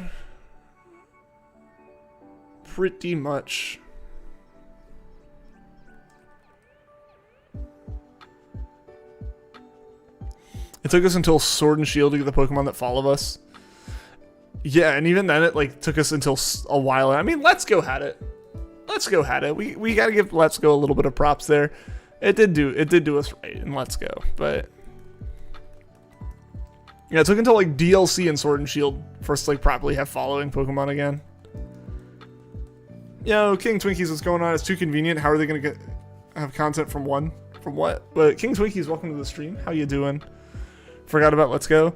Honestly, I don't blame you. Like, if you play it and like went all right, or if like you just ignored it like and went all right, like that's fine. It's an enjoyable game.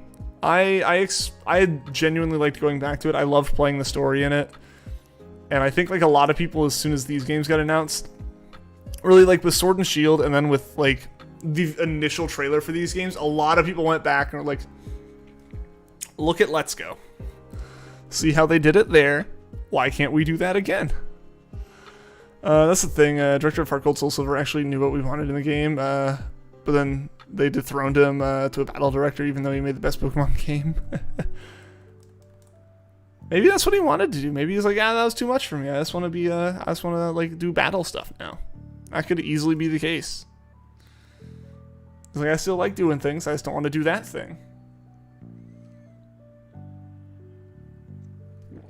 I think that's totally reasonable.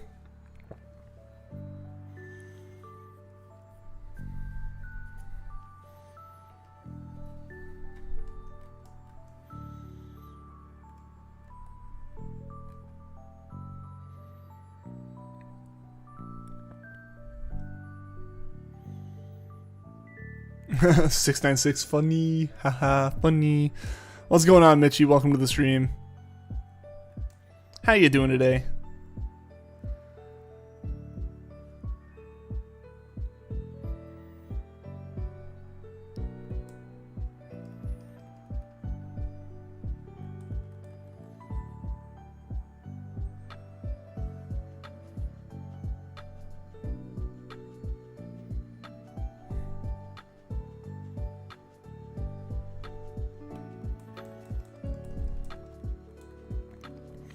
His goal was to make it with heart and do things we've wanted in Pokemon games for a while, and he did. This guy's still a almost every Pokemon fan, yeah. Would you like to see a remake for Black and White or just a Switch port that has Pokebank access? I mean, it'd be interesting to see them actually do a remake. I think it would depend on when they wanted to do it and what like the actual like state of like the Pokemon engine is at that point, because I feel like a lot of the reason why Brilliant Diamond and Shining Pearl got these like direct one-to-one remakes by a different studio is because doing Sinnoh remakes in the existing Gen 8 engine would have gone over terribly. I don't think people would have liked it. I think people would have hated that they did it, would have thought they ruined the games more so than anything. So, I mean, I wouldn't mind, like, I would like to see a remake. I don't want to see just a port, because a port's going to look really funky. Like, the way that Brilliant Diamond Shining Pearl is probably the closest to port I would want to see a game go. And this still kind of does feel like a remake. People will be pissed with the port. I think so. Thankfully, we don't have Gen 4 health bars. Yeah. I mean, honestly, though, that's kind of their failure here, right? Like, they want to be true to form, and it doesn't take like an hour to KO a Pokemon.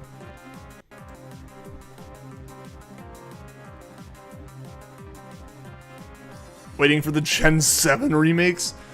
Those are going to be so far away.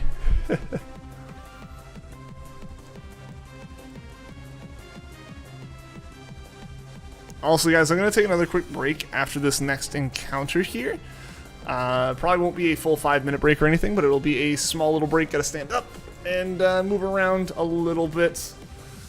I think I'm getting a bit more restless having sat in this chair for so many hours this like weekend, so it's like, all right.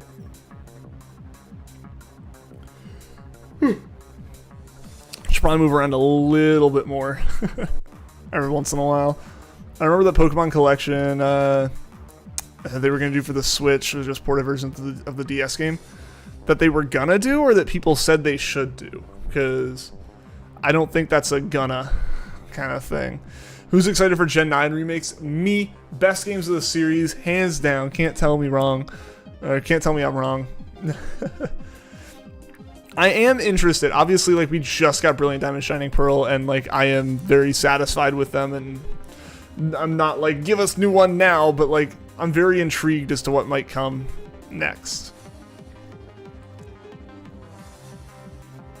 Like, moving on from Sword and Shield, I wonder what like they'll consider the next kind of core game and how that'll function.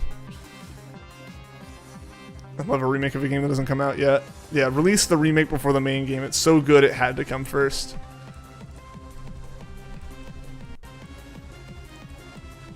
Can my chair do what PewDiePie's does? It technically is the same model, so yes. However, sometimes it just does it on its own, so I don't like risking it. There's like a bolt that just loosens on it, and I have to go and tighten it every once in a while, and I don't want to go like, woo, right now and have it just like give out and like me like slam back. But yeah, like the chair does like do the thing. It goes all the way back. I'm just not putting my back in it while I do it. I think it's one notch too high. There we go. Yeah, there we go. But yeah, so it does do the thing. I just won't do the thing. What are you guys talking about? We need a Gen 1 remade for the 5th time. If they do it well, I'm okay with it. To be completely real, I'd be okay with it if they did it right. Falls over. I mean, yeah, my chair just like... One day I was sitting in it and the bolt just backed all the way out and the whole thing just went... I was like, whoa! Alright guys, so I'm going to take a quick, like, 3-minute break this time. So yeah. I'm going to go ahead and close this off. I'm going to go ahead and boot it again.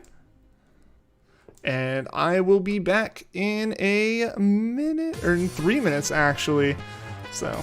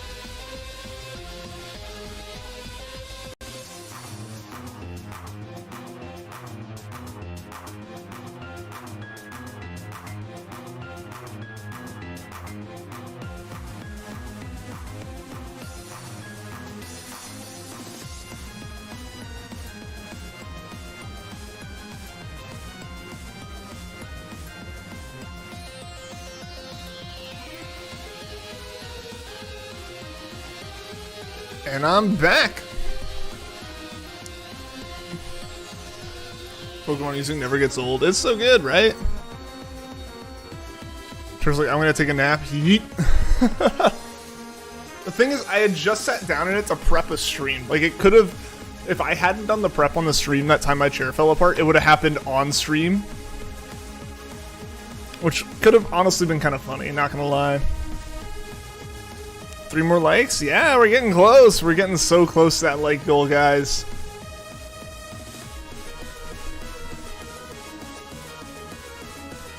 Also, we hit 100 votes on the poll, guys. That's insane.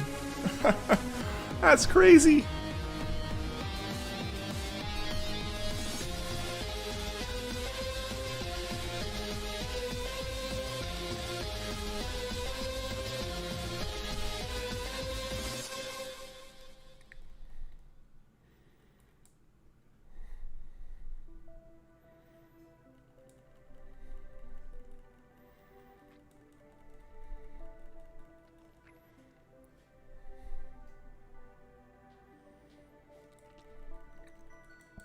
Can PIPLUP turn shinier? Will Starly turn shiny? Welcome. Also, guys, we just hit the like goal hype, everyone. Thank you so much to those who liked the stream. That helps out a lot. Also, thank you to those who have subscribed. I appreciate that. Means a lot, helps a lot as well. One more? I think we hit it. According to my screen, we hit it. Is it time for a new light goal, guys?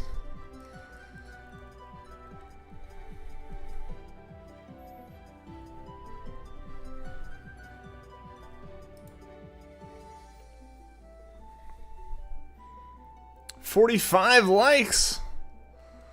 Alright, if someone makes a message saying like the like goal is 45, then they'll get pinned.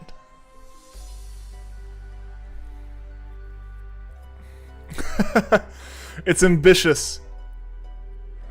It's ambitious, Mitchie. I like it.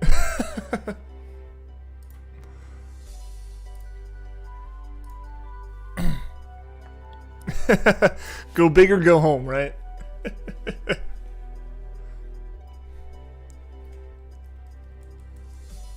That's a lot, yeah. We gotta go for it though, right? We're only 4 hours in.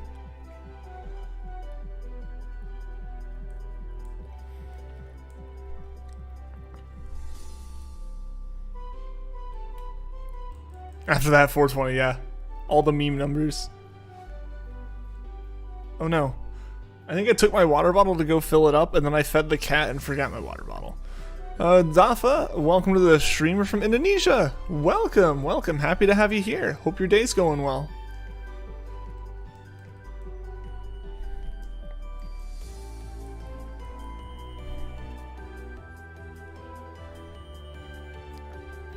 $6.9 $4.20. Wouldn't it be 420.69 next? Like that'd be the next one? If not like 6.9 There's all the different combos to do. I don't know if we can. We might need to keep it a little bit under. We need to keep it in like under 5 figures. Yeah, going big's one thing. Going too big's another. I'd be crazy to get something like anywhere near like 100 likes on a single stream. That'd be insane. Like while streaming, I don't think I've ever had that happen. The closest we got was Saturday. Saturday we got pretty close actually. What, we got like 70 or something? 69 billion. There we go. There we go. Go big or go bigger. That's the energy to have right there, Xander.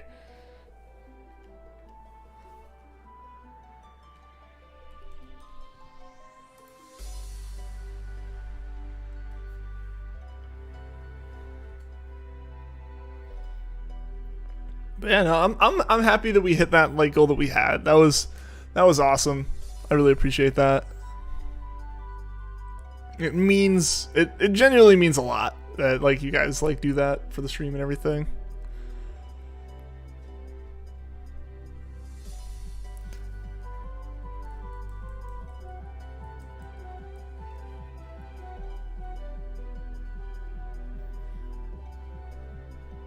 Saturday was 73. Yeah, it's possible. We've done it. But yes, Saturday's stream was insane. honestly, like, I think that will, unless something continues to be crazy and continually happen, Saturday I think will continue to remain like this like noticeable like mark on like the stream history and everything as far as like analytics and all that goes. Like I can always look back and go, yeah, I remember that one. Keep the spirit for live streaming. One day you'll be a successful person and get more views. Well, thank you, man. I appreciate that. Yeah, trying my best. Hopefully everyone's enjoying the stream and stuff. That's what I care about the most, is that the people who are here are enjoying it. But yeah, I'm happy to have you here, man.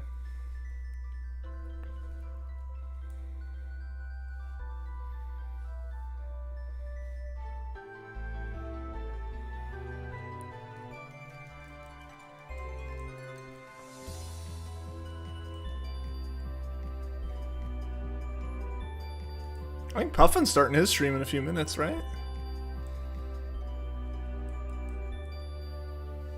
Pokemon Emerald Ralt's Shiny Hunt got 501 likes. I have no clue why YouTube likes that video so much. I don't know. It's like I wish it was like, all right, whatever like part of the algorithm latched onto that, could I just get it to latch onto something else?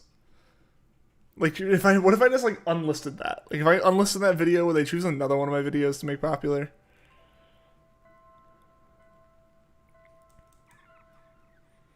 Because I don't know why that one, like, I get it recommended sometimes. Like, this is my own video. I don't need to watch this. I made it. I was there.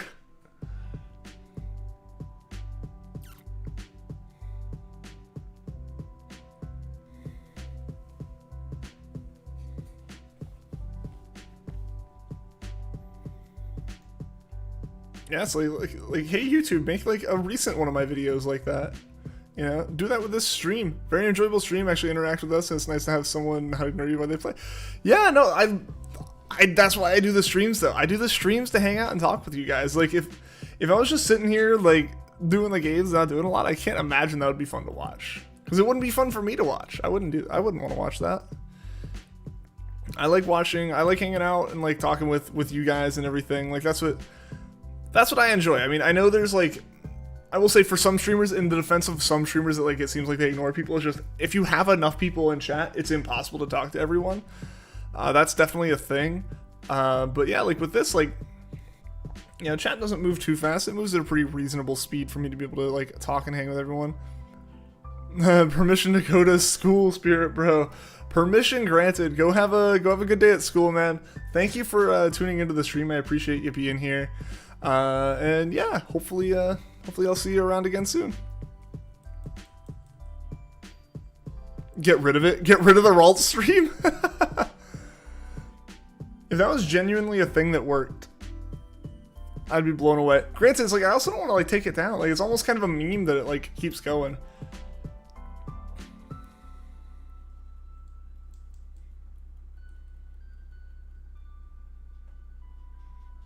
Honestly, yeah, if I like unlisted or privated it or something, like the amount that my analytics would just plummet, because I think when you private stuff, it counts as like negative views. It would be more it would be more views removed from my channel than I think I gained like in a year. I don't think I can do that.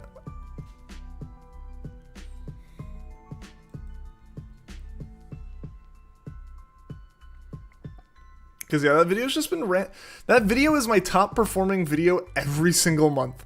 I don't know why. Like, it just gets recommended to so many people and people watch it, and it's like most viewed video. Subscribers gained from video 7 over like 4 years. I'm like, all right, maybe something else is what you do. Yeah, just a joke. Oh yeah. I mean, I was mostly joking about thinking about it, but it's like it's definitely one of those things where it's like it's crossed my mind on more than one occasion that maybe YouTube's like using that video to like judge the like clickability of my channel, and it's like there's other stuff. There's newer things. You can try to use a newer thing, please.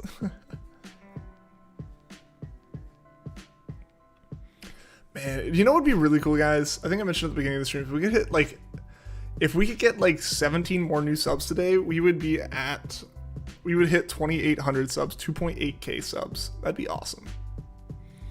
That'd be a really solid chunk of the way to 3k, which would be amazing to hit by the end of the year.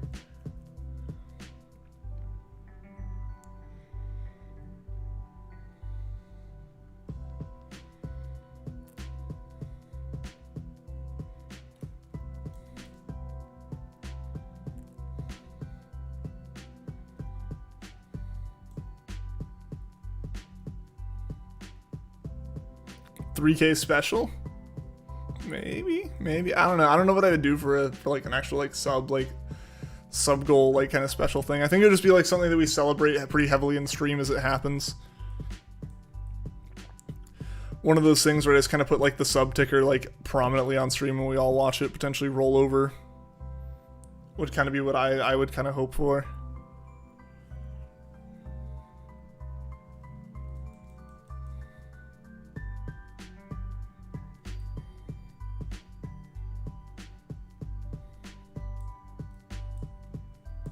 What kind of sources can I add? Can I add something like that?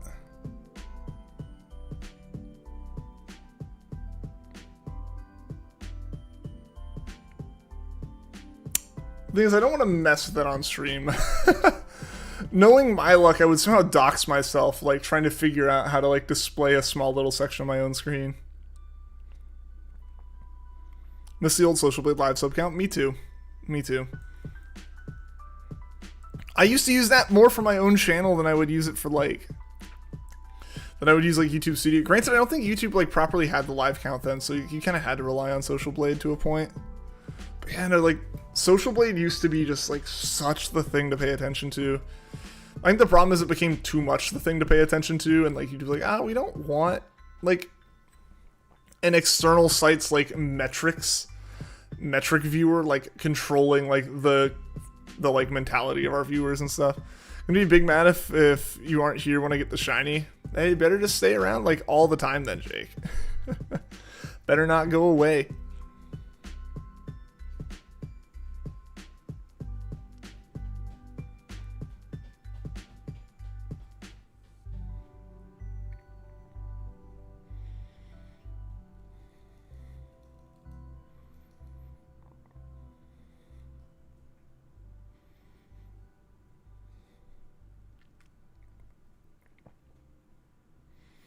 Be back soon. Gonna run to GameStop for Zacian and Zamazenta code. Have a good one. Hopefully be back for streamers. Yeah, have a good one. Good luck getting those codes.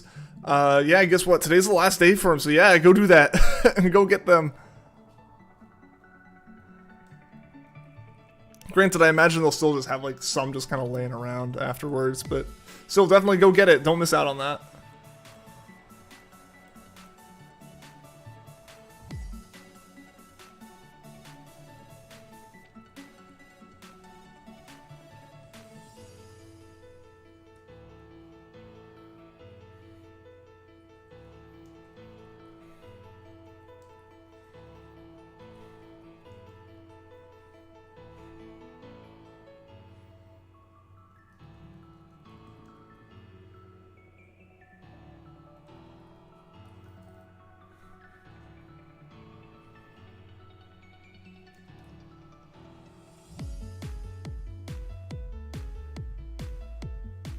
Is it confirmed you can't trade hunt the Manaphy egg like originally?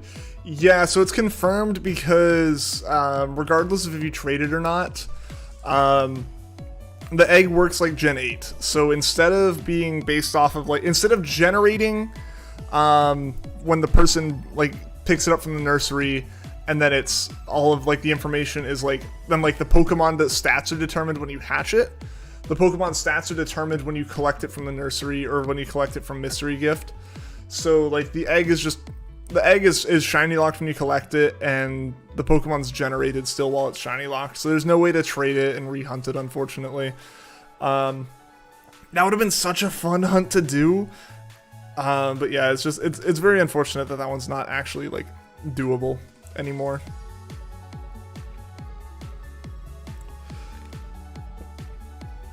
Rip. Yeah, very much so, rip.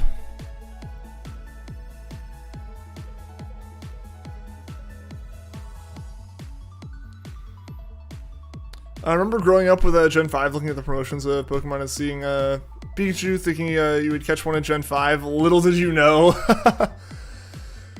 I mean, honestly, I think a lot of people had that problem, right? Like, they went into it thinking, like, it's going to be Pokemon again. And then Gen 5, in so many ways, was attempted to be like a soft reboot. You can trade it, yeah, but the egg doesn't actually change. It doesn't affect the egg if you trade it now.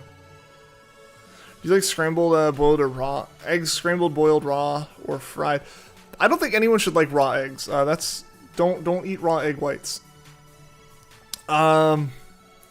I prefer my eggs scrambled. It's locked, I'm pretty sure. It is locked. It is locked, vanilla. That's what I said, yeah.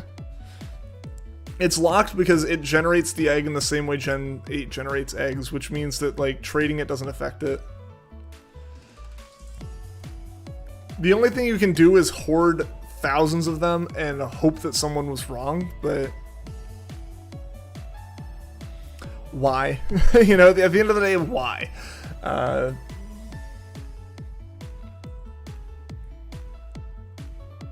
Yeah, unless someone proves it wrong, you know.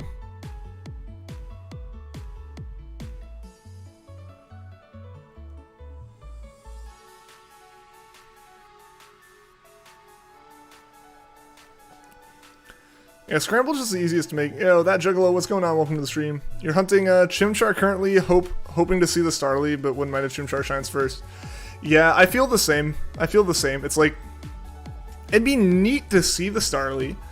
And the fact that, like, I kind of know the Starly's out there, I don't mind the idea of encountering the uncatchable Starly. That doesn't bother me. It just adds a little bit more excitement because we're also kind of looking right, like, you know, immediately right here when we see Starly, like, all right, yeah, that's not shiny. Like, it at least gives us a little bit more to look at. But, oh yeah, no, I would not mind getting PIPLUP faster. So fast I don't see a shiny Starly. I would not mind that at all. Raw's easiest to make. Yeah, I guess. I don't know if I'd count it as making an egg.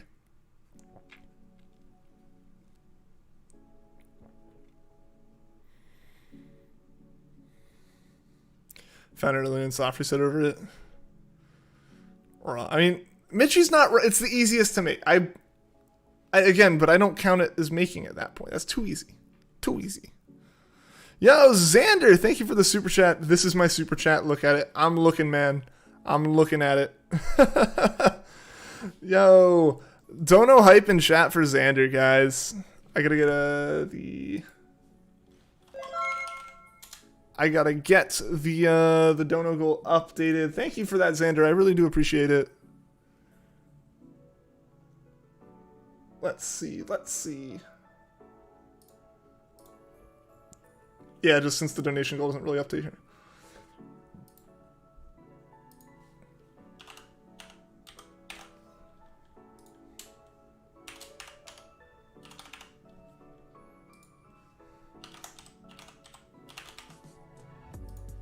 Boom. Seriously, dono hype in chat for Xander. Isn't raw egg bad for you? The whole egg raw, yes. Technically raw egg yolks people will eat. I still just don't understand the idea.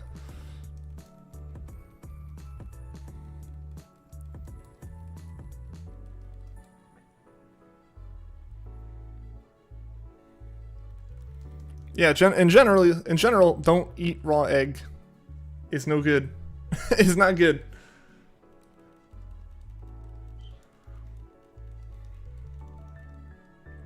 Support with a little money is all. Seriously, dude, I do appreciate it. It means a lot. Like, the support genuinely means a lot.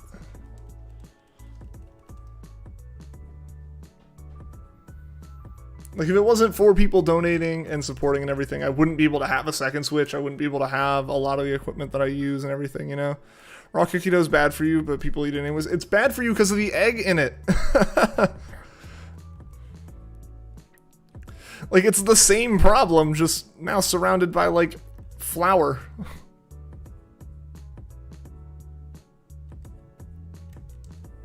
Oh, didn't mean to do that.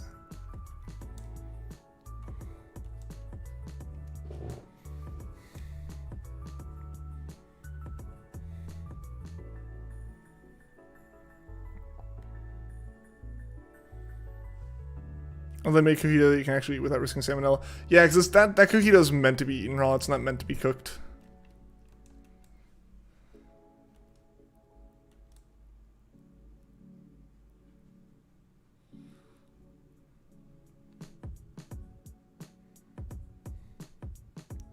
Go for one turtwig. I'll do it for you, Xander. I'll do it for you. We'll do one turtwig here. Mindless still going strong. What's going on, MT? Welcome to the stream, man. Yeah, we're still going. We passed 700. 4.5 hours in now, still no shiny Starly or shiny Piplup. Yo, Steve, welcome to the stream. You're at 1,405 encounters and you still do not see one shiny. Dang, hopefully you find one soon, man. Hopefully you find one soon. They are rare. Like, it's really not surprising. It's just, I think a lot of us are like, it seems to be shining so early because, like, the people who found it have to have found it early. Like, we haven't had the time for people to go to full odds yet. Appreciate the dedication. Hey, man, I've just been enjoying the heck out of these games, and I appreciate you guys all being here. No, Pillsbury makes one that can be cooked, but it can be eaten raw, too, says on the package. It's probably one of the ones, like, I think at this point, like, a lot of stuff is made with, like, egg allergies in mind and stuff, so, like, if it doesn't have egg in it, it should be fine, and, like, if they made it so it can still be cooked, then you can do that way. But usually the idea is just, like, you don't want to eat raw egg, and raw egg is in raw cookie dough. I think they've kind of removed that since more and more people just like eat cookie dough, and it's like, yeah, let's not potentially poison people.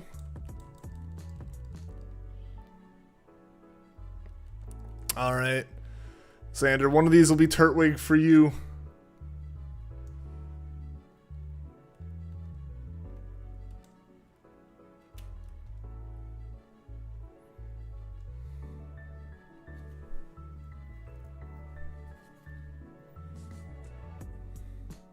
You know what the beauty of this double hunt is like, unlike every other situation where I think about getting two shinies on screen at once, like, we could get two Piplups on screen and we could get to keep both of them.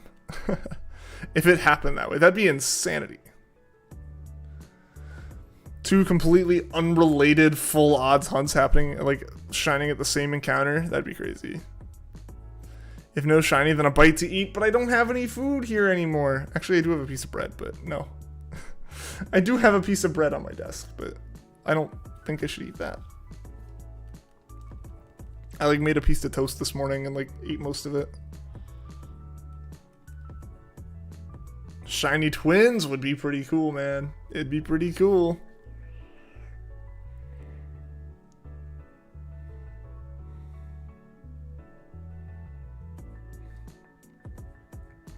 Oh, never mind. Like I said, it was toast. I started eating it, and then I got things ready for stream, and then I just never finished it, and now it's cold toast. Two shiny Piplups and two shiny Starlies would be cool. The odds of that are ridiculously low. like most things with like shiny hunting, you can kind of be like, it's probably happened to someone, whether they were intending to do it or not. Not that. Honestly, not really even like shiny Starly and shiny Piplup at the same time. Like the odds of that happening are 1 in like 8 million. If a mouse came out and stole the last piece of bread, that'd be extremely concerning to find out there are mice here. Granted, I guess Adele might get a snack at that point. That happened to you with the Vulpix. So you were hatching eggs, had leftover eggs hatching, and you got and another one appeared. Yeah, I've done that before too. I've actually had that happen twice. Or like on 2 separate hunts. One time it happened twice in a hunt, but it was because I hatched the eggs wrong, honestly. But yeah, I had the most recently I had it happen was a shiny Abra. I hatched for Abras in Sun, and I hatched my third one, woohoo, and cleared out the rest of the eggs and found a fourth. Doubt there'd be a mouse. I don't know. She struggled to deal with a bug she found on the floor the other day, so like I don't know.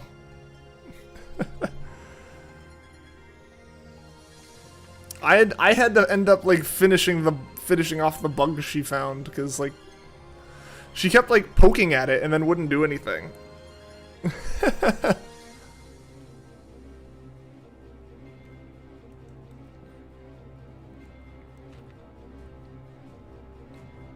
yeah, I also had a Rowlet. When I hatched 3 Rowlets back in like 2018 or 2017. Back in 2017, I hatched 3 Rowlets.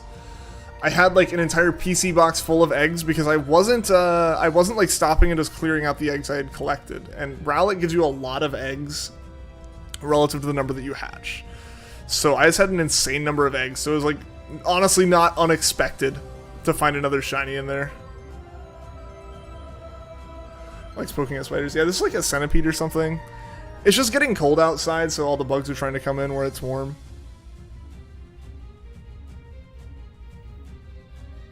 Hate the small flies that fly towards lights.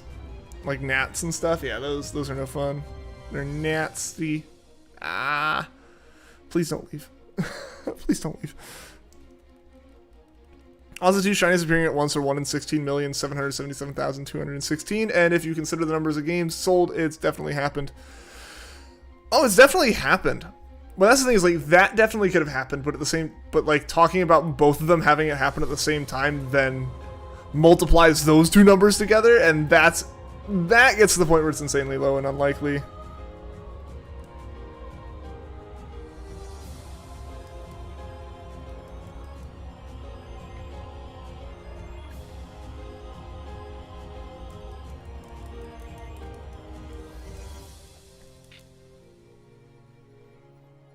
I mean, we're so close to 40 likes, guys. So close.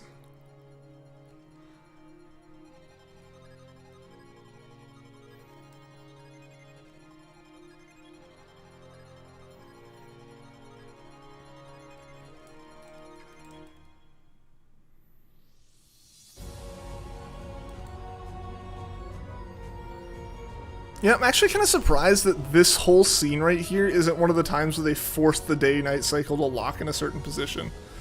You know, like in a lot of the games that have had day-night cycles, like there have been certain portions of the game that, like, quote-unquote are supposed to happen like in the day or something, and they lock the time. I'm surprised this isn't one of them.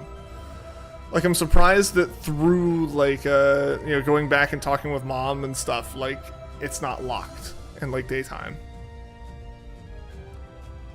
It's also crazy that it's only Monday. It really is, right, Xander? I mean, it feels weird to me because it's Monday, but it feels more like a Sunday to me than anything.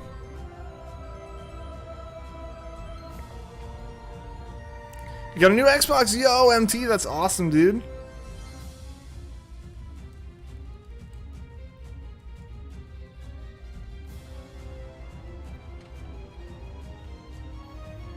Does Sword and Shield have a day-night cycle because it always seems like it's daytime? It does, yes. It actually does have a day-night cycle.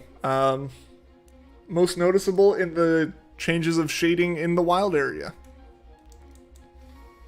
And the weird message of sunlight beaming down while it's nighttime outside. Because intense sunlight still applies even at night.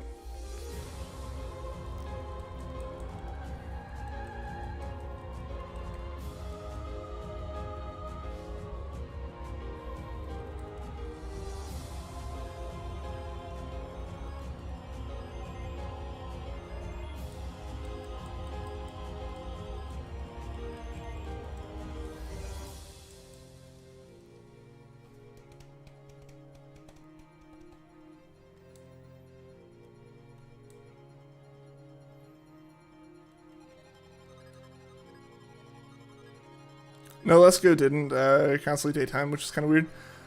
I mean, Let's Go kind of made sense. I'm really, any of them having or not having it makes sense. It doesn't really change much for me, especially like something like a Kanto game, like having or not having a day-night cycle doesn't really matter because nothing in Kanto was added with the intention of there being day-night.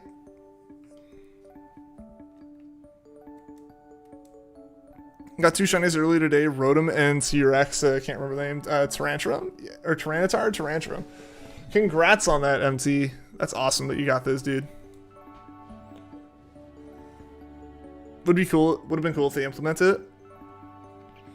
Yeah, I mean, I could take it or leave it, you know? Like, it is...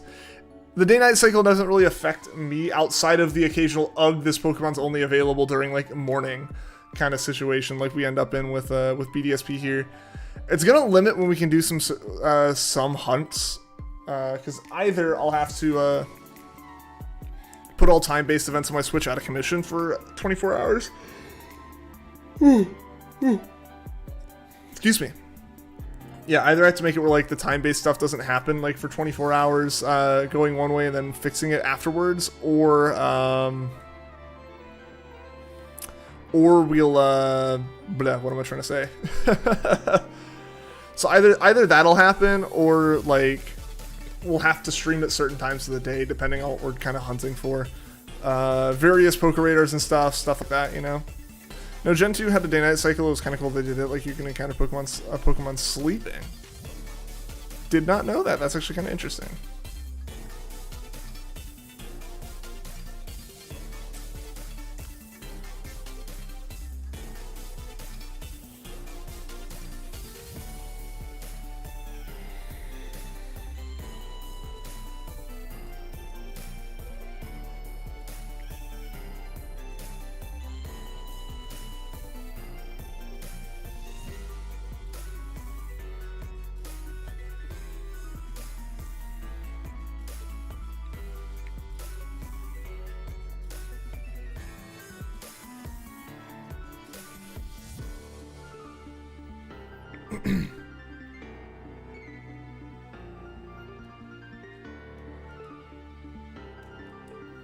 Yeah, so what do you guys think? I'm going to go ahead and ask you guys, since you guys are here, you get the privilege of being part of this decision, or like part of just like at least like giving feedback on it. I'm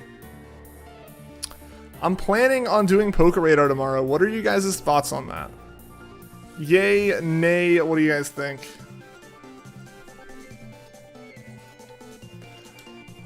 What do y'all think of us doing a Poker Radar hunt?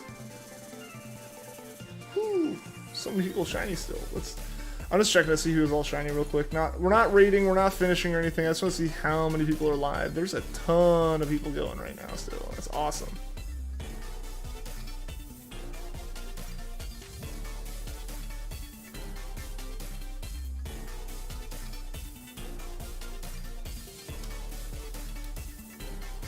And it's crazy how like long people have been going for these. Meh, Bay, seems interesting. All right, three different takes.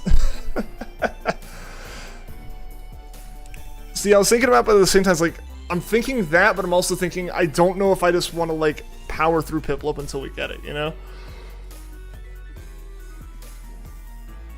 In the words of Streamegg, way. Ah, man, I wonder how Streamegg's doing. I wonder if he got a copy of the game. This man, I know he's had a whole lot going on, just like life-wise. I also just, sorry for all the noise of me shifting my armrests around. I decided I should lean forward. I think I was kind of falling asleep, leaning back in my chair. How do you feel about mashed potatoes? I like them. They're pretty good.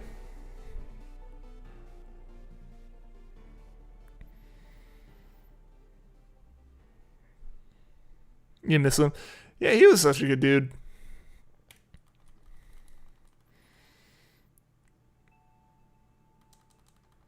Alright guys, y'all are getting an AFK encounter real quick. I feel like I need to go grab my water bottle. I need to hydrate.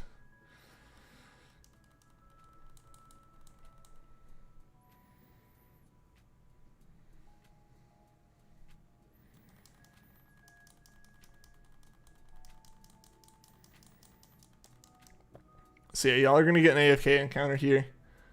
Because this isn't enough for me to go to like a be right back screen or anything. So we're just going to start the encounter and I'm going to walk away. Shiny now, watch, right? We're going to get 2 shiny Starlies and 1 shiny PIPLUP right here, right? That's how it's going to go.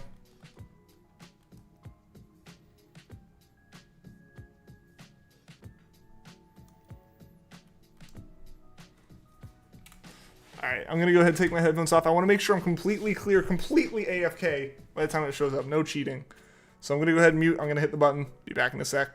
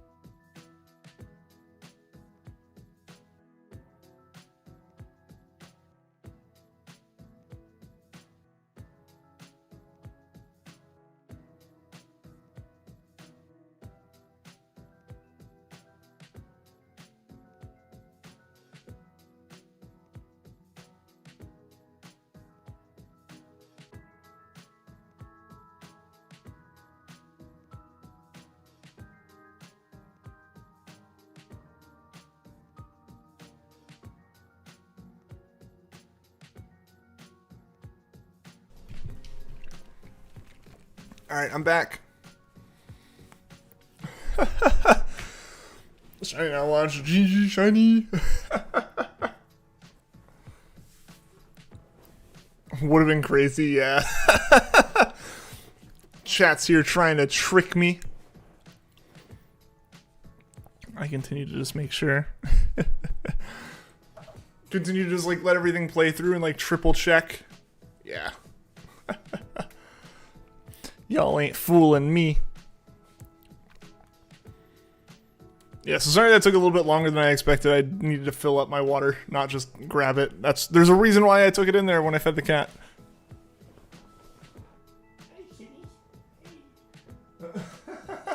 She's not a fan of that. She's curled up in a ball, like sleeping, and I like just like tapped her on the back of her neck, and she just like woke up and just gave me the most dirty look. It was the dirtiest look of like, why would you do this? What made you think that this was okay? And now she's not gonna sleep again. I feel bad now. Hey, cat. Are you okay? Are you mad at me? Are you mad at me?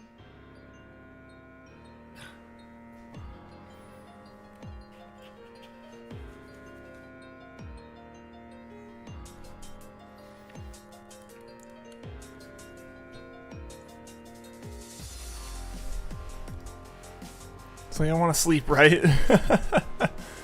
Oh, we're not. Hello. Are you coming up? Hi. I have a cat now.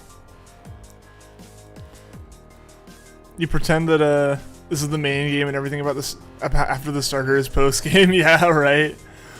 Hey, the amount of time sync, that sounds about right. We don't own cats, they own us. Right? But yeah. I have cat, she is in lap. How dare you awaken me from my slumber? It's like, yeah, now I'm gonna sleep on you. Like you had me like all nice in a bed. Hi.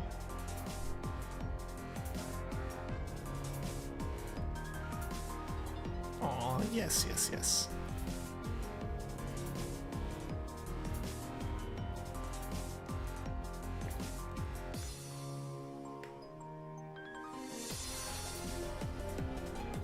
Oh, didn't want to do that.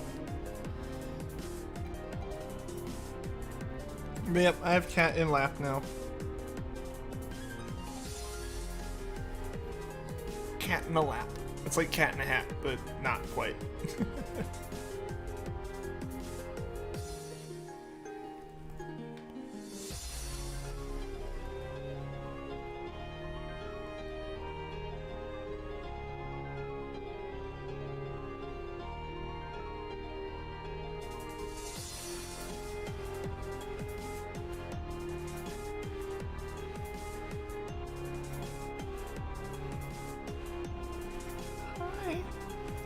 Do you want to say hi to everyone on stream? Or do you just want to stay in my lap?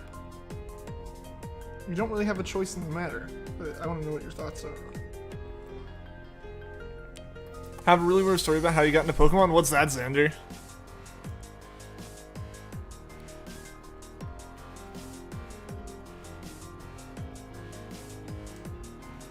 Tell us all about it.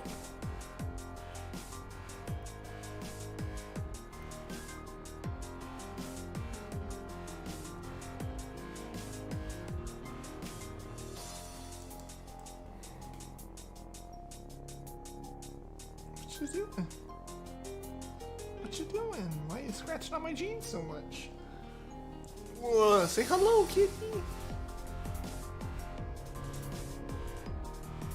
Do you not want to look at them?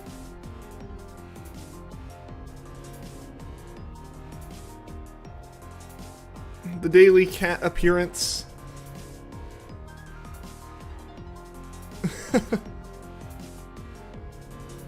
She's very sleepy.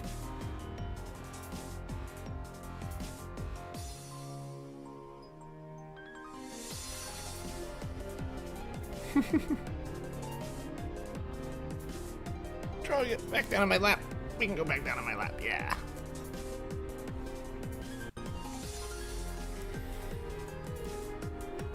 Oh, yep, immediately back to... She just, like, puts all of her weight onto my chest to be like, oh, fall over, I'm putting my weight on you. So I decide how we sit here.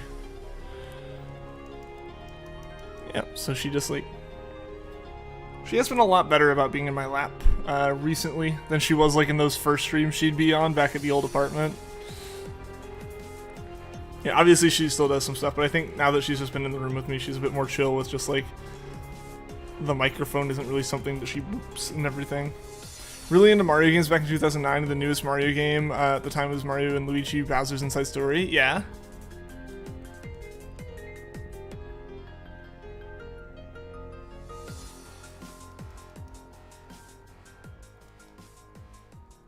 Well, I can't believe I got that out of sync. Dang. Yeah, how'd that lead to Pokemon, Xander?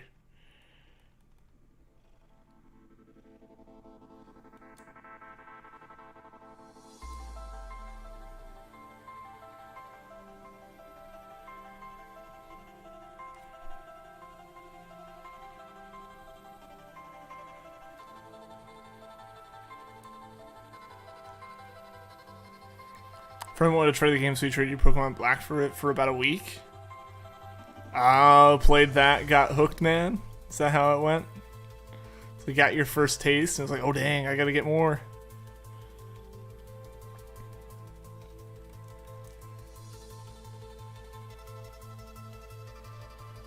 Another rip to the devs who made those games. They went bankrupt a few years ago. Rip. Big rip. Yeah. Hi, sweetie.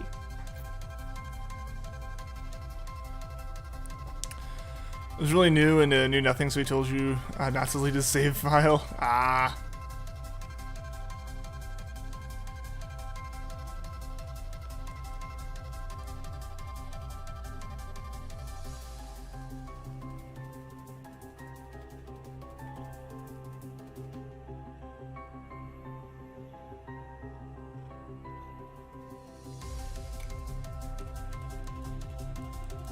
Unfortunately, at least, like, by that point, the games weren't letting you delete or like save over save files. You had to delete them first.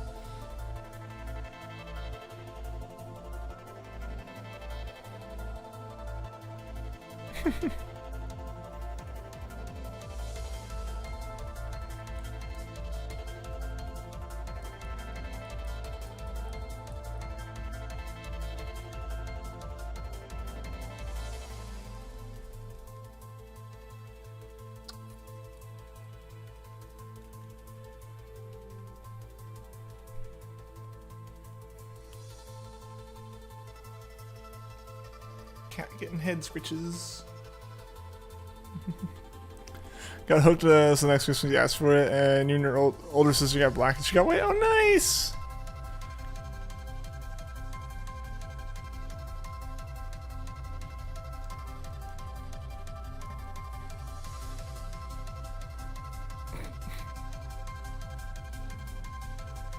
Look at the cat.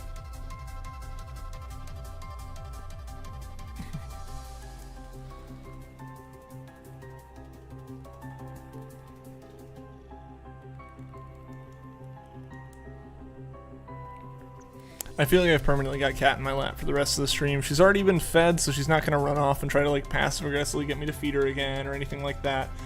And she's just like, she's just here for the ride now. Used to be hooked on Gen 4. Oh, are we okay?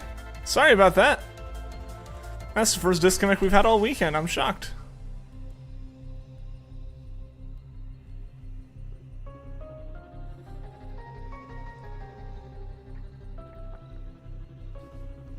Yeah, so sorry about that. In case they were missed, the other two Pokemon were not shiny, just FYI.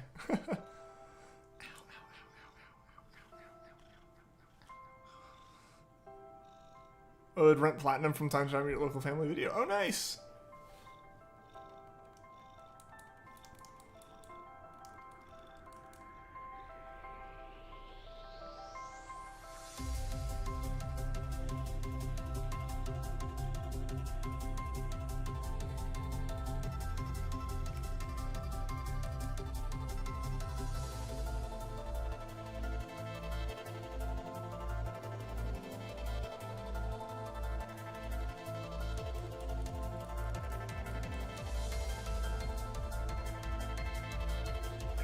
Original GTS wasn't a bunch of weirdos who wanted level 100s for a Magikarp.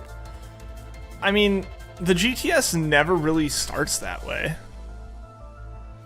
Or it does start that way and you just forget about it. Like, there's actually enough people in there doing it, like, how it was intended for it not to, like, seem like it's, like, not really usable. But now it kind of just ends up in that situation because, like, especially the 3DS GTS, like, most people have moved on from that.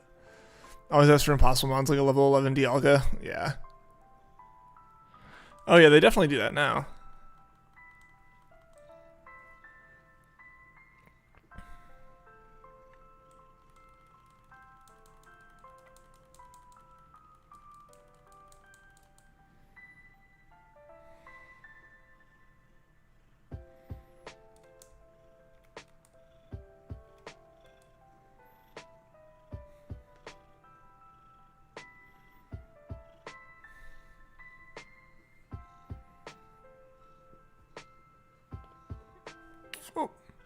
There's still Pokemon in the Gen 4 and 5 GTS. Fun fact. I didn't even know those are still accessible. Like, the actual, like, legit servers I thought would have been shut down a long time ago. Oh. Cat's taking big steps to get off my lap and go back to her bed where she's not getting moved around. He's like, no, I'm good. I'm going to go back to where I was sleeping before.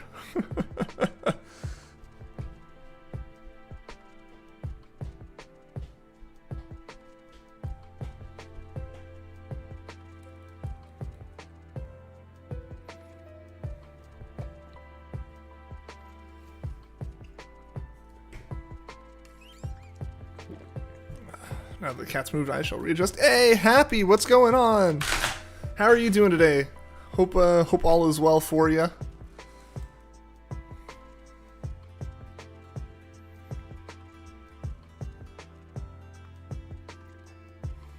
Remember the servers that they made for old DS and Wii games since Nintendo shut down the old ones? That's how you're able to access it. So it's not like the legit one then. It's just someone else. It's just a fan one still sitting up. You got your shiny gym last night? Yo, Happy, congratulations! That's awesome! 550 encounters, that's great, dude. Congrats! Shiny hype for Happy in chat, everyone. That's incredible. So happy for you.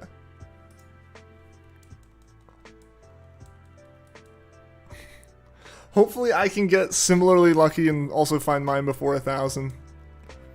Want to know the weird part? Sure. What was the weird thing?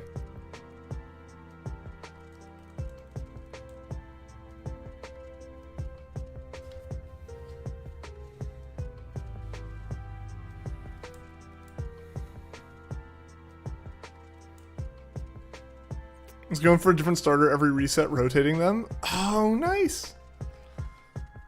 That's a clever way to do it. Kind of mix it up and stuff.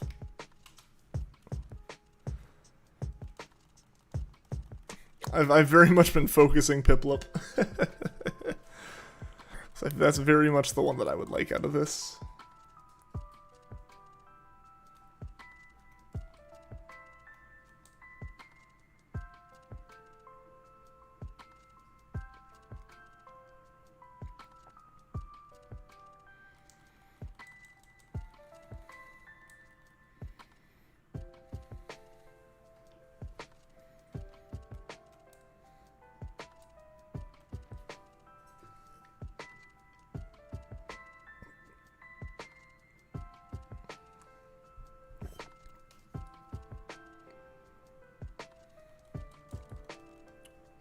I still really wish, and we've talked about this before, I really wish you could tell if they were shiny or not from the preview.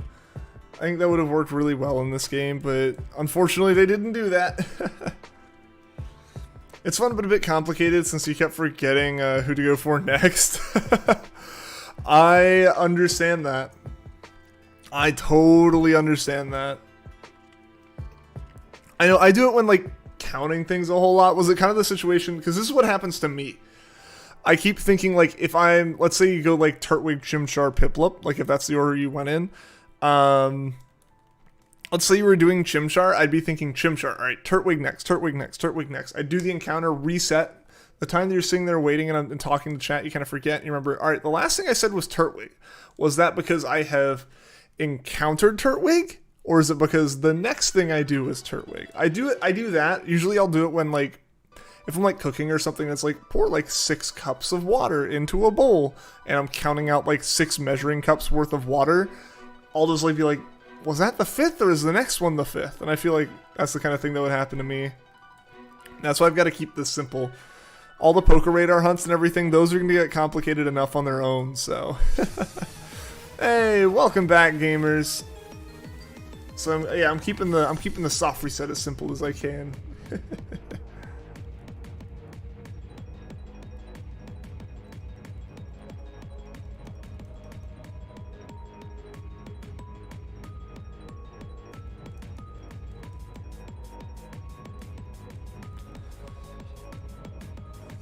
Turtwig's the fastest because the game's already set on Turtwig. This is true.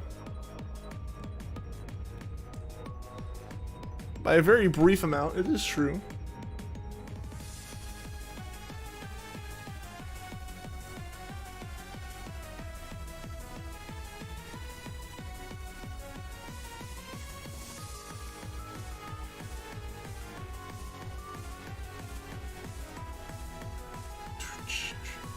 You know, it's one thing I have noticed while streaming, but I'm kind of having to get used to again. So my audience has generally been very, very consistently the same people for like the past, you know, at least 6 months, as far as like who's usually in the streams. I've definitely had to kind of catch myself like about to refer to like newer people in the stream by the names of someone whose avatar looks similar to theirs at the very tiny resolution that I see it. Just because I've gotten so used to just at a glance knowing who's been messaging, versus like now we have a bunch of new people in this room, which is fantastic. It's funny that like I'm having to relearn that a little bit, like retrain myself to read names now instead of like a quick glance at avatars. Example, there was someone in here earlier whose avatar was also like light with like kind of an outline type drawing to it, and like similar to Vanillix's, and I think I almost called them Vanillix once. You know, like that kind of thing. Just because at a quick glance, I'm like, all right, Vanillix is usually the one who's like the white circle avatar in chat, and stuff. A fun fact about Radar: literally everything about the mechanism except for the 1 out of 99 odds is the same as the old one, but very few people know that. The old games were data mined finally a few years back. What do you mean by the 1 in 99 odds, Mighty?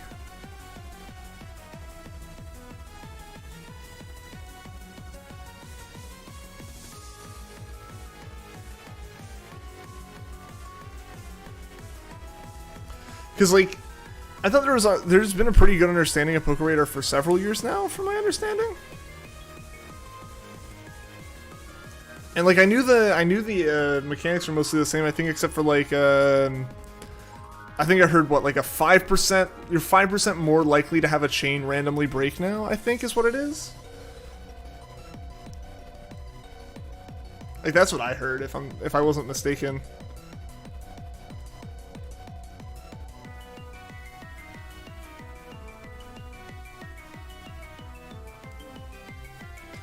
You know, it would be sick if Shiny Mons had a different encounter intro than just a random encounter. Like, you know, when entering the grass, like it sparkled or something, like right here. That'd be interesting. 1 in 99 odds are new before it was 1 in 200. But the radar understanding we thought we had to the old one turns out to all be superstition. What was the superstition before? Because my understanding, this is what came from, my girlfriend does a lot of poker radar hunting, and I've heard a lot from her over the years. She even given a whole other rundown for me last night with it. I gotta read it again. Mel, if you're watching, I very much appreciate you sending it. I slept on it and forgot it.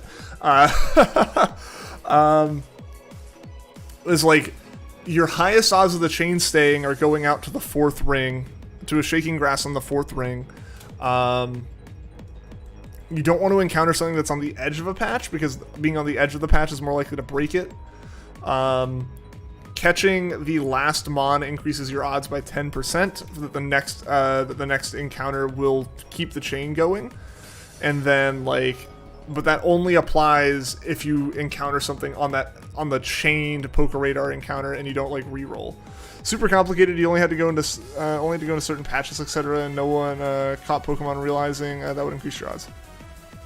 Ah, okay. So I guess in that case, my girlfriend learned everything post the data mine then, because she had a lot of stuff with that. Like as far as like the 4th ring, make sure she would generally start catching them once she got to a chain of 30. She didn't want to waste the Pokeballs before that and stuff. Yo, J-Teen, what's going on, man? How's life going? Welcome, welcome. How you doing, dude? Yo, I do really find it funny how, like, the longer we stream, the more people feel like we're gonna encounter Starly first, according to the poll.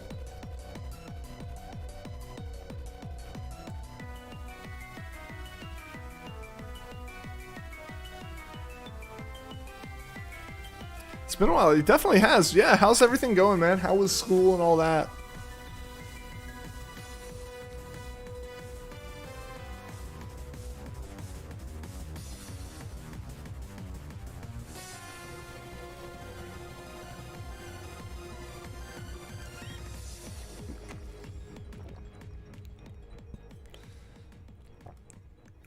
Been busy with school, only 3 weeks till exams. Let's go! Then you're done for a while. Nice, dude. Nice. Hopefully the semester's been alright. Hopefully class has been treating you well and everything, man. Already got Uncatchable Starly and you're hoping you don't dig it again. I was already mad once. Yeah, see, like, I don't think I'll get mad at it. I think, to me, it's like, it's whatever. Heard that the sparkles are really good in this game. Completely forgot what the sparkles looked like. I guess I'll have to find out here soon. That's the real reason for doing this. I was just finding out what the sparkles look like. No other reason, right?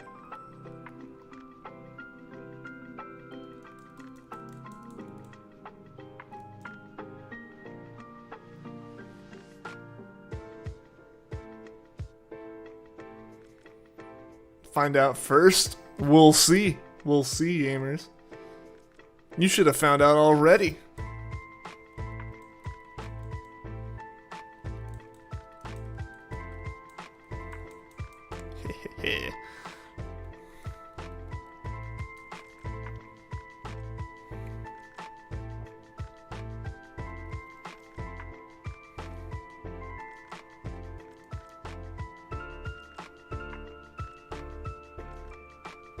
This isn't a race that just isn't fair. No, it's definitely not fair. I should lose that, hands down. Oh, this is a race that just isn't fair. Oh, okay. I thought you said this isn't a race. I'm like, oh, it absolutely is. I'm making it one.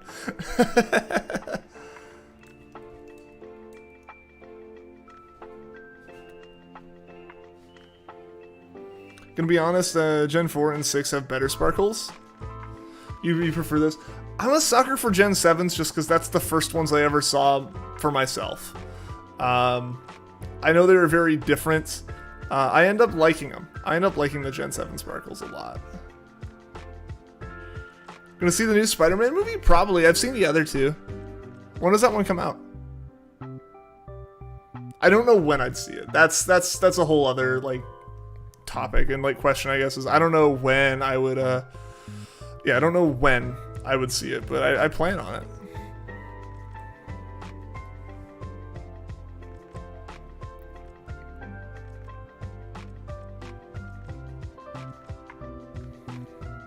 December 17th? Alright, that's not far away. That's pretty close. Honestly, I guess, I don't know, Spider-Man movies are weird. They don't always... I say they don't always, like they've ever come to, I was gonna say they don't always come to Disney Plus, but they've never come to Disney Plus, so I don't know. I'll see it at some point. Gen 7 gets a higher shock value, but it isn't that appealing, in your opinion? Hey, that's totally fair. That's totally fair. Like, I imagine a lot of people don't just want a giant star popping up over their Pokemon. I do like Gen 4 sparkles. I do really like Gen 4s. Gen 3s, though, Gen 3s are a classic. I prefer the gold sparkles over the blue ones, personally. Still remember you were freaking out over getting a Snivy in black and white, too?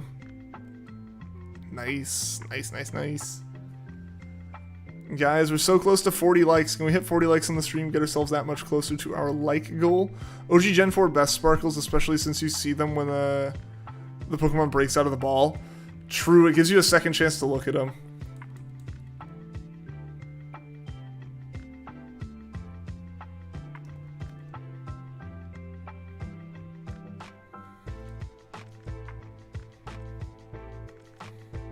Still couldn't believe it was under 1,000. Yeah, that's pretty crazy, man.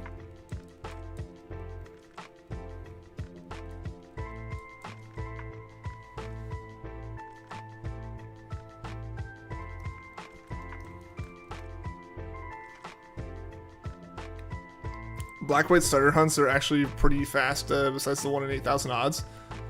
Yeah, that's what I think Vanillix was saying earlier, where it's like they don't, since there's not a lot of cutscene or anything, it's just like you catch it, you get it, and you check it. I mean, like, that's what Gen 3 ones are like, too. Like, you know, with Gen 3, it's like you save either save right in front of Birch's briefcase, or you save right in front of the one you're gonna pick and just go AA, and, like, you're done.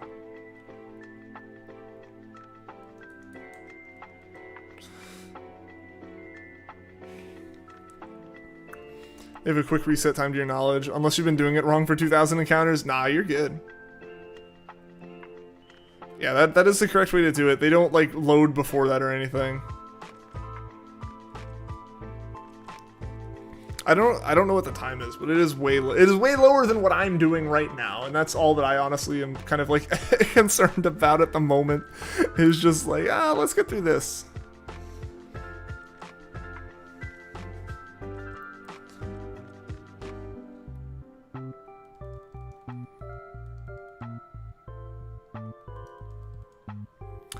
And also, it's crazy. I know this number probably doesn't show up on stream, but it shows back for me. We've had almost 500 playbacks on the stream today, guys. That's crazy. That's awesome. We've had so many people tuning in over the course of the day, so I really appreciate that. Let's actually see what's like the... It's been very consistent, too, which is nice. It's actually really kind of nice to see the stream, like, healthily going along, healthily getting people involved. Yeah, so seriously, guys, thank you so much for all being here and stuff. I keep saying thank you. I feel like it keeps sounding like I'm ending. I'm not ending. I don't think we're ending anytime soon. We probably at least got another 2 hours in us.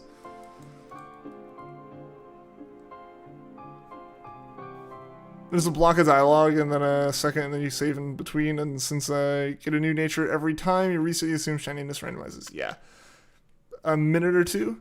That's actually still pretty long though.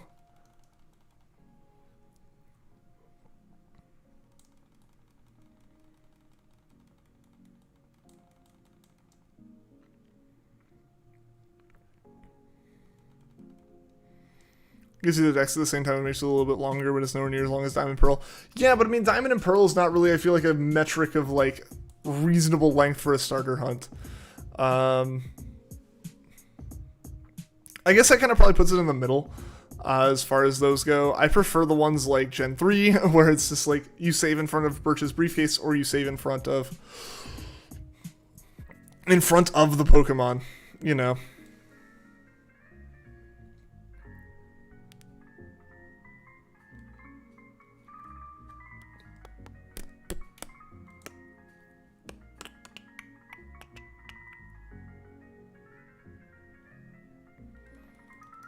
Like the Hard Gold Soul Silver. Hard Gold Soul Silver is the best. Hard Gold Soul Silver, hands down, the best. Because you save right in front of it. You don't have to do any real dialogue. And you see all three. We've talked about this like so many times this weekend. Just because, like, of course we would. You know, you're dealing with probably the most grueling starter hunt that we've had in a while. Like we're dealing with probably the most grueling hunt of this entire, like, game right now is this hunt. I think everything after this will go so much faster. Even the other soft resets you do are like way easier. Now watching a big screen got crazy glue stuck on your desk. Oh no! How'd the crazy glue get there?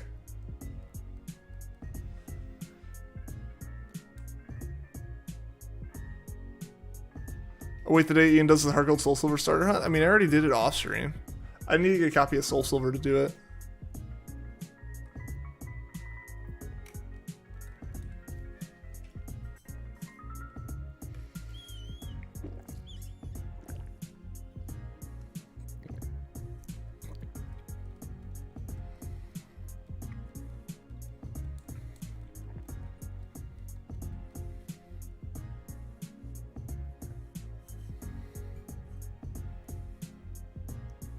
You left it there. Oh no! That'll do it though.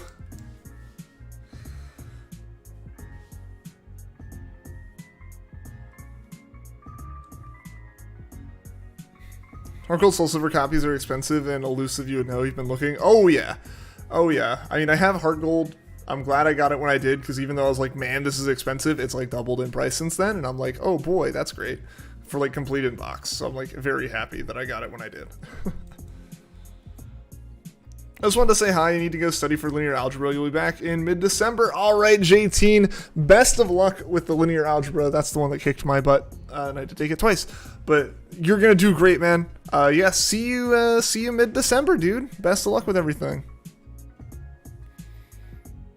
Can't wait for new Pokemon anime in January. Are they like on a season break right now?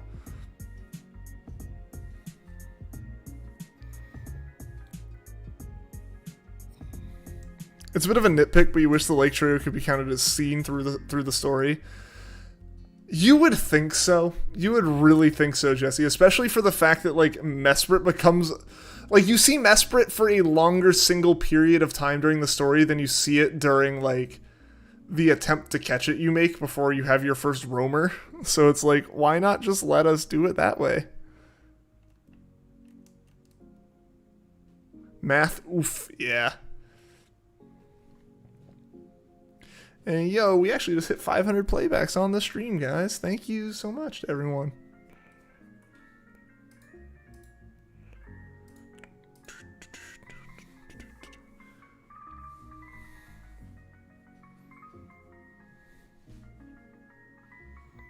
Roamers are still in BDSP. Mesprit is at least. I assume the other ones are too.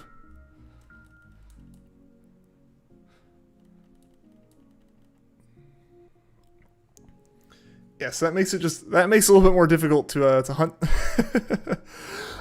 Those will be interesting. Yeah, trying to catch stuff like Mesprit's been a bit of a pain. I started it, but I goofed it, and like it ran away. It didn't run away. It's just like I didn't encounter it on the route it was on. It was kind of like, ah, dang it. Watch me not get the egg-shaped plant, but get a silk circle instead. Hey, I think both are fine. Just as long as it's a good silk circle, right? You don't want one of the bad ones.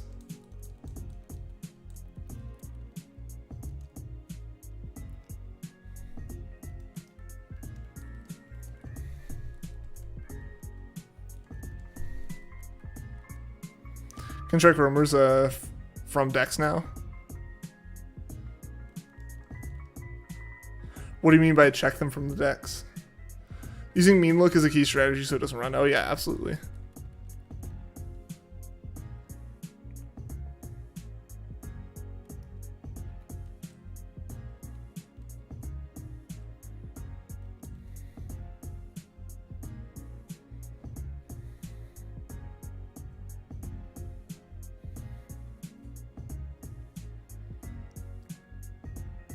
Oh, you can!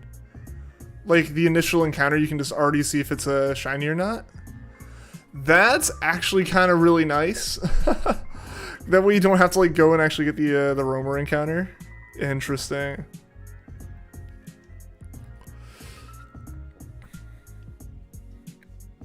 I believe having a Pokemon in the Arena Trap is good too. Yeah. Basically, I imagine you want something with Arena Trap that is less, like you want something with Arena Trap that can possibly no mean look to keep it in battle anyways, that is slightly lower level than the Pokemon, just so like you can repel trick for it. That's actually really nice. That's really convenient for shiny hunting them if you're trying to shiny hunt them. Is Wobbuffet in the game? I think it's in the underground. I don't know why I wouldn't be, seeing as like, in theory, I think you can complete an entire Sinnoh national dex in this game without like external help. Is either Wobbuffet or Diglett Dugtrio? Yeah, we can definitely get Diglett Dugtrio to your knowledge. Cool. Yeah, I mean, you can just set stuff up. You can set anything up for that, I think. Yeah, anything you would have set up in the original Diamond and Pearl, you should be able to set up now.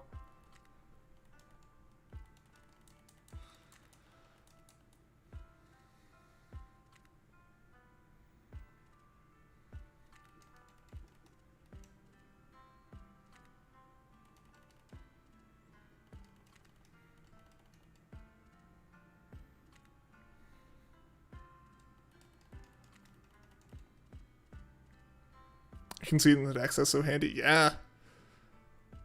Yeah, that's actually really nice.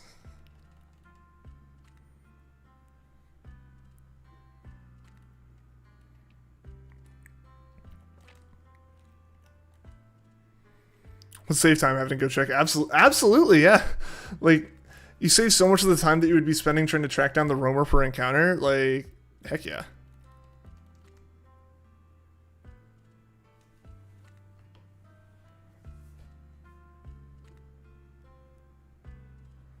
How do you hunt for them in this game then? I mean, you would save before you encounter, like, before you do your initial viewing of the roamer, it sounds like. Because in order to like encounter the roamer, you like in order for the roamer to start roaming, you go up to it and then it goes away. So it's like I assume at that point it shows up in your decks as seen, and it shows up as your decks as seen in its shiny form. That's my assumption here. I guess Mighty, you can kind of prove me right, or you can like either back me up on that or tell everyone that I'm stupid. Sounds like a hype hunt, to be honest. Yeah. Like, basically, if you can, like, find the roamer, find that it's shiny, you can save then and just be, you can be golden. You can make it where you can't fail a shiny at that point.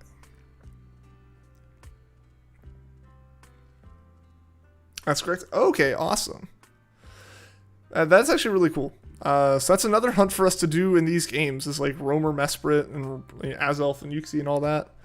That's so cool. That's so cool.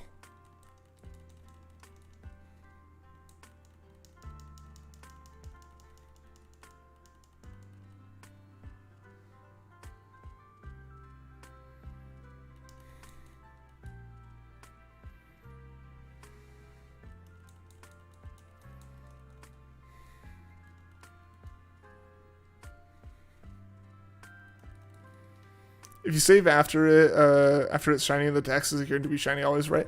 Yeah, because like at that point you've encountered it, and like that specific Pokemon is the one that's roaming around the region. So despite you getting new encounters, it's like it's set stats on the Pokemon at that point.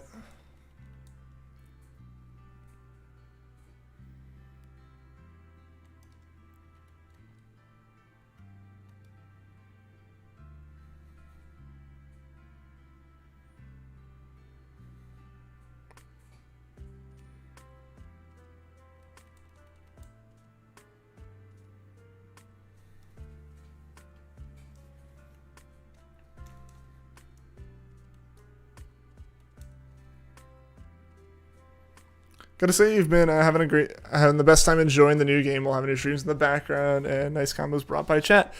Dude, Jesse, that means so much, man. I've been having an absolute blast doing the streams, dude. Like, talking with everyone, hearing everyone's experiences with the games, learning all this information with you guys, and, like, kind of, like, thinking about it all, figuring it all out. Everything about these streams has been an absolute blast. It's kind of sad I have to go back to work tomorrow, so I can only stream for like a reasonable amount of time tomorrow night, like maybe like 4 or 5 hours instead of like 7 or 8. But no, it's genuinely awesome to hear that. It's genuinely awesome to hear that. Because, you know, like, I've been enjoying the heck out of this, and it's really nice to hear that, like, not only am like I enjoying it, not only are we meeting a bunch of new people, but like all the old people are enjoying it as well. I think that really matters, right? Like, I think it would kind of suck, like, if like everyone who'd been in the streams before was like, oh, this is terrible now, like, or something. But yeah, no, it's awesome to hear that you guys really have been enjoying it. Ditto. Don't you make Diglett MT? Or you weren't one of the people hounding me about that, were you? It's the best. You guys are the best. Come on now. Y'all deserve the credit.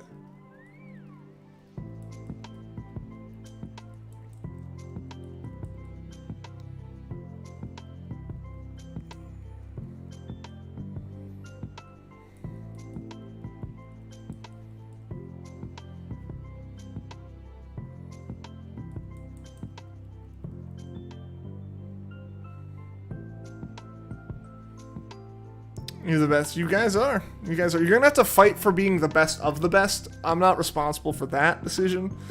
I won't play favorites, but I won't play favorites, but I'll have one. Decide amongst yourselves. Not sure what you're talking about. Ditto, meaning I agree. Yeah. Yeah. Yeah, I don't think you were here for that. When I did my Diglett hunt, I kept calling it Ditto, so people keep, like, flipping them on me in chat. I don't think any of the people I don't think most of you who do that are here right now, though. Great to see the growth from all the hype surrounding the games. Yeah, it's been awesome. It's been awesome. These have been the most intense and, like, super fun streams. We also hit 40 likes, guys. I don't know if that was pointed out. 40 like hype on stream, guys. That's incredible. But yeah, no, genuinely, like, yeah, these streams have been so much fun. They've been so much more lively and everything. It's just been great. I am so Diglett. Yeah, oh yeah, Gamers was one of them. Gamers was one of them. Stop calling it Ditto. I've stopped myself so many times today. So many times. When referring to the Diglets in the underground, I keep almost saying Ditto. I don't know what's wrong with me. I just can't get it right, guys. I just can't get it right.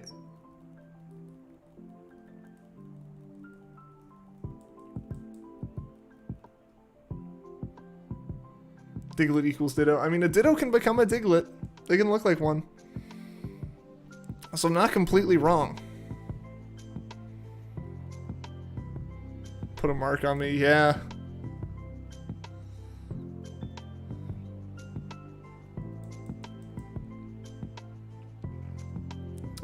I don't know, you guys have messed me up with that.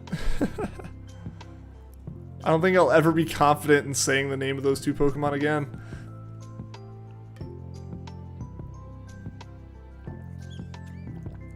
A Diglett picture with the name Ditto over it.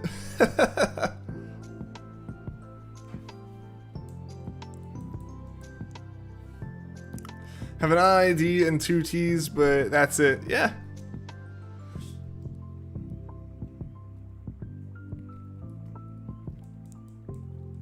They really aren't that similar, but I just can't say it right.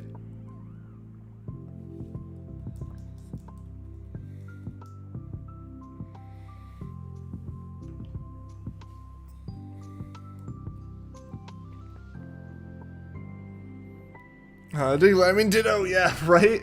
Right, we're gonna like poison my like memory of the first shiny Pokemon I ever hunted. That's how bad y'all are gonna mess me up. This time of day sucks because Starly literally looks shiny, right, Mighty? Right? That's why it's so nice having the second stream right now, is because like they both look the same. Odds are very high that they aren't shiny.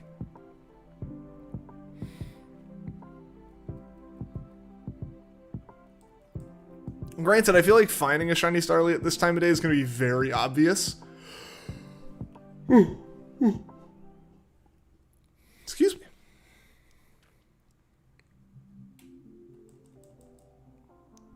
All those Unity colors, right? I don't know, yeah, Pokemon games with day-night cycles always seem to have funky things with the shinies, where like sometimes any Pokemon that's just like kind of a little bit of like a saturation shift, like is almost guaranteed to look shiny at some time of day. Yo, Juan, what's going on, man? How you doing today? Welcome to the stream.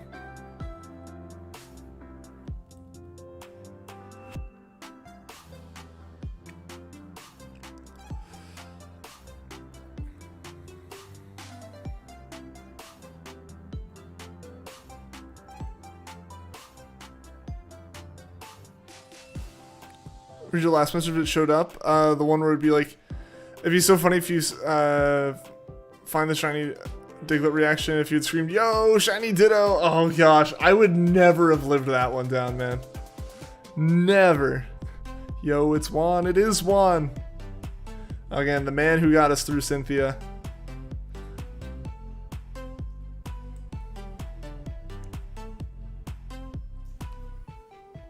We'll forever remember that.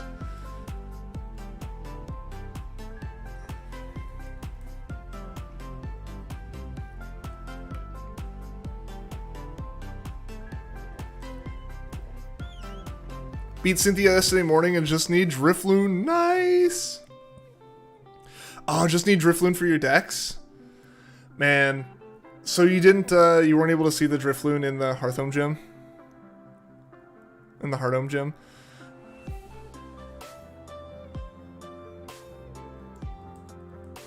I got really lucky that I was just grinding through those trainers because, yeah, like, you literally can't see Drifloon anywhere else except for on the Fridays. Nope. Ah, man. Yeah, and there's, like, literally only the one way to get it. That's so unfortunate. For, like, the Poker Radar perspective. Like if your main save went past that gym without, like, just throwing one of the random quizzes, like, it's over. Doing Shiny Dynamax raids, are you the only one? I mean, there's probably some people. I know a lot of people are probably still waiting till like December or just aren't planning on getting these games at all. Probably doing some Dynamax stuff. I know a lot of people are probably still going to be playing Sword and Shield. I think officially Pokemon Company is viewing Sword and Shield as is continuing to view those as the competitive games. Which I almost kind of feel like is where you draw the line of if a game's main series or not. Yeah, like they're not planning on using BDSP as the competitive games at any point. It's gonna stay focused on Sword and Shield. You can go back to the gym and fight the trainers. Totally forgot about the fact that there's one person who has a Drifloon. Can you go back and fight like all the... I thought most of those trainers just kind of existed after that. Maybe they have different teams at that point and like it's evolved into a Drifloon or something. Because I remember someone saying like, if you don't get this before, like if you do not, like, throw the quiz and get an answer intentionally wrong and, like, fight this one person, you won't have Drifloon seen for your decks until next Friday. Oh, the ones you didn't fight yet. Really? I didn't know that. Gotten 2 females and no shinies so far. Do you know how many encounters you've done at this point, Silver?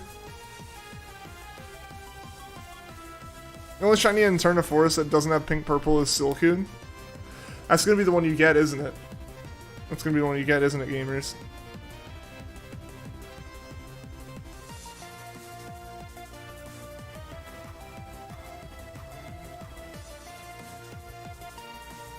$15. All right, that's pretty on. That's pretty on like odds for the rate of finding like female Pokemon, female starters.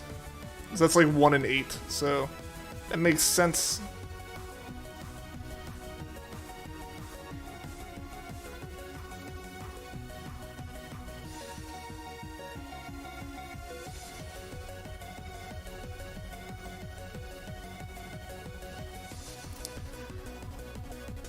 It does evolve into one with purple. Yeah, there you go. Yeah, so it's still got the purple in it. It did get a female Combi first try on the honey tree. Nice, I got a Wurmple. I just ran from it and slathered the honey on again. Well, this isn't worth it.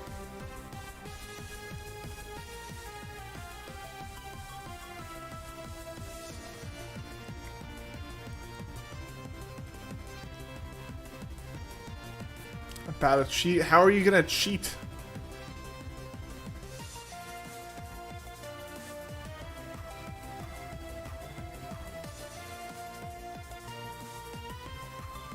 Vanilla being bad at the game, right?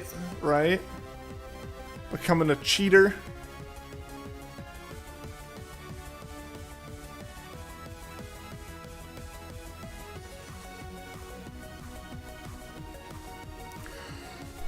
Ooh, excuse me. Get a level 100. Alright, now.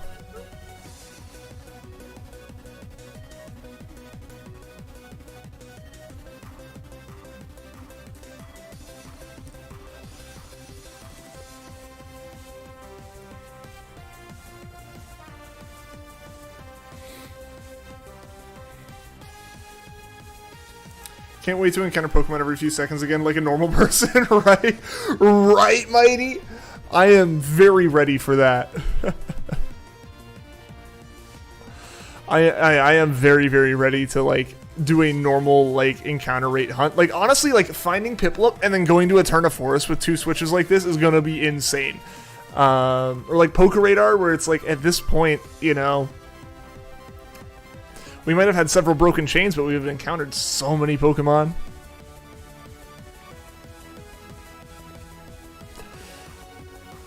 Yeah, come on, Vanillix. Needing a level 100 for a level 100 for Cynthia.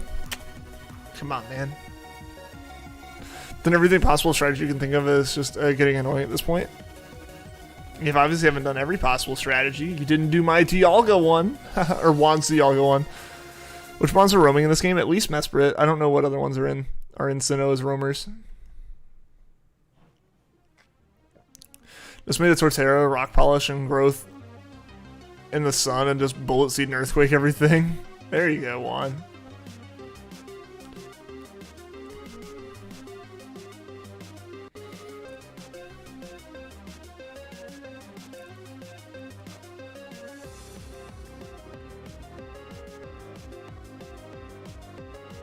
Cresselia is also roaming. Oh yeah, yeah. I kind of forgot about Cresselia, despite that being one of my more recent.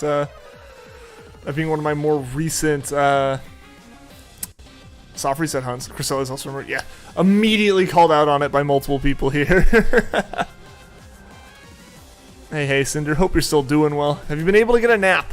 Have you been able to get any kind of nap yet, or are you still rolling off of that the plain nap?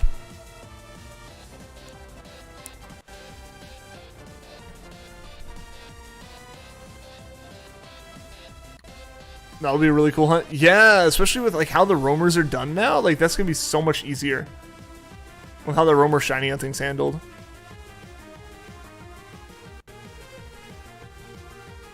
Only reason it took the only reason it's only 15 is because you stopped to cook it in encounter 15. Understandable. Granted, I mean these encounters take forever. It could have been like 15 in that time. And Platinum the 3 birds, but not in this game. Okay, got you. Yeah, the birds are just in the park.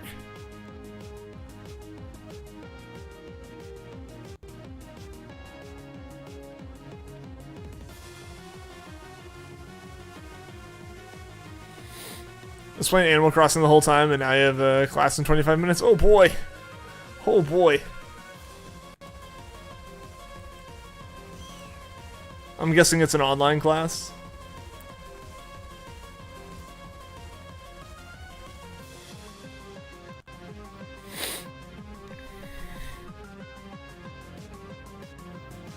Wasn't tired when we were playing Animal Crossing. Am tired now. Feels bad. Rip.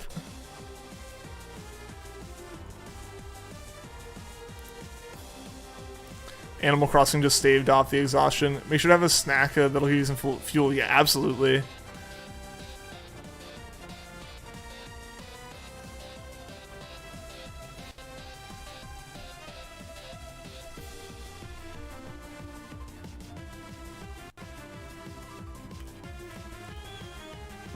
Redo Diamond and wait till Friday to get the Drifloon entry for Pearl and just breed that a lot. Yeah, once you get it on Friday, yeah. Could you imagine if school isn't online this semester? Oh, yeah. And I guess like if you've flown out for like a valid reason, like it makes a bit more sense. And probably be understanding. I mean, I definitely like flew places during like school days my senior year.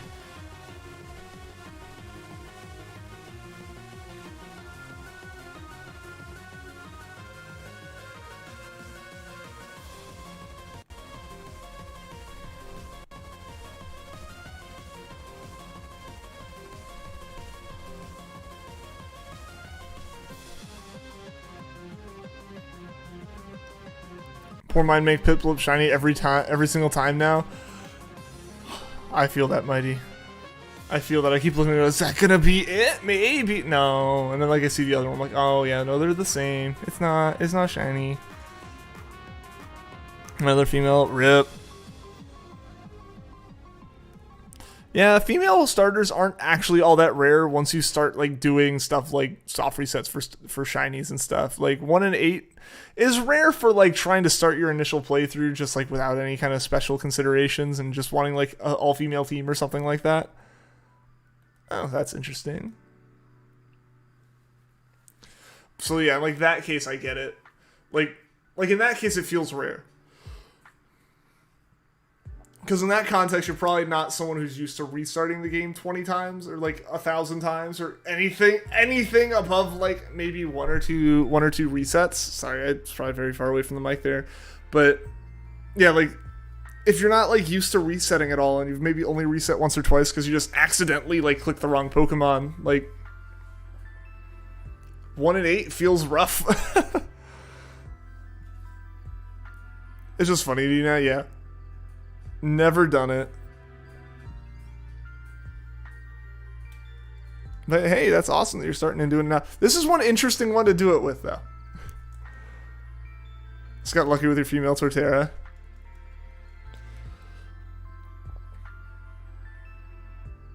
Never reset a game till now. Dang, and then you go in it just, like, yeah, then you're hopping into it with a potential shiny hunt in BDSP, this game that takes probably the longest per reset out of any game I'm aware of. Can't wait to get Romanus Park. And you've officially played through Sinnoh with all 3 starters as female. Nice. Your Manaphy is a bad nature, very upsetting. RIP. Maybe they all have the same nature. Or do they have different natures? Are they randomized? Less special attack than your Monferno just because of its nature. RIP.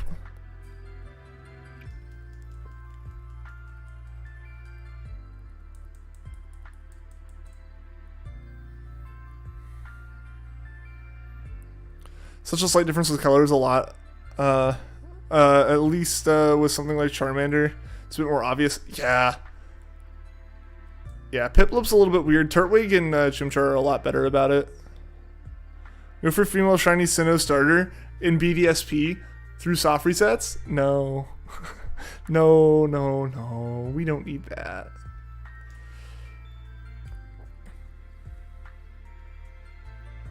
Don't like using legendaries for a playthrough, feels like you're cheating.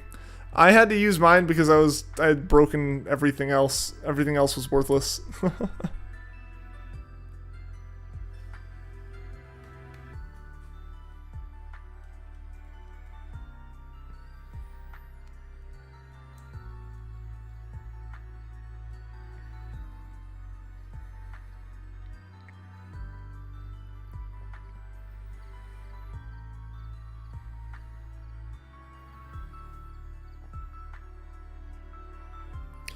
Gonna put it into the universe that you got a shiny female Piplup.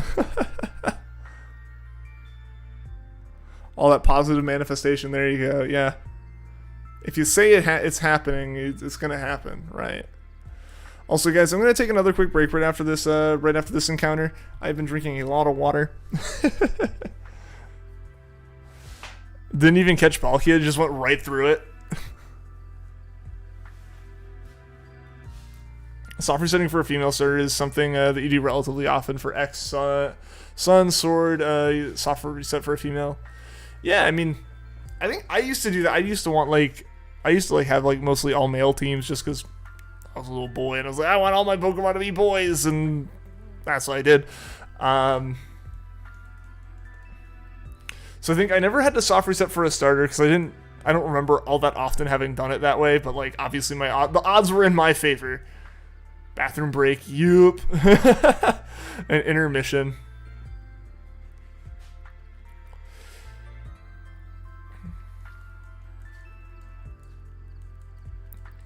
Planning to shiny up Palkia later, so you just skipped it for now. Fair, very fair. The female shiny Sylveon with a hidden ability and sword. Go empty and not implode. Yeah. Yeah, so we're doing this encounter because I don't want to end in the middle of it. I like pausing when I can let like that horrifically long load time play while I'm not at the computer. So we're doing the starter now. If we find the shiny, I probably will just explode. But talking about shiny female starters, you feel an obligation to bring up your Snivy. Fair enough. Fair enough. I think you've earned that.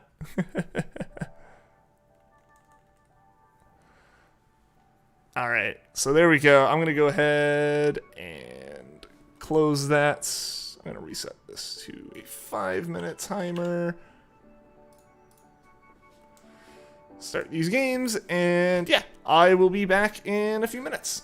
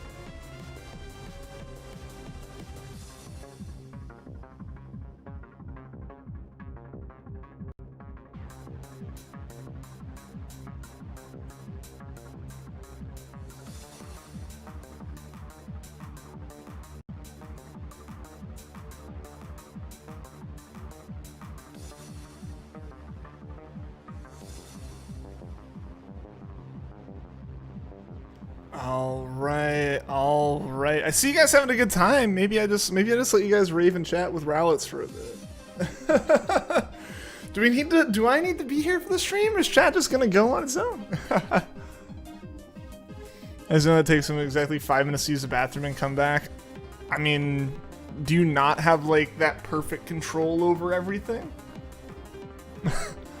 Honestly, I've been sitting here for about like 40 seconds, just like. I cheated. I used the remaining bits of the 5 minutes to catch up on like literally everything that I haven't seen since I started streaming 6 hours ago.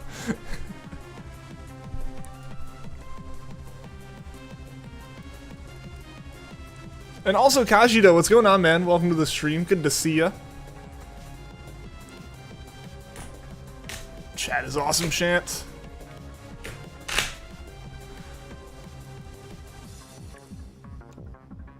You and Cynthia and have a new strategy, please. Yeah, hopefully it works for you. Yeah. Good luck with it. Good luck.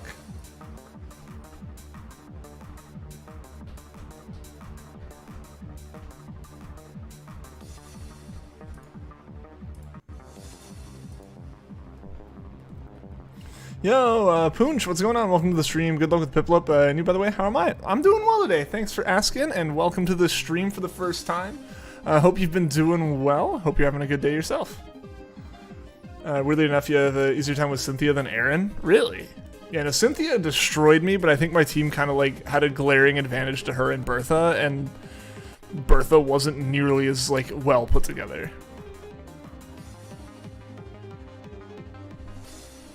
Set up and sweep, yeah.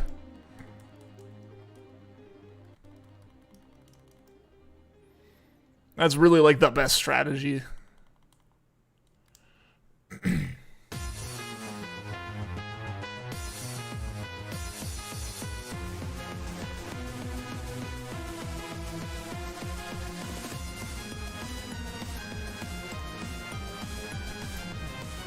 It's going. Amazon updated on your release day that your dual pack was delayed and would come here on the 20th or 21st. Got an update today saying your package may be lost. I've seen several people complaining about like Amazon throughout like this whole like BDSP release process. It's ridiculous. Like, if you're offering like a pre-order available on a certain day thing and you're a company that handles logistics and shipping, you should be better at that, you know? Don't think you can catch the Starly, so getting a Starly would be useless. Oh yeah, getting the Starly would be useless. The poll isn't saying which one will we like catch, or did I say which one will catch? Which will shine first? Yeah. No, it's like we know that like the Starly shining isn't catchable, but it's just kind of like which one will shine first, because it's possible for it to shine. It's the first time in a long time that like an uncatchable Pokemon like this has been able to be shiny. So it's kind of interesting to see. So we got a backup dual pack from GameStop. There you go. Yeah, I mean, my dual pack from GameStop got delayed by a few hours. Basically, like, before any of this, they already knew they weren't doing a midnight release because they just don't have the like workforce for it. Like, my GameStop only has like 2 people working at it, so like they can't handle a midnight release for on that night both Pokemon and Battlefield coming out at the same time. So it is what it is. That happened. That kind of stunk, but oh well. So I got a digital copy, but then I got a call from them like on Thursday night, so like right before they would have closed, saying, "Hey, it's probably gonna be more around like 3 o'clock tomorrow that your stuff's available because like FedEx just didn't deliver it to the store." PIPLUP will shine first. They're calling it as you're calling it, and you're always wrong. Oh well, I guess we'll see. Wow, Amazon. Wow, yeah. Switching Luxray with Intimidate, then switching Staraptor also with Intimidate, and then switch back. She'll go for Earthquake on Luxray. True. The strategy we ended up using, yeah.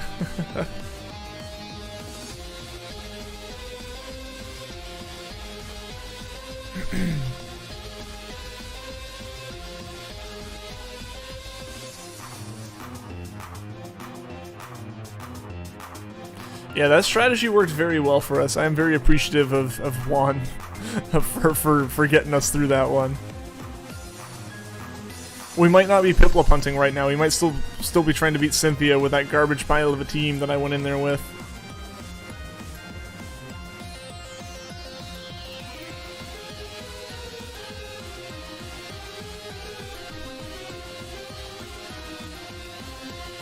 The backup strategy, yep. Just exhaust all of her moves by just continuously intimidate swapping.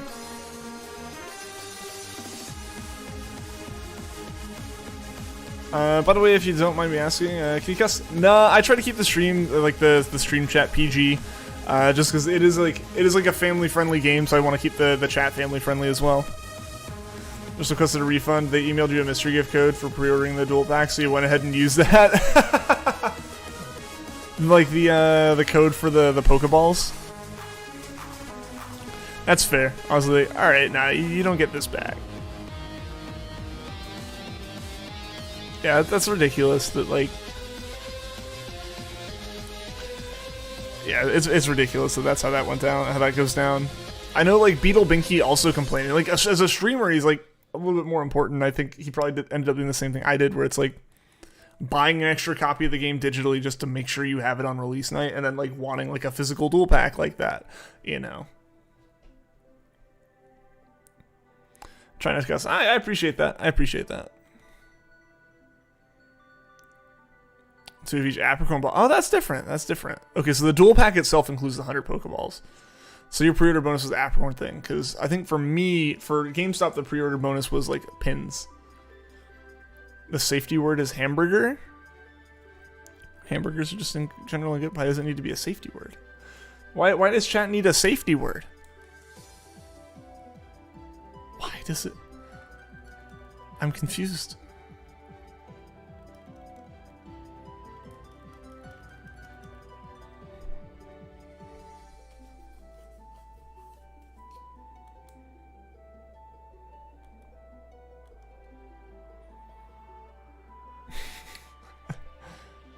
GameStop's pre-orders of Palkia and Dolgapins. Yeah, that's what mine was too.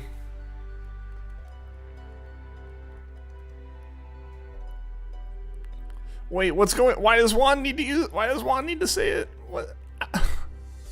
I didn't think chat was getting this intense. The chat hive mind. There's really just 2 of us here, right? It's me and then chat.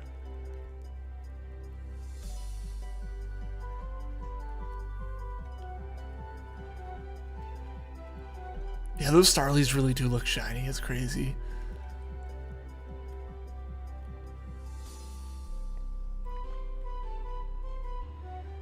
Obviously, it doesn't matter at the end of the day, but it's still just one of those things where it's like, come on. It'd be cool to see it. Even if it's not catchable, it'd be kind of cool to see it.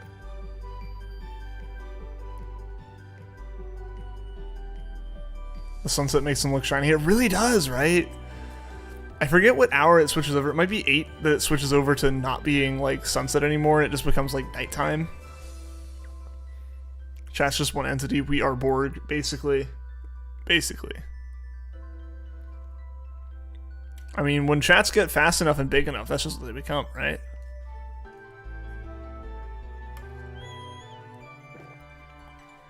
Hamburger.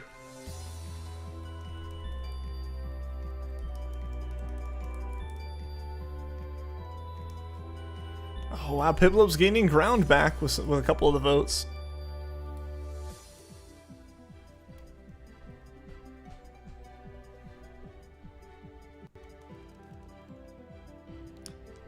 Halfway through. Good luck. Especially when they attack you before the encounter. Yeah, they really do then, yeah. Granted, like, that's not, they don't show as shiny there or not, so I don't really pay too much attention to it. Hype, hype, hype is the hype for Vanilla Alexander. But yeah, they definitely look shiny right there. They definitely look shiny there.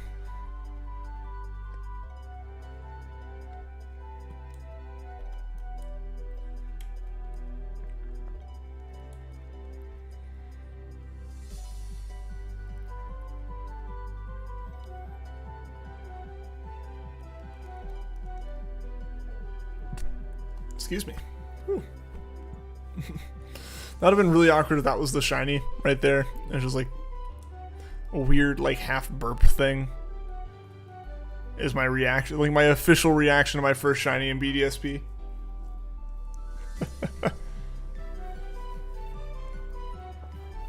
Seem very nice. Come to your streams when you can. Just time zones are annoying. I get it, I get it, Poonch. I get it. I'm guessing it's either very late or very early for you right now.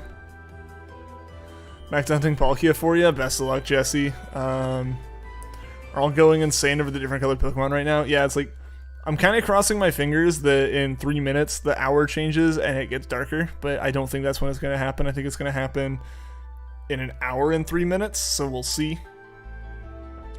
Realize that the chance of shinies or 49-6, there's a good chance that you'll get top hats more often in these games. This is true. This is true, yeah. Base odds, there's going to be a lot of actual full odds hunting, as opposed to previous games where it was like all charm hunting. And since the charm doesn't affect it, since the charm doesn't affect anything except for eggs, like there's very few Pokemon we're actually going to hunt at those low odds. I don't even know. I feel like almost everything's huntable outside of eggs, so we might not use eggs, like for most things. The only thing I could really think of using eggs for is like not wanting to deal with certain Pokemon's Pokeradar hunting, and that being the only way to get them. Things in general, like Abra's always kind of a pain in the butt and stuff like that. But even that'd be random encounters. I don't know. 2 a.m. is kind of late, but early, I guess. I usually consider 2 a.m. to be on the late side of things. Just because, like, I don't know many people who go to bed and then wake up at 2 a.m. I know most people kind of like, if they're up at 2 a.m. it's because they haven't gone to sleep yet. So I consider that late.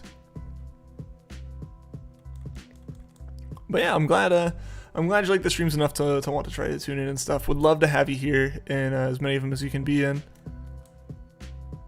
Competitive shiny mons for eggs.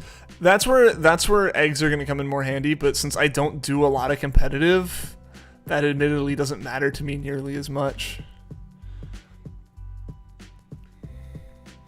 And Diamond to trade him a chop for an Abra named Kaza. Nifty. Yeah, I think like Abra is generally one of those Pokemon I always get nervous about when trying to like shiny hunt in the wild, just because the whole idea of Abra is it can just go, hi, goodbye, and just leave. And it's like, no! Count 12 a.m. is late or early. Again, late. I don't know, I'm not one of those people who goes, well, technically it's, as like as soon as it passes midnight, technically it is the morning, or so. Nah, it's nighttime. It's still nighttime. Even insomnia, so sleeping is hard, so I guess 2 a.m. for you is really early. Ah, man, I'm sorry to hear that.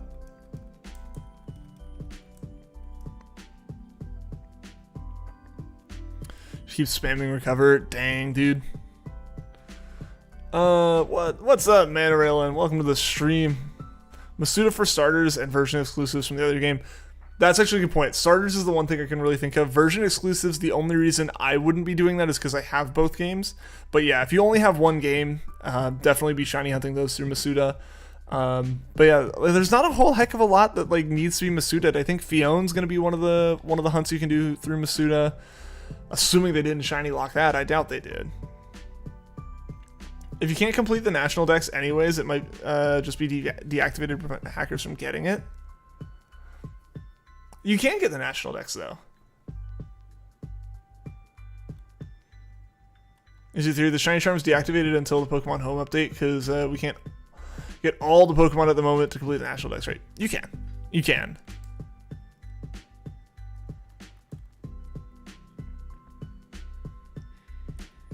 I think Underground lets you get everything. I think everything is available through Underground in one way or another through various combinations of the statues, if I'm not mistaken. Someone correct me if I'm wrong. I think that kind of information is still coming out. I don't know if data miners have proven everything's in the game, but I could have sworn data miners proved that like everything was available in the game. Sleeping takes you 28 hours normally, so school is hard. Ah, man. Also, sorry, Poonch. That's really, really unfortunate. You can get everything. If I'm not mistaken, someone correct me if I'm wrong, but I'm pretty sure like everything through like the Sinnoh Dex is obtainable in just BDSP. But that would be interesting if the shiny charm was like deactivated for now and then came back, because like, yeah, because like if you couldn't complete the national dex otherwise to even get the charm, that would make it way more difficult. Yeah.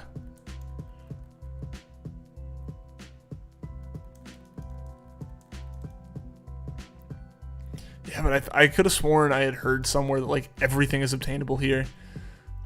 Most of it's through Underground, if I'm not mistaken. Underground or stuff like Swarms are the ways I've understood it. You're gonna get Magikarp shiny first, then you're gonna get shiny Mesprit out of the way. All right, awesome, dude. Yeah, Mesprit will be a really interesting one. Yeah, they say it is what it is. I feel that, man. Yeah, sometimes there's just nothing you can do about a situation. You just gotta roll with it. I totally understand, dude.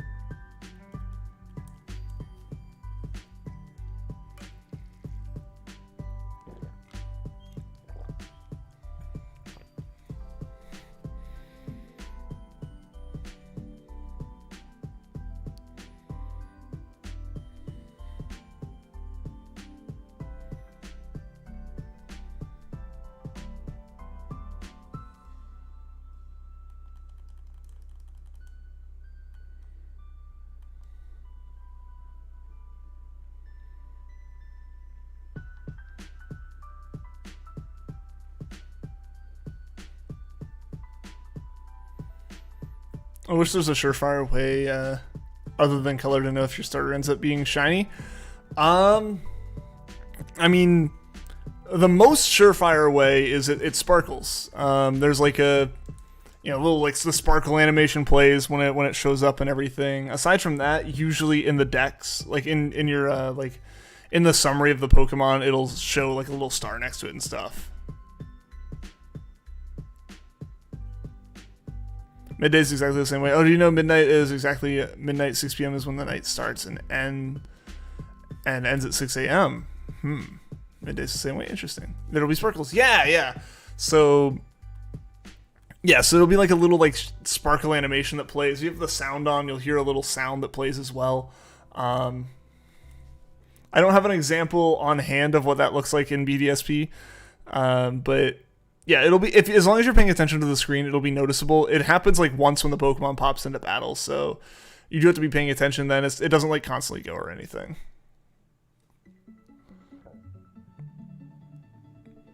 Where did I learn to do stream layouts? Oh, John Miller, what's going on? Welcome to the stream. I just kind of started throwing them together myself.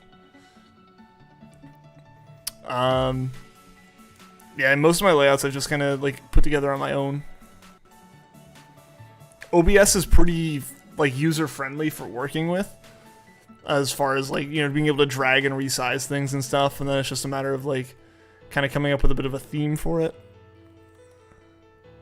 Makes it easier, yeah. You're paying attention. Yeah, Yeah, so like in that case, you'll see the sparkles when you first throw it in, or when if Starly comes in and is shiny, it'll sparkle. Yeah, and then like when Piplup's thrown in, once it lands, it'll like sparkle, kind of like right now, and it'll take like an extra second before the menu pops up because it's doing the sparkle animation. Shiny luck may come to Piplup. I hope so, Poonch. I hope so.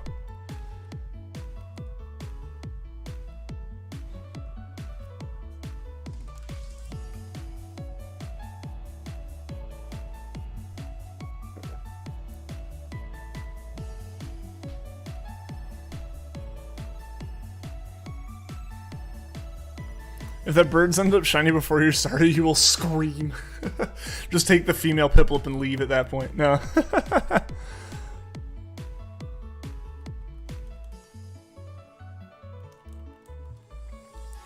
I mean, I feel like I've seen so many more streamers. I feel like from streamers' perspective, I've seen so many more fellow streamers get the shiny Starly before they get shiny Piplup or like the shiny starter versus like people getting just their shiny starters immediately.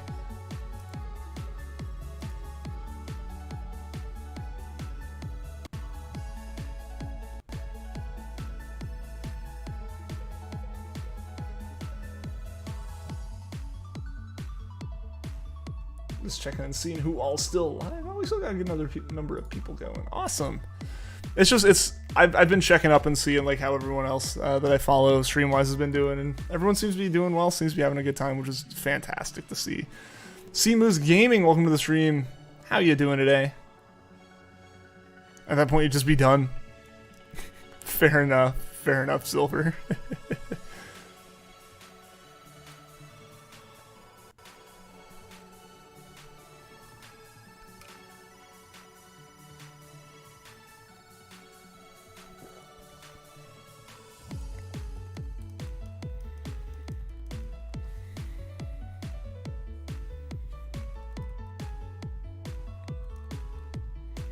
One day your brother got 3 or 4 shiny Electros in silver within one day and all of them exploded. No! Oh, that's like the biggest combination of great and terrible luck. Like, you get all of that. That's insane, but then for all of them to explode, rip. That's rough. Did forget how obnoxious the friend rival person we have is? You're slowly being reminded. I don't mind Barry as a rival. I think... I personally find him to be one of like the last original rivals. I feel like, in general, like nothing really rivals like Blue or Silver. Nothing ever like actually rivals in the same way. Everything else is way more friendly than those two were. I feel like Barry is one of the last ones to actually kind of put up a bit of a challenge. Granted, again, a lot of this comes from my admitted lack of experience with Gen 5, so I don't know. I don't have experience to say as far as like the Unova rivals go. Oh, did you beat her? Congrats. Congrats, Vanillix. You didn't do it? Never mind. I take back all of my congratulations I've ever given you. Never get Barry as a name choice. Says despite you don't name him Barry. Got you. Barry is the name choice in Diamond. It's like replaced with Clint in Pearl.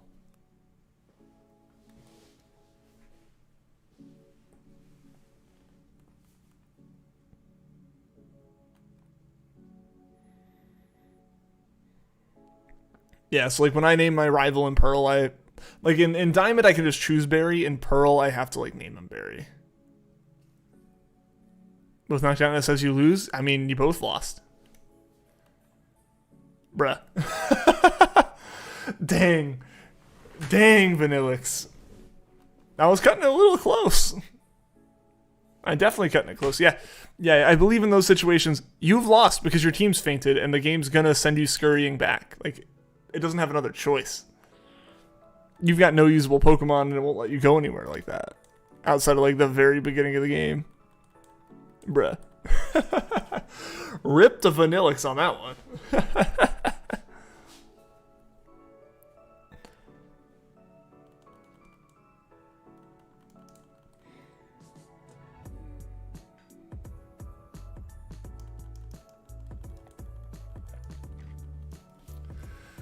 You had it too? Apparently not. Apparently not. Cynthia had you. You named Barry Paul because why not? Hey, that's fair. That's fair. I don't know. I always choose like the most like commonly recognized name for them just because I don't know. I'm also the guy who doesn't nickname Pokemon because I can't come up with anything. I'm not imaginative, so I just run with that. So yeah, usually I just go with like whatever like kind of the canonical name is for them and just put it as that and leave it. Yeah, time makes you lose because basically you both lost and like the game doesn't want you leaving any battle in a state where you have no Pokemon.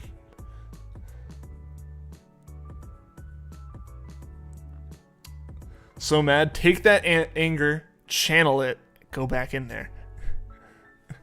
Do it again. Your shiny spherical plant Pokemon is hiding. It'll come out of hiding for you, gamers. You just gotta like sing it a song and like do a special dance.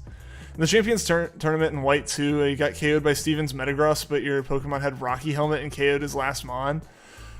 Oh man. Announcer said Kajito won with 0 Pokemon left. Can we call this raw power? It was just willed the other Pokemon to lose. Unoriginal, so your 3 Pokemon have the worst names. Yeah, no, I just let them have like their normal like names. I don't end up nicknaming them. People were pointing it out on stream during my playthrough of like, wait, none of them have nicknames? I'm like, no. if any of them have nicknames, they all have to for me, and I just can't do that. Make chat win for you. Yeah, exactly. Just like spend 4 years building up a channel. Get really lucky that you have some people come in who can like make absolutely like trash like teams work, and have them on stream and have them build your team for you. It'll you continue on as if you won.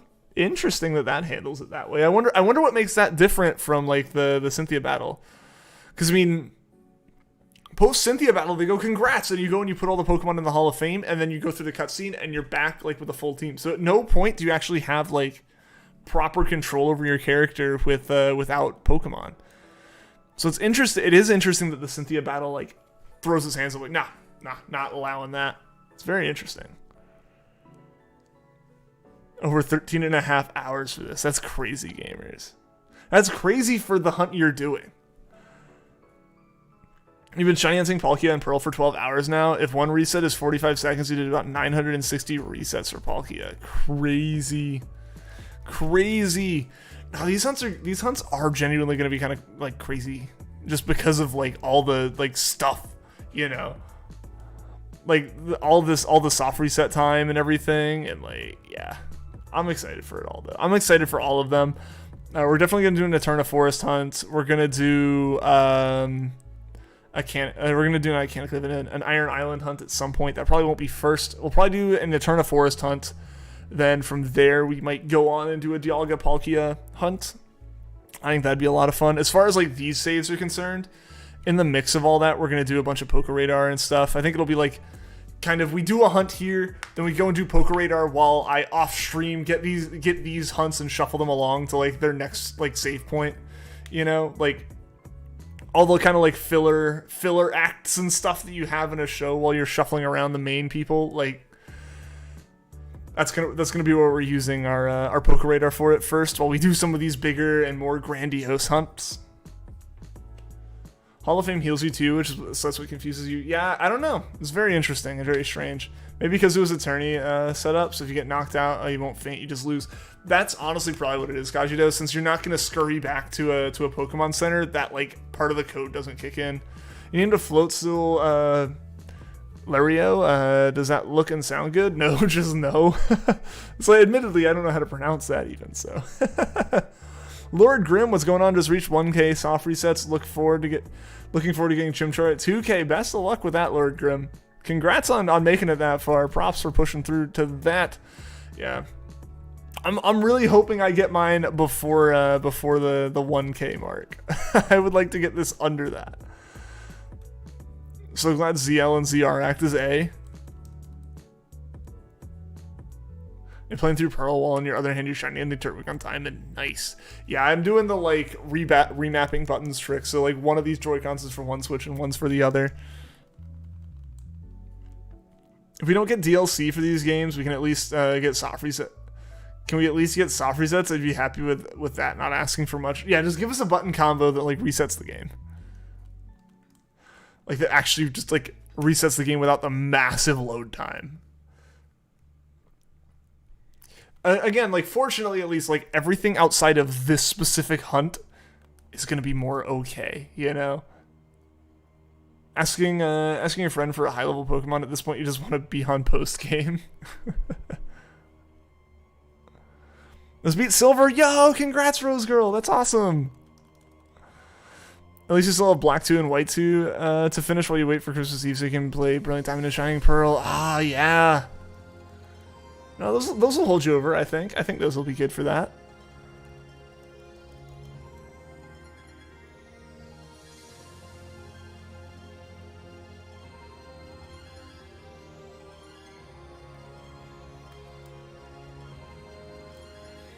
Alright, PIPLUP, shine for me now.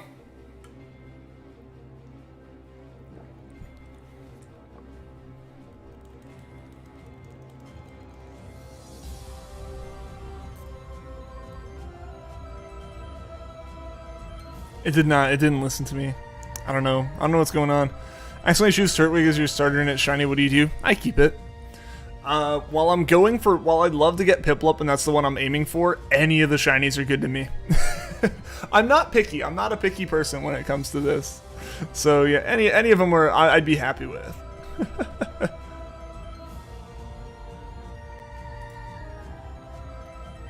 Yo, Lackin, what's going on? Welcome to the stream. Starly can be shiny. Yes, Starly can be shiny. So can, apparently, I've seen the Bidoof used in the Pokeball tutorial. That also can show up as shiny. Your soft resets are syncing up with mine. They'll probably like just keep going in and out of phase a little bit as one of us goes faster or slower than the others. Thought we'd get like a Platinum Chapter DLC where you could go into the Distortion World and find all the non-Sinnoh legendaries, but they just threw them in Pal Park. Yeah, I guess like Pal Park doesn't have much of a purpose in this game, so they kind of replaced it with that, but yeah, it'd be interesting to have like a Distortion World kind of thing. I was actually talking with a friend last night, because on stream I've said like, I don't think we'll see a Platinum remake, and the story doesn't really, like the story as it is doesn't really lend itself to like a Delta episode equivalent for Platinum, but the more I thought about it, the more I feel like it kind of almost would. In a way, you just introduce one extra character that, like, tries to follow up on Cyrus's work, goes back and tries re-releasing stuff, but now with, like, without the late Guardians to, like, but, you know, the late Guardians aren't there to, like, you know, keep balance or something, and Giratina comes out and you go through the Distortion World with that. You know, something like that. You know, or however you want to kind of pull it off, right? Like, I feel like you could do it. I feel like you could do it. But they didn't. I know... And I'm not upset they didn't do it, because I know at the end of the day they have been very straightforward about the fact that these are Diamond and Pearl faithful recreations and remakes. They're not like some mix of stuff, you know. I hope Pal Park would act like a Go Park and Let's Go. That would have been kind of nice, I guess, like as far as like directly interacting with Go. It would be interesting if they did that. Interesting. How did I get that far out of sync? I just want Chibi Looker. Yeah, Looker hasn't been in the games recently. What is up with that? At least I don't think he was. Was he in Sword and Shield? I don't remember him being there.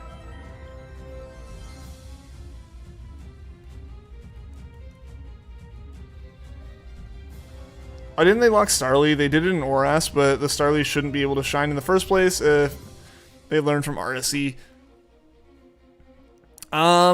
Again, super faithful. It seems like they didn't lock anything that wasn't a gift Pokemon.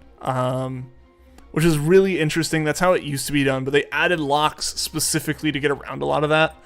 But yeah, no, they, yeah, everything's unlocked. Everything's unlocked outside of Mew, Jirachi, and Manaphy at the moment. He wasn't in Sword and Shield? Come on.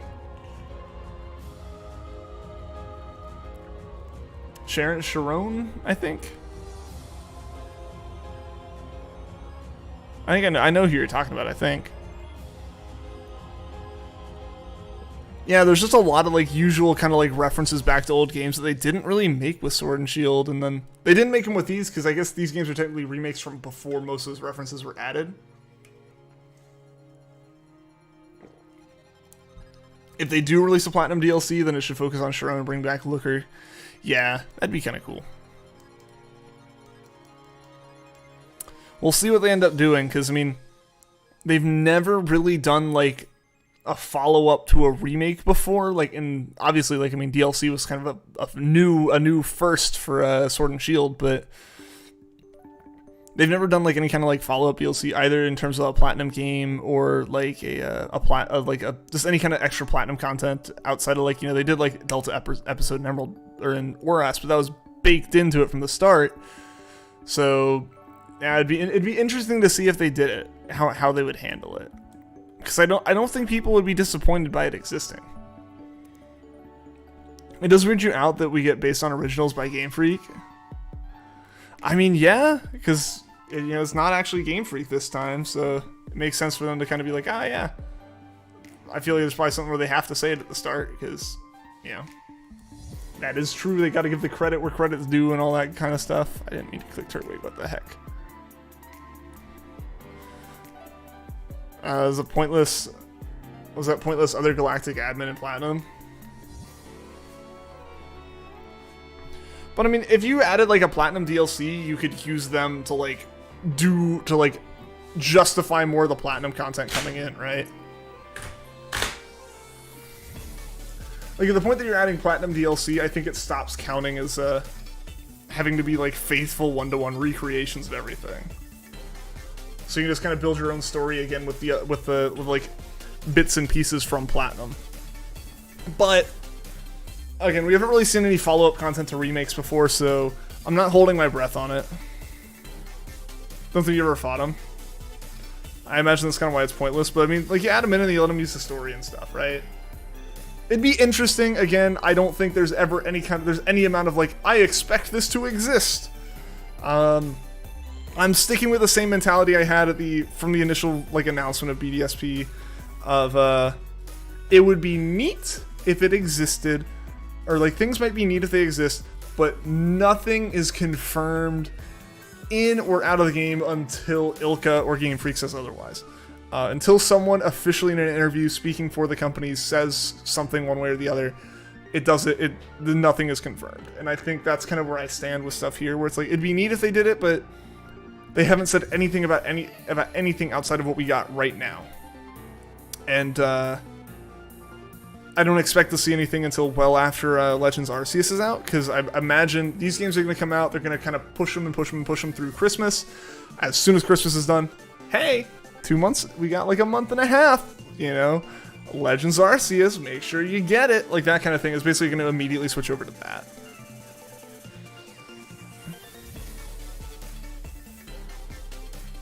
Game Freak's lazy with these remakes. Game Freak didn't make these. Yeah, I mean, I don't know. I think a lot of people... There's just a lot of stuff online, honestly, kind of talking about these games and stuff that leans into, like, the whole... Like, an echo chamber, but not necessarily in terms of opinions, but in terms of rumors. And, like, once you end up in that rumor mill and, like, they just keep circulating, they keep getting built on, and eventually a rumor's been talked about so much, people treat it as fact.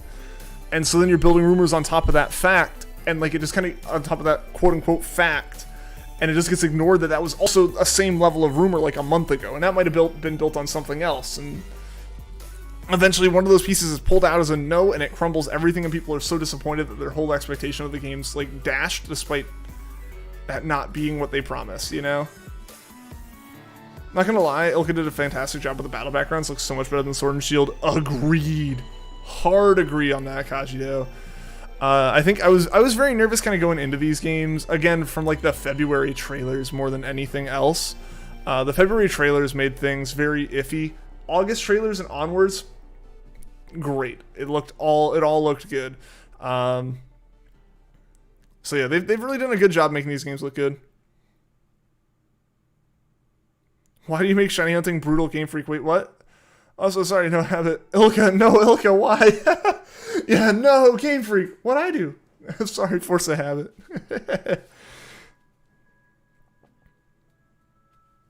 Ilka, no. I'm fine with shiny hunting being a bit more brutal, honestly. They've already hooked me. They hooked me with some of the easier ones, and now it's like, all right, let's go into this with some more difficult stuff.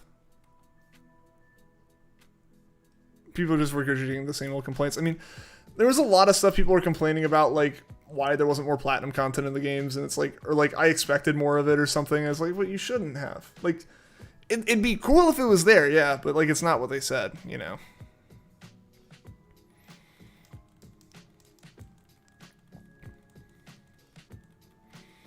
I think a lot of people have some idea of like the quote unquote perfect Pokemon game in their head, but they don't actually have a complete idea and don't know how any of it would work together. And because of that, they'll never like properly be like satisfied because their idea is like impossible for one reason or another, and it literally can't be done. It would be super clunky if it was done, and like then they would complain it was clunky, you know. So I think you have some of that. And again, as I always kind of say here, I don't think there's any like specific people to like single out here. I don't think there's any like, I think the big thing is everyone's kind of like, there's just one simple thing, do this. And it's like, there are enough people saying do this to vastly different things that it doesn't work. General consensus you've seen is that people like them and excited for them. Yeah, basically I've seen the camp of why were these games not platinum, and the camp of they're Diamond and Pearl. They're really good Diamond and Pearl. And it's like, between those, I think it's, honestly, I think most people are pretty happy with them from what I understand. Like I said countless times, Ilko keep making Pokemon games. Yeah, I mean, however they end up doing it, I don't know. We'll see. We'll see. Because, like, I don't know if I'd want to continuously see remakes done in this style. I kind of like the way that Oras handled it. And Heart Gold Soul Silver handled it. I think my opinion on that would come down to the quality of like whatever generation of games was gonna have the next remake built inside it. Like whenever like potential like Unova remakes would be made, it would kind of depend on what the quality of the game around that is, you know.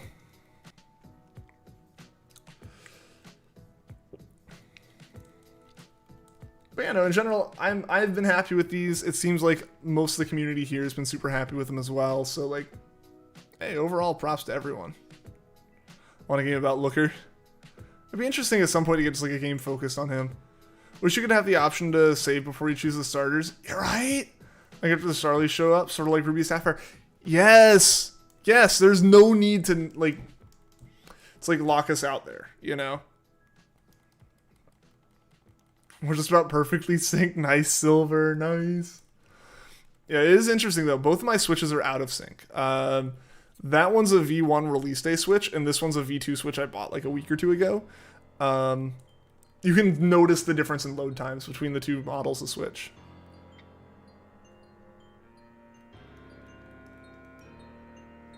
Like the Oris remake functions, but like them in the style of Usum. Really? So you like basically just like if Oris had been built in Gen 9?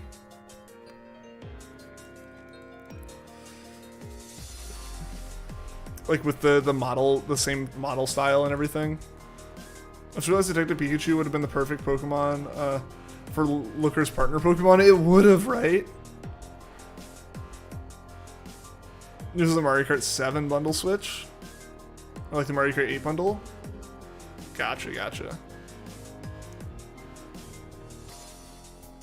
Yeah, like at some point, like 2018, I think it was, they released like a revision of the Switch of version 2. It's not the OLED, but just like if your Switch came in a box that was red, which I don't know if like the Mario Kart bundles would have messed with that and changed the box, but like the Switches that came in a box like this one are a little bit faster than the ones that came out on release day. They have a little bit better battery life and they're a little bit faster. If Oris was built in Gen 5, that would have been so cool. I don't know, man. I think Oris does really well where it is.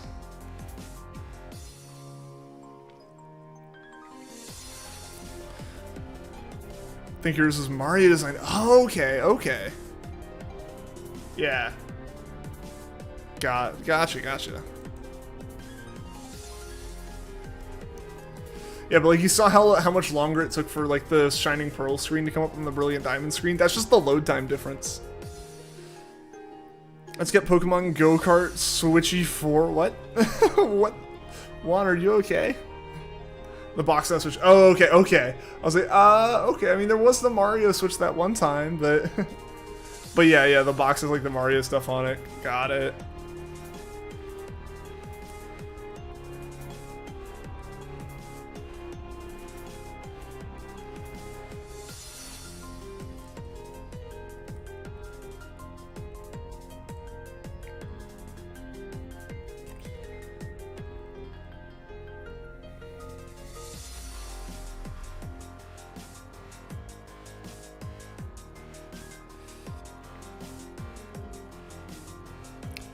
Dragon Quest Switch is the newer model. You're pretty sure? Yeah.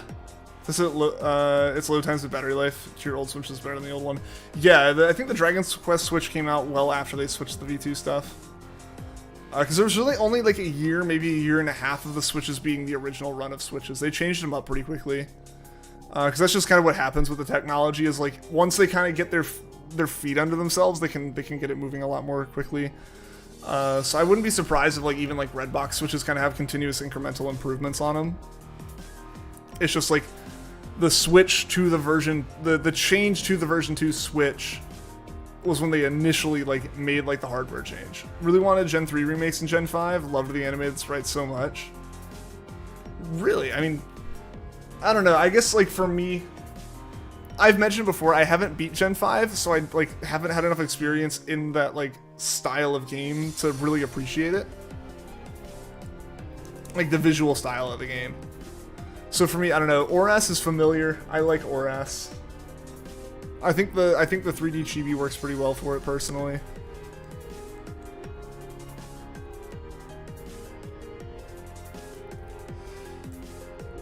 Wouldn't that mean Gen 4 needs to have been Gen 7 or Gen 6? If you bumped forward ORAS and kept that quote-unquote pattern going, it would be basically every gen at that point. You would have it had Gen 3, Gen 1 and 3, 2 and 4, 3 and 5, 4 and 6, 5 and 7. It would have been really weird.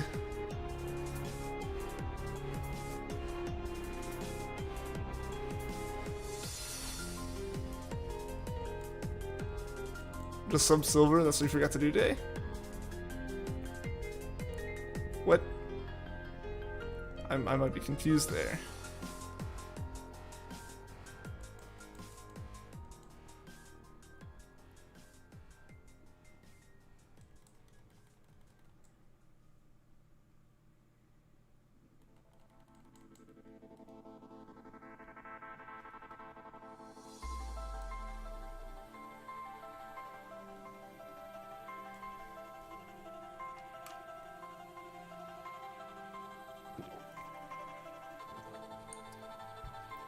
Oh, Silver, do you do like content stuff? Awesome. What kind of stuff do you do usually?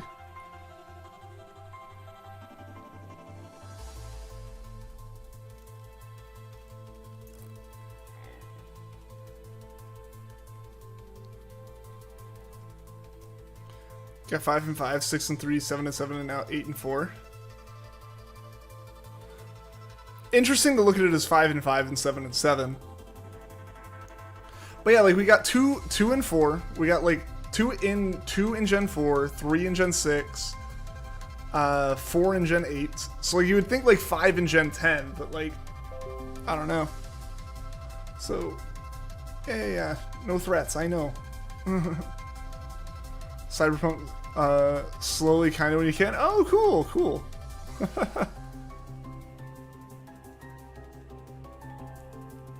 Did y'all get Palkia remixed for the 100th time? Yeah,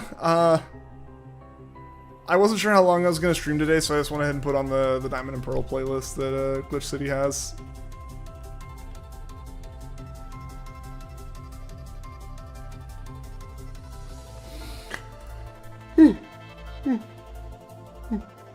Excuse me.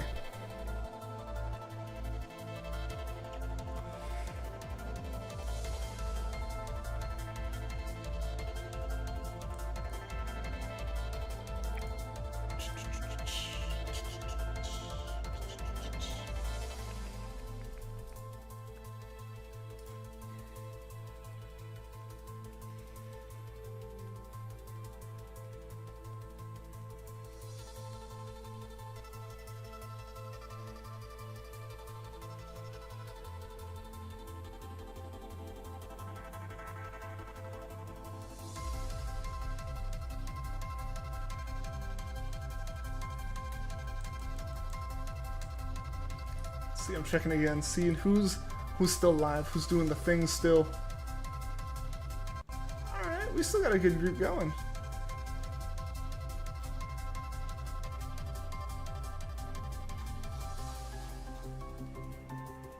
Yeah, so many people. It is funny though, like, it's like, oh, everyone's still going, but everyone in my feed is still going for like PIPLUP or for Chimchar or all these like other Pokemon. Leave Annie try. What's going on?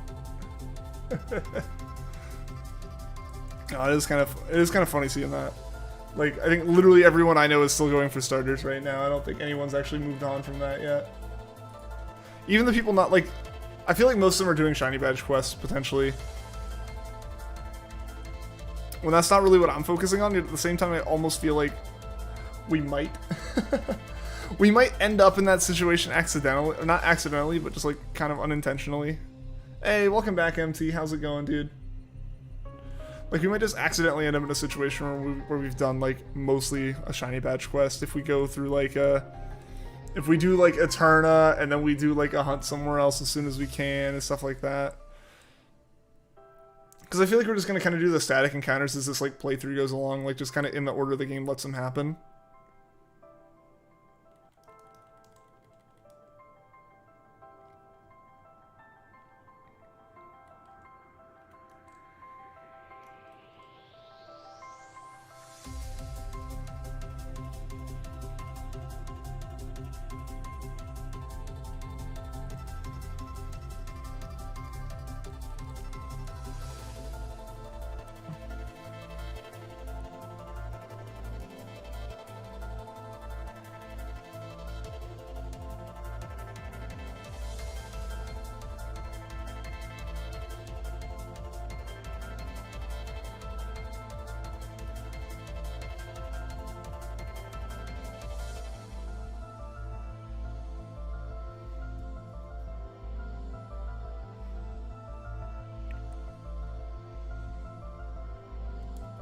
There we go. They actually loaded kind of similarly that time. Nice.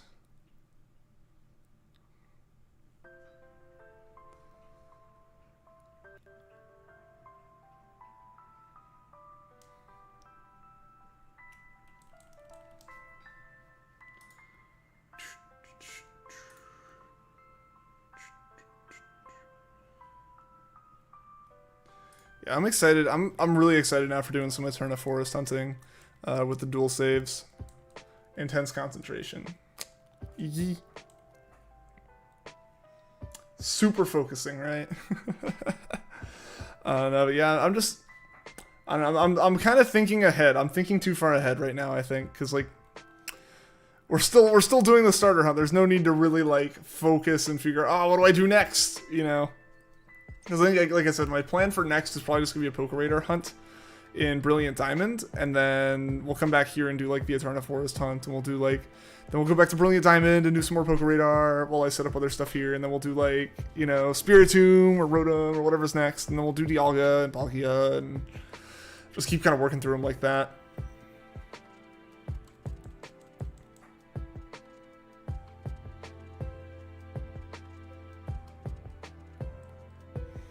It's basically anything that's like a one-time capture per save outside of like Masuda method breeding, I would like to kind of hunt, especially like anything that has no option to Masuda method.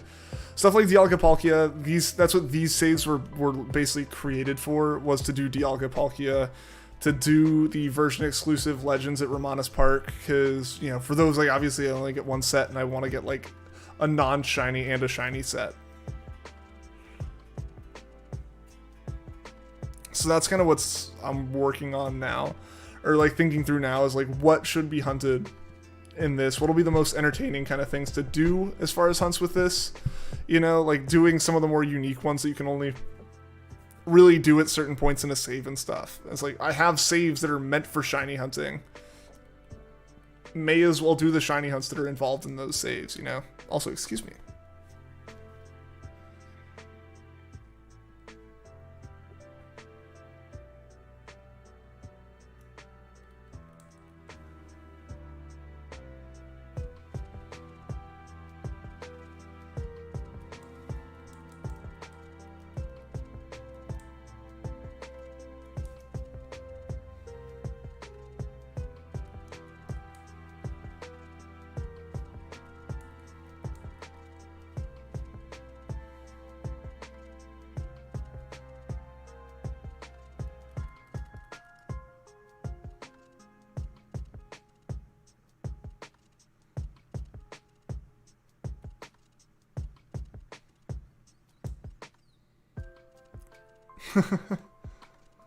Levani tribe may be more familiar than you think.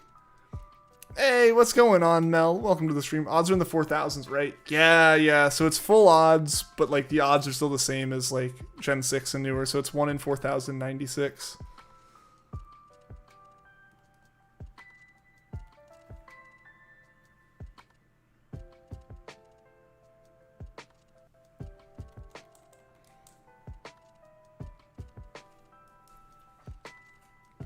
A rare Mel sighting. Yeah, she can be in stream today. Woohoo! Chat's always happy to have you here, Mel.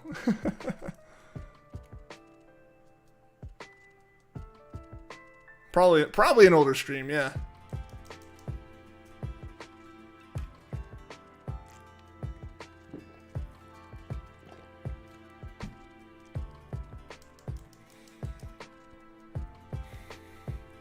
As far as by that name, I feel like it's been a little bit since I've seen this account in chat.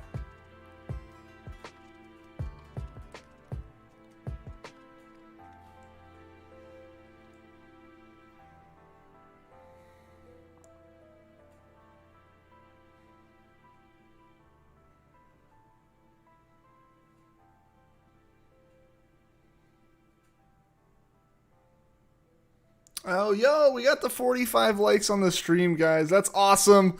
If it wasn't for Mitchie throwing out the meme like goal that baited me into taking it and putting it there, 45 would have been our most recent like goal. So thank you guys for getting us there. That's awesome. Not only did we shoot for the moon. Oh no. Sorry about that. My cat started sneezing and I had to like it startled me with the sneeze. But yeah, no. We shot for the moon, I think, with the 35 like goal. We went past it. And we even hit what really would have been our realistic second like goal on that. So thank you guys. Number 67 Magikarp. Oh, almost the funny number. 2 more to magic number. The Magikarp number.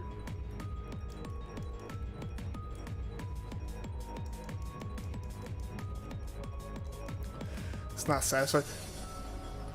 She stood up, did a couple of sneezes, and then laid back down. Usually when she sneezes, she just kind of like lifts her head up and like sneezes while still laying down and then falls back asleep. But this time she like stood up, sneezed like 3 or 4 times, and then just laid back down. Cat says keep streaming. Yeah, I can't stop yet, can I? The cat's not letting me. The cat's making me do this. The donation goal isn't actually to help out with that Switch. It's to get the cat like really fancy toys. She's the one who's forcing me to do this. When she hopped in my lap, it was because she knew I was about to stop. And it's like, no, can't do that.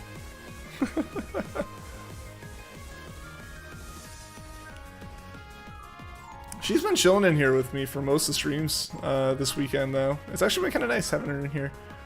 Because, like, you know, usually she'll be in, like, my bedroom sleeping on the bed or something like that. Or, you know, I'll leave her locked out of the room because a lot of the times she'd just cause chaos being in here. But I put her cat bed in here, raised it up a little bit, and she's been super chill, just hanging out.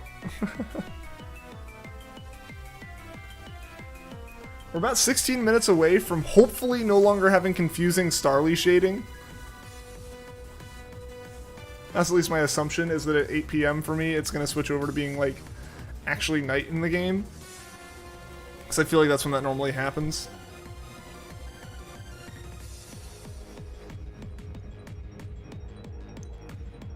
Well, cat cam, yes. I almost thought about putting her bed right here, but that would be so much desk space. She's behind me in a chair, like over. I'm pointing at her, so she's just like kind of right back from camera and just like off to the side.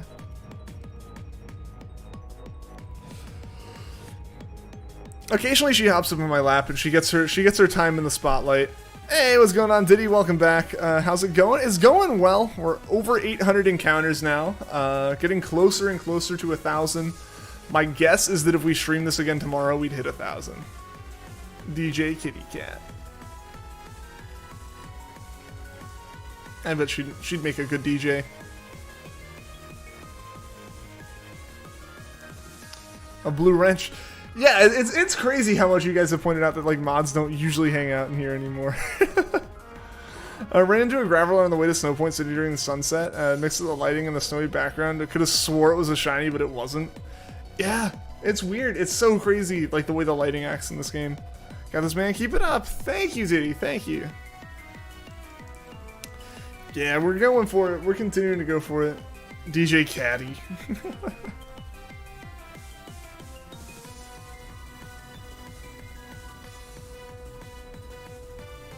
Yeah, no, I'm definitely keeping this up. These streams have been so incredibly fun. Meeting all these new people and stuff. It's insane. Like, today's stream has been more chill than Saturday's was, and a little bit more chill, I would say, than yesterday's was for a bit. And like, it's still like, we still got more people in here than we usually would have, like, overall. That's crazy. Yo, Shy, what's going on, man? Lurking with no volume as you're in the car with some people. Gotta go in a second, so you decided to say hi and leave a like. Well, thank you, Shy. I appreciate that. Hope you're having a good time. Even though you can't hear me, I hope you're having a good time, man.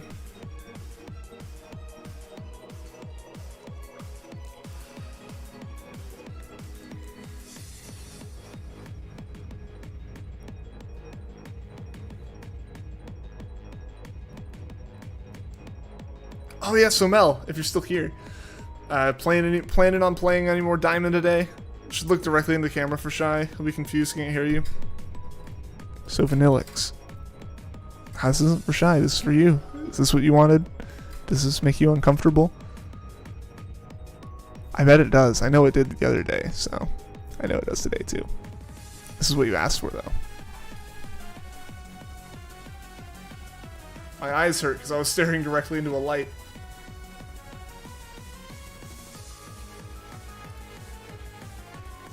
Yeah, no, that...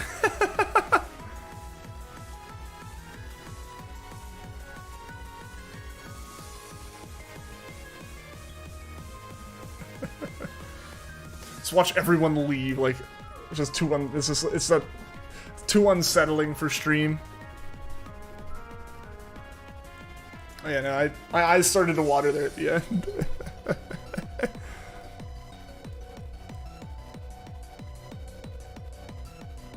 Fun fact, if you fish with no volume in BDSP, the bing when the fishing hook gets caught by a Pokemon still makes noise. Really? Like, no volume, like, in the game settings? Versus, like, or do you mean, like, no volume on the Switch? That'd be kind of crazy. 14 viewers, 5 viewers, right? This is a dark drama impression staring into the camera, eyes watering. Oh, yeah, so I mean, like, the light isn't directly, like, because I can obviously put my hand past it and, like, put my hand into the light, but, like, it's basically, like, 2 inches over from the camera and just behind it. Sounds so hell for both of us, right, Yuki? Right? How many encounters are you at now, Yuki? In the game setting? That's interesting that it still plays the little bing. It's kind of actually nice that it does that. I imagine a lot of people who turn all the game settings down don't realize they're turning that down too.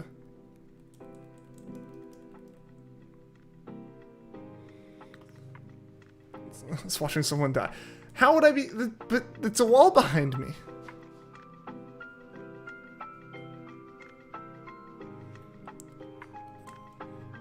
Unless chat was dying from cringe because of that. Almost 900. Dang, Yuki. Dang. You've been making some progress.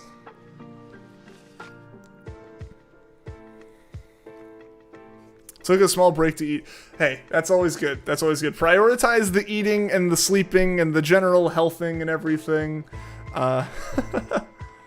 For sure. Beloved walls being broken, you're so upset. I know. I know.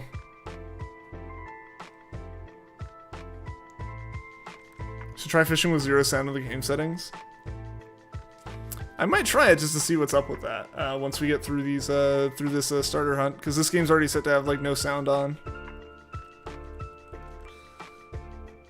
Showing off the emotional side. Fine actor, yeah. Hollywood, hire me. Nah. I don't think I would enjoy that.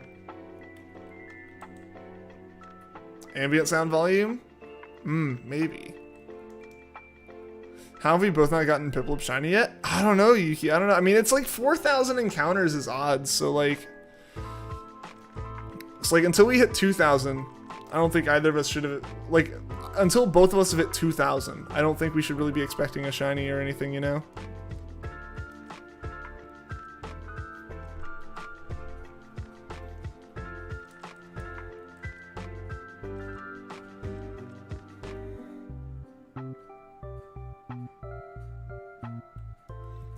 This Glitch City music's so good.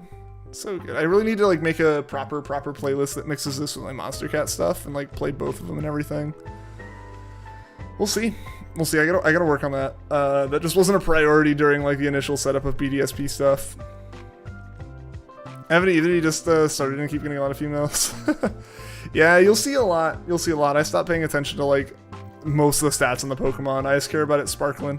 Yo, oh Ender, welcome to the stream. How are you doing today?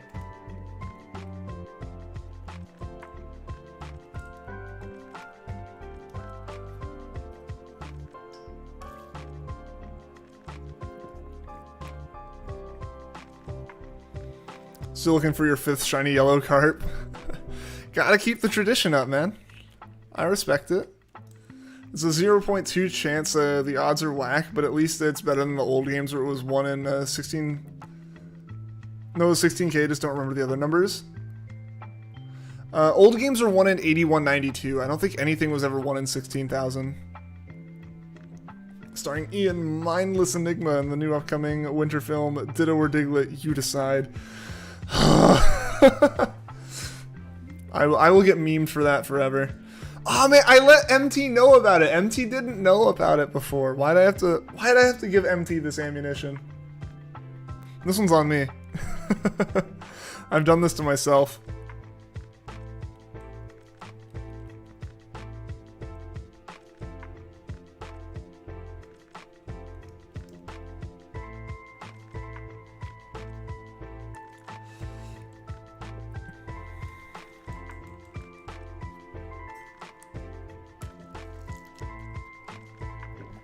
I'm a fool, man. I'm a fool. Thought Leaf Green and Fire Red is 1 in 16,000. Odds are still better in this. Oh yeah, they're still a lot better in this. They're basically double what they were before. Yeah.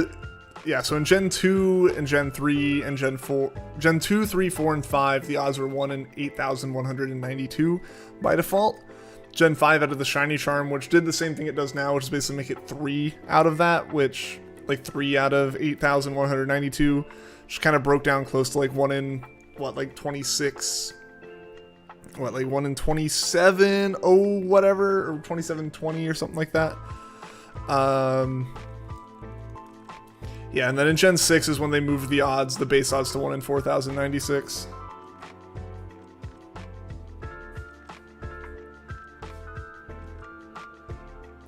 Patchy the Pachirisu is sitting next to you while you fish. Aw, that's cute.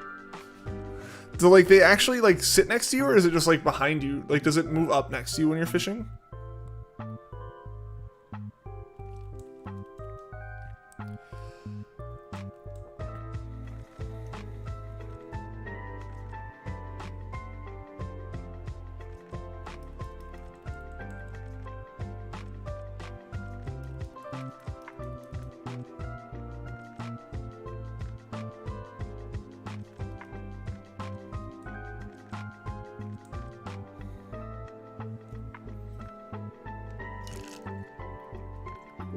That makes sense. Didn't feel any luck in X and Y.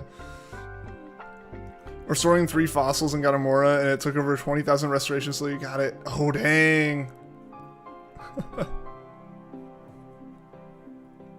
That's crazy unlucky right there.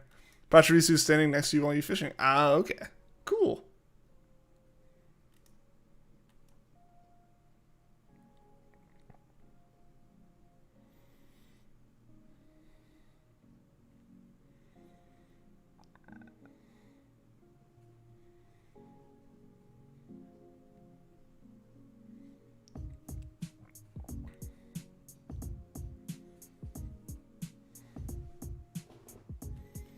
Man, it's really cool. We're 15 subs away from 2.8k, guys. That's awesome. That's awesome. This is blown up. Y'all have like blown up everything here so far. Like since BDSP came out. It's awesome. I really appreciate it all the support and everything.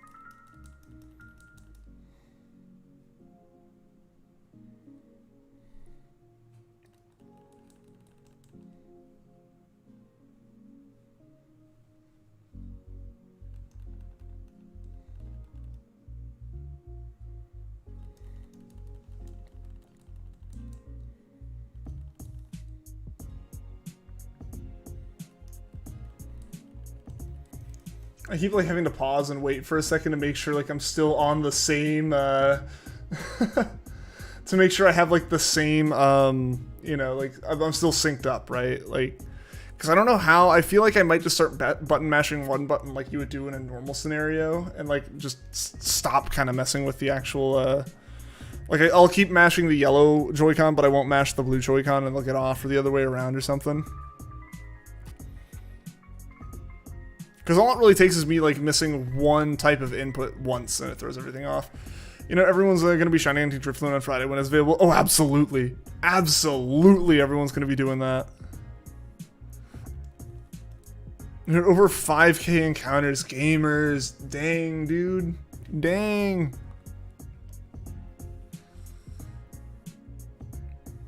Yeah, that's a good point. Maybe I don't go to Eterna yet. Maybe we wait until Friday. Do Drifloon on Friday. Well, no, I guess no. I shouldn't wait for Eterna. Assuming we get PIPLUP before Friday, obviously. I need to beat Valley. I need to beat Galactic Valley Windworks by end of day Thursday. On these saves, I want to use them for a Eterna shiny hunt. You're back. Welcome back, Poonch. You got your Manaphy egg and pogging right now. Hey, that's awesome. And Stone Family, welcome to the stream. Hope you're doing well. I'm doing great. Thanks for asking. Thanks for being here. Really appreciate it.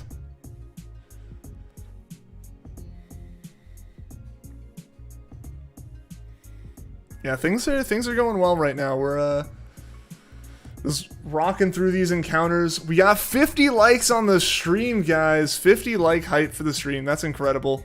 That's super awesome. Want to play, but you want the shiny PIPLUP, right, Yuki? I feel that. I feel that. It's like, I want to keep playing. I want the shiny PIPLUP. I want to keep playing. And, like, that decision, you know, trying to make that decision. Even though I've already beaten the game. I still want to, like, make progress on it still. May have to put your Switch on the charger. Oh, yeah, I've been hunting for so long. Gonna eat 50 likes hype. Heck yeah, go eat. Have some delicious food, MT.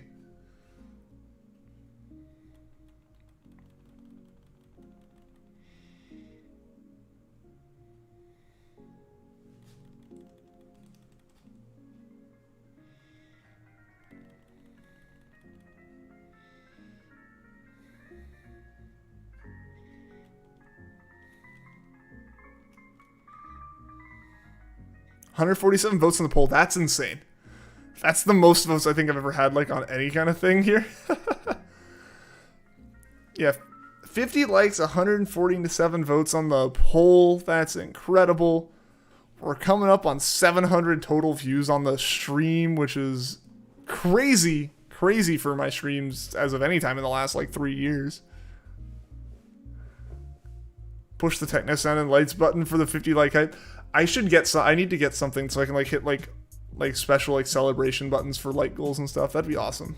I should work on that. I'll add that to my list of things to do for the streams.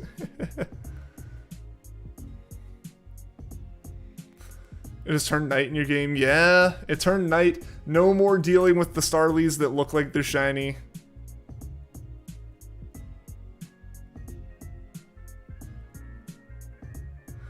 It's 8 p.m. here in South Carolina. Nice, nice. Yeah, it just turned 8 for me as well. So like, it's finally nighttime. The game's gonna like not show Starlies as though they're like shiny all the time now. The last 2 hours of that were rough, or 3 hours, however long we had that for. It's like I don't know what time it turned to evening, but that's the moment where all the Starlies start looking shiny.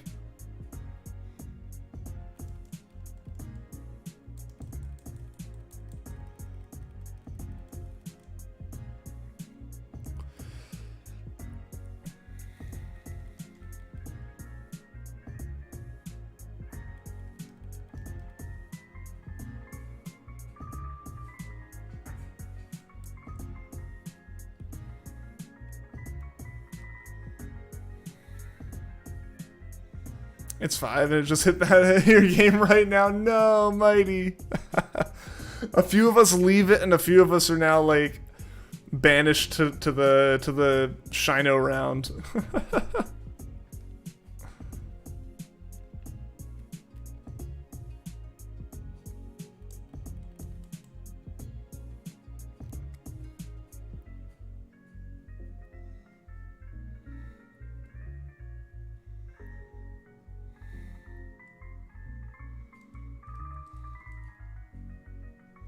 So at 19 more likes to our like goal.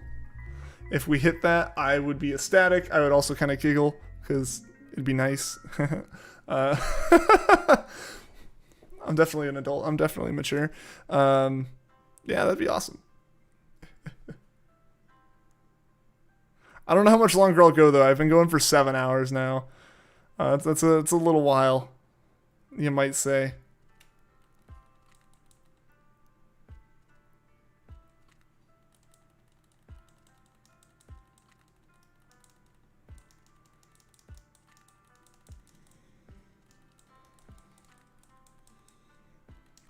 It's been a while, but I feel like the stream's been pretty good. It's been pretty hyped this whole time. So, again, I appreciate y'all being here.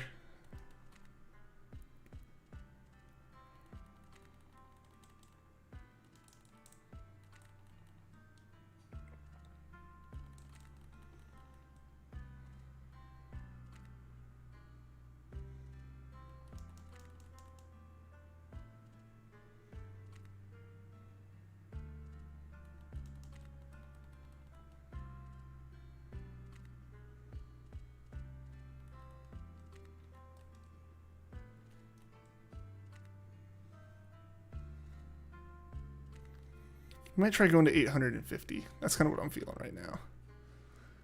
We'll see. We'll see what the stream vibe is like then. Should have a live stream with a competitive team in the Battle Tower on BDSP and reach 100 win streak. Oh God. Juan, you know the stream would just be asking, okay, Juan, what do I do now? Hey, Juan, what do I do now? Hey, Juan, what do I do now? You know, like I feel like that's what it would end up being.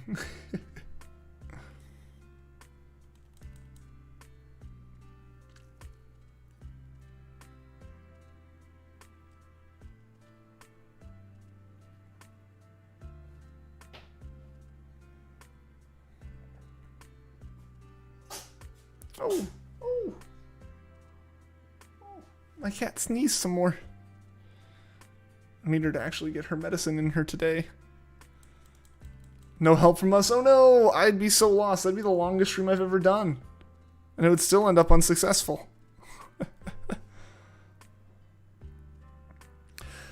I say that, but I have also like done the longest streams I've ever done like the past 3 days in a row. So it's been a blast doing it though. I'll say that much. When you get the Pingu, you should do a Let's Play with PIPLUP. I mean, I already played through the game entirely on stream, so I probably won't do another just like default Sinnoh playthrough. My plan with these 2 saves is they're going to be used for most of my shiny hunting. Not most of my shiny hunting, but most of like the shinies that are kind of like one-offs. So like your starter, obviously things like Spiritomb, Rotom, Eterna Forest hunts, Iron Island hunts, Dialga, Palkia, some of the like the Lake Guardian, stuff like that. Like that kind of stuff's what this save will be used for. Yeah, that's what we'll use these 2 saves for. My other saves are like ones we'll do most of our shiny hunting on, as far as doing like Poké Radar and things like that. So both those are pretty far through the game already. But yeah, if you do want to watch like a playthrough of some kind, the VODs are on the channel for the Brilliant Diamond playthrough. That was a lot of fun. It was a lot of fun hanging out and doing that with everyone.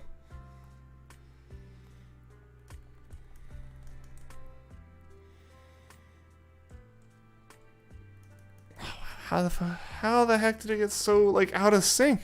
How does it do that?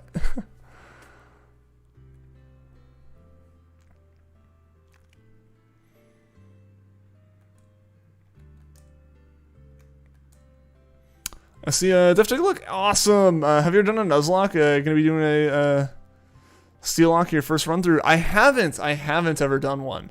I am very inept when it comes to competitive Pokemon, so I tend to avoid Nuzlocke. Like, I know, like, Nuzlocke aren't directly competitive Pokemon, but just in general, hardcore, like, battle mechanics, I do not understand or know. I am very much a shiny hunter through and through. That is what I like to do.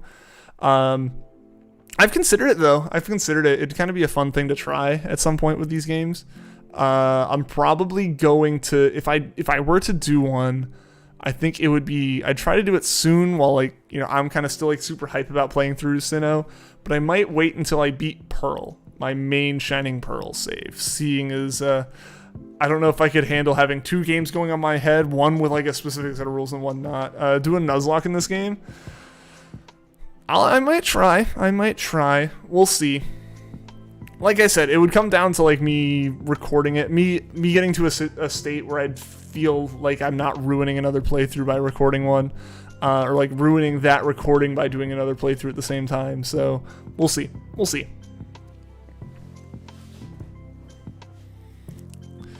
I'll do some research on it. I'll figure out how I'd want to lay it out, what we'd want to do, but we can try it. Possibly.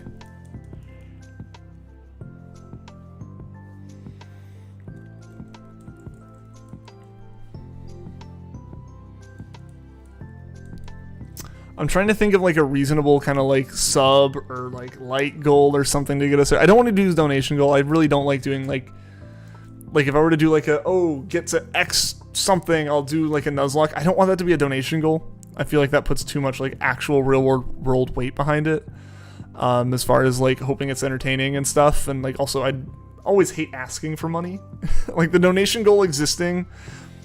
Fun fact, I streamed for a while without ever even, like, adding, like a PayPal donation link on the stream. I was at, like, 300-400 subs before I did that, and, like, that was, like, a month or so into streaming, which at the time was a long time. And at the time that sub count was pretty high. It took chat begging me to add it for me to add it. Yeah, so it's not a no. It's not a no. Do a light goal. I mean, we have a light goal on stream. If we hit that, I'll absolutely do it. But I also know, like, there's a pretty strong timer on that. I kind of like more the idea of, like, X number of subs by Y date. The problem is, like, the one thing I can think of right now that I don't think, because I want to do it. At the end of the day, this is kind of more of a meme goal, like, haha, let's see if it just happens. But I want it to also be, like, an actual goal. I want there to be a little bit of, like, suspense. I want there to be a reason for you guys to get other people to come here and sub. Because I'd say, like, 2,800 subs by like the end of the week, but at the rate we're getting subs, that's not unreasonable just to happen. I also don't want to say, like, 3,000 by the end of the month, but 3,000 by the end of the month would be kind of cool. Nah, because I do want to try to do that sooner rather than later if I were to do it. So we'll see. When I beat Pearl, we'll figure it out. But for now, the general, like, stream as a whole sub goal is 2,800 by the end of the week, by the end of Friday, by whatever the end of, like, a Drifloon hunt is. We would be trying to stream that.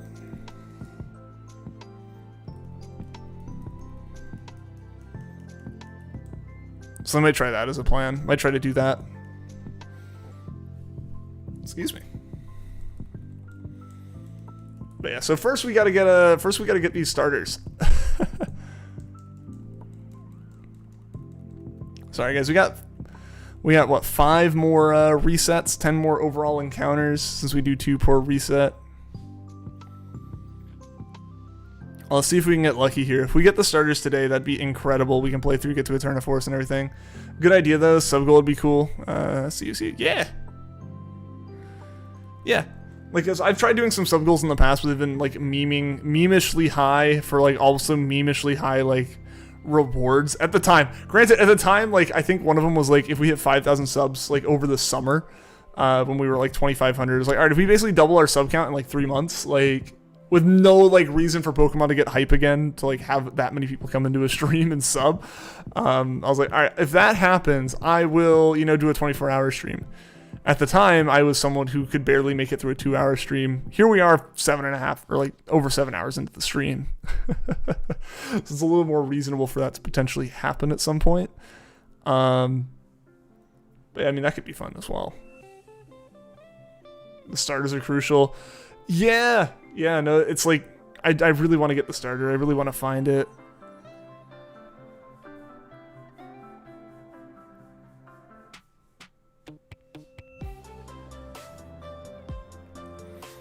Yeah, I really want to find the starter. I want to do a turn of forest hunting. I want to do Driftloon hunting. But yeah, like I said, at the very least, like Driftloon, for Driftloon, we would need to get the starter by like a reasonable time on Thursday. It can't be like at 11:59 we found Driftloon thing. It's like early morning I have to find Driftloon if I want to like get to Valley Windworks by the time, I want to get to Valley Windworks and beat Galactic by the time that I would need to. Like it's not that far. It's only a couple hours of gameplay, but it's like I need those couple of hours because the problem is Driftloon won't spawn unless the Driftloon won't spawn on a Friday if Team Galactic was not beaten by midnight on that Friday. Like if Galactic's in there at all on that Friday, it doesn't count. So that's why like we couldn't get that's why no one was able to get Driftloon this past Friday. It was just because Galactic was already there. You're doing great for your intent. Thank you, Diddy. I appreciate that. Get a female shiny starter at the same time as getting a shiny Starly with both getting Pokerus. Easy. Coming right up. Isn't Driftloon there for only Friday? Yes.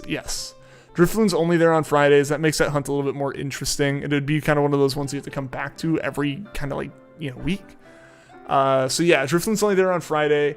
So you have to have Valley Windworks like beat on your, if you're trying to do it on your initial playthrough, you have to have Valley Windworks beat by like the Thursday before you want to hunt it on Friday. So it's only there for Friday, which means like, yeah, you really only have like 24 hours a week to hunt it. Rationally, you probably only have like, you have one stream basically. You have one stream a week for it. So I imagine there will be a lot of just like Friday Driftloon huntings that happen from people.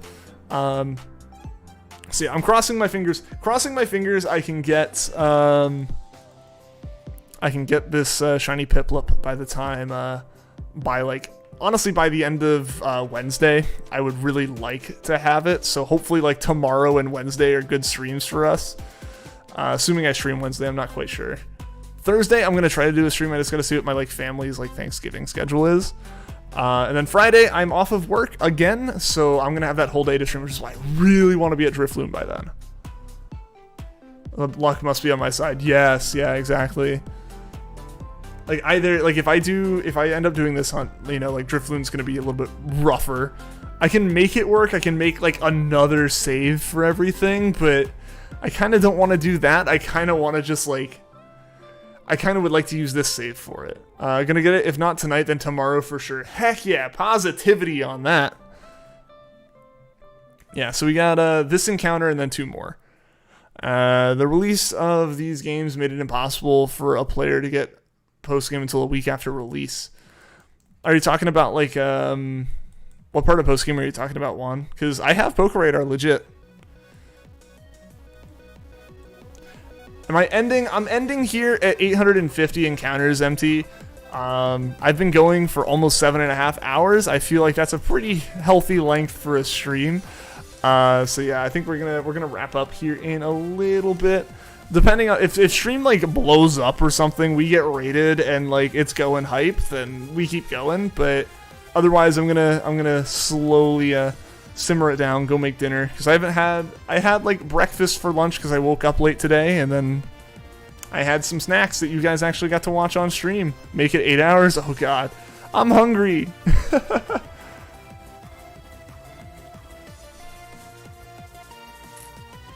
7.5 hours, yeah.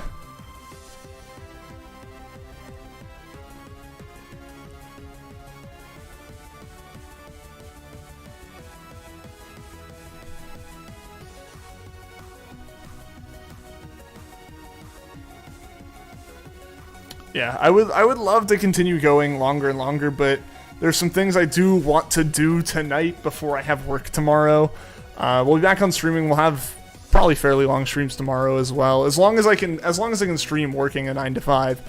Yeah,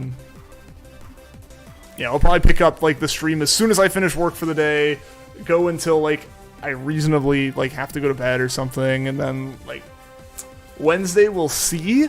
It depends. like I said, I think we're doing some family stuff Wednesday and then doing some family stuff Thursday. So we'll see. We'll see what the situation is with the Wednesday stream. It might just be like a lunchtime stream, if anything. Like I take my lunch hour and do a few more encounters. I must eat, like you said, health comes first. Exactly.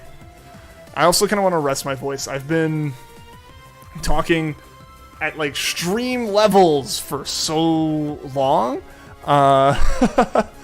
I am feeling it. Thanks for being cool. Stream all the time. Yeah, thank you guys for being here. I mean, I wouldn't be like streaming nearly this long if you guys weren't here chatting with me and stuff.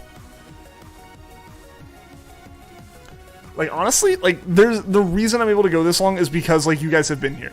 Part of the reason why sometimes streams like 2 hours or something is like I'm tired, but a lot of the tired would always come from the fact that it's hard to like hold a stream like that together on your own. So having everyone here helping out, like you guys are helping just by being in chat and talking, honestly. Thursday stream, shiny hunt one-hand turkey leg on the other in the other hand. I'm probably gonna be streaming before I do Thanksgiving things, so I won't have the turkey leg. Very entertaining. Thank you, Diddy. Thank you. Man, we're so close to 700 playbacks on the stream. That's awesome.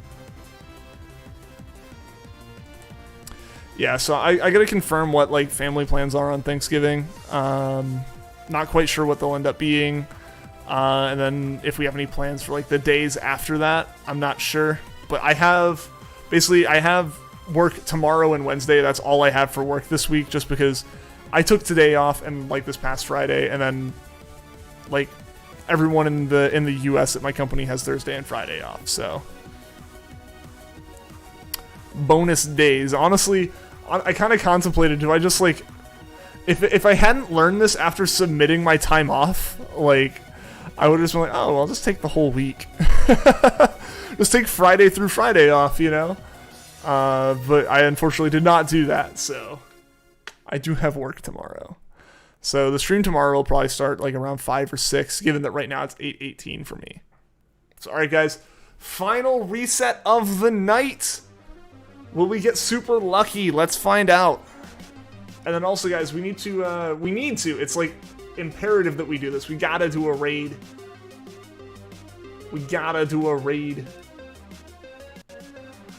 Tomorrow's your Friday. You work for a school, so vacation is when school's a vacation. Oh, nice, Diddy, nice. Yeah, the schools by me have had this whole week off. I don't know where those days come back or go like to or from them in other situations, but nice. Also, let's see.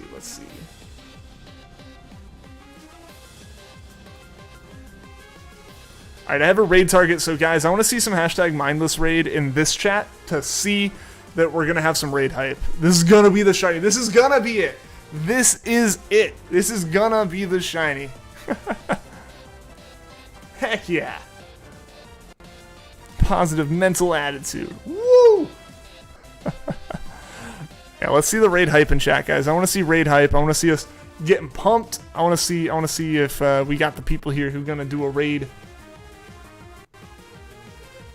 So I want to do one. I definitely want to do a raid, but I want it to be a hype one.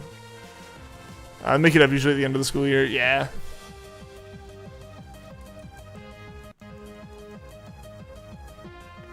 It's going to be it. You can feel it. Yes. Yes. This is it. This is it, everyone. This is the shiny encounter. We got the hype music going with it, too.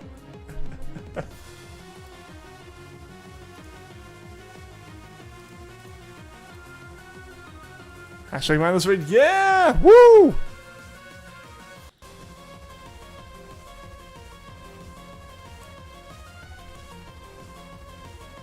Alright, let's go. Let's go. This is it. This is it. Let's go, guys. Let's go! Ah, man. Oh, well. Next time. Next time will be the shiny. So guys, I'm copying that link real quick. Thank you guys for being here. Thank you to all the new subs, all the likes. We hit 50 likes on the stream. That's incredible. Just everyone hanging out and being here for the view. Yeah, we're doing a raid, guys. I'll be back tomorrow. I'm going to go ahead and schedule that stream probably later tonight for tomorrow. And yeah, guys, this has been a blast. I'll see you hopefully tomorrow. If not, Wednesday or Thursday. Until next time, guys, take care.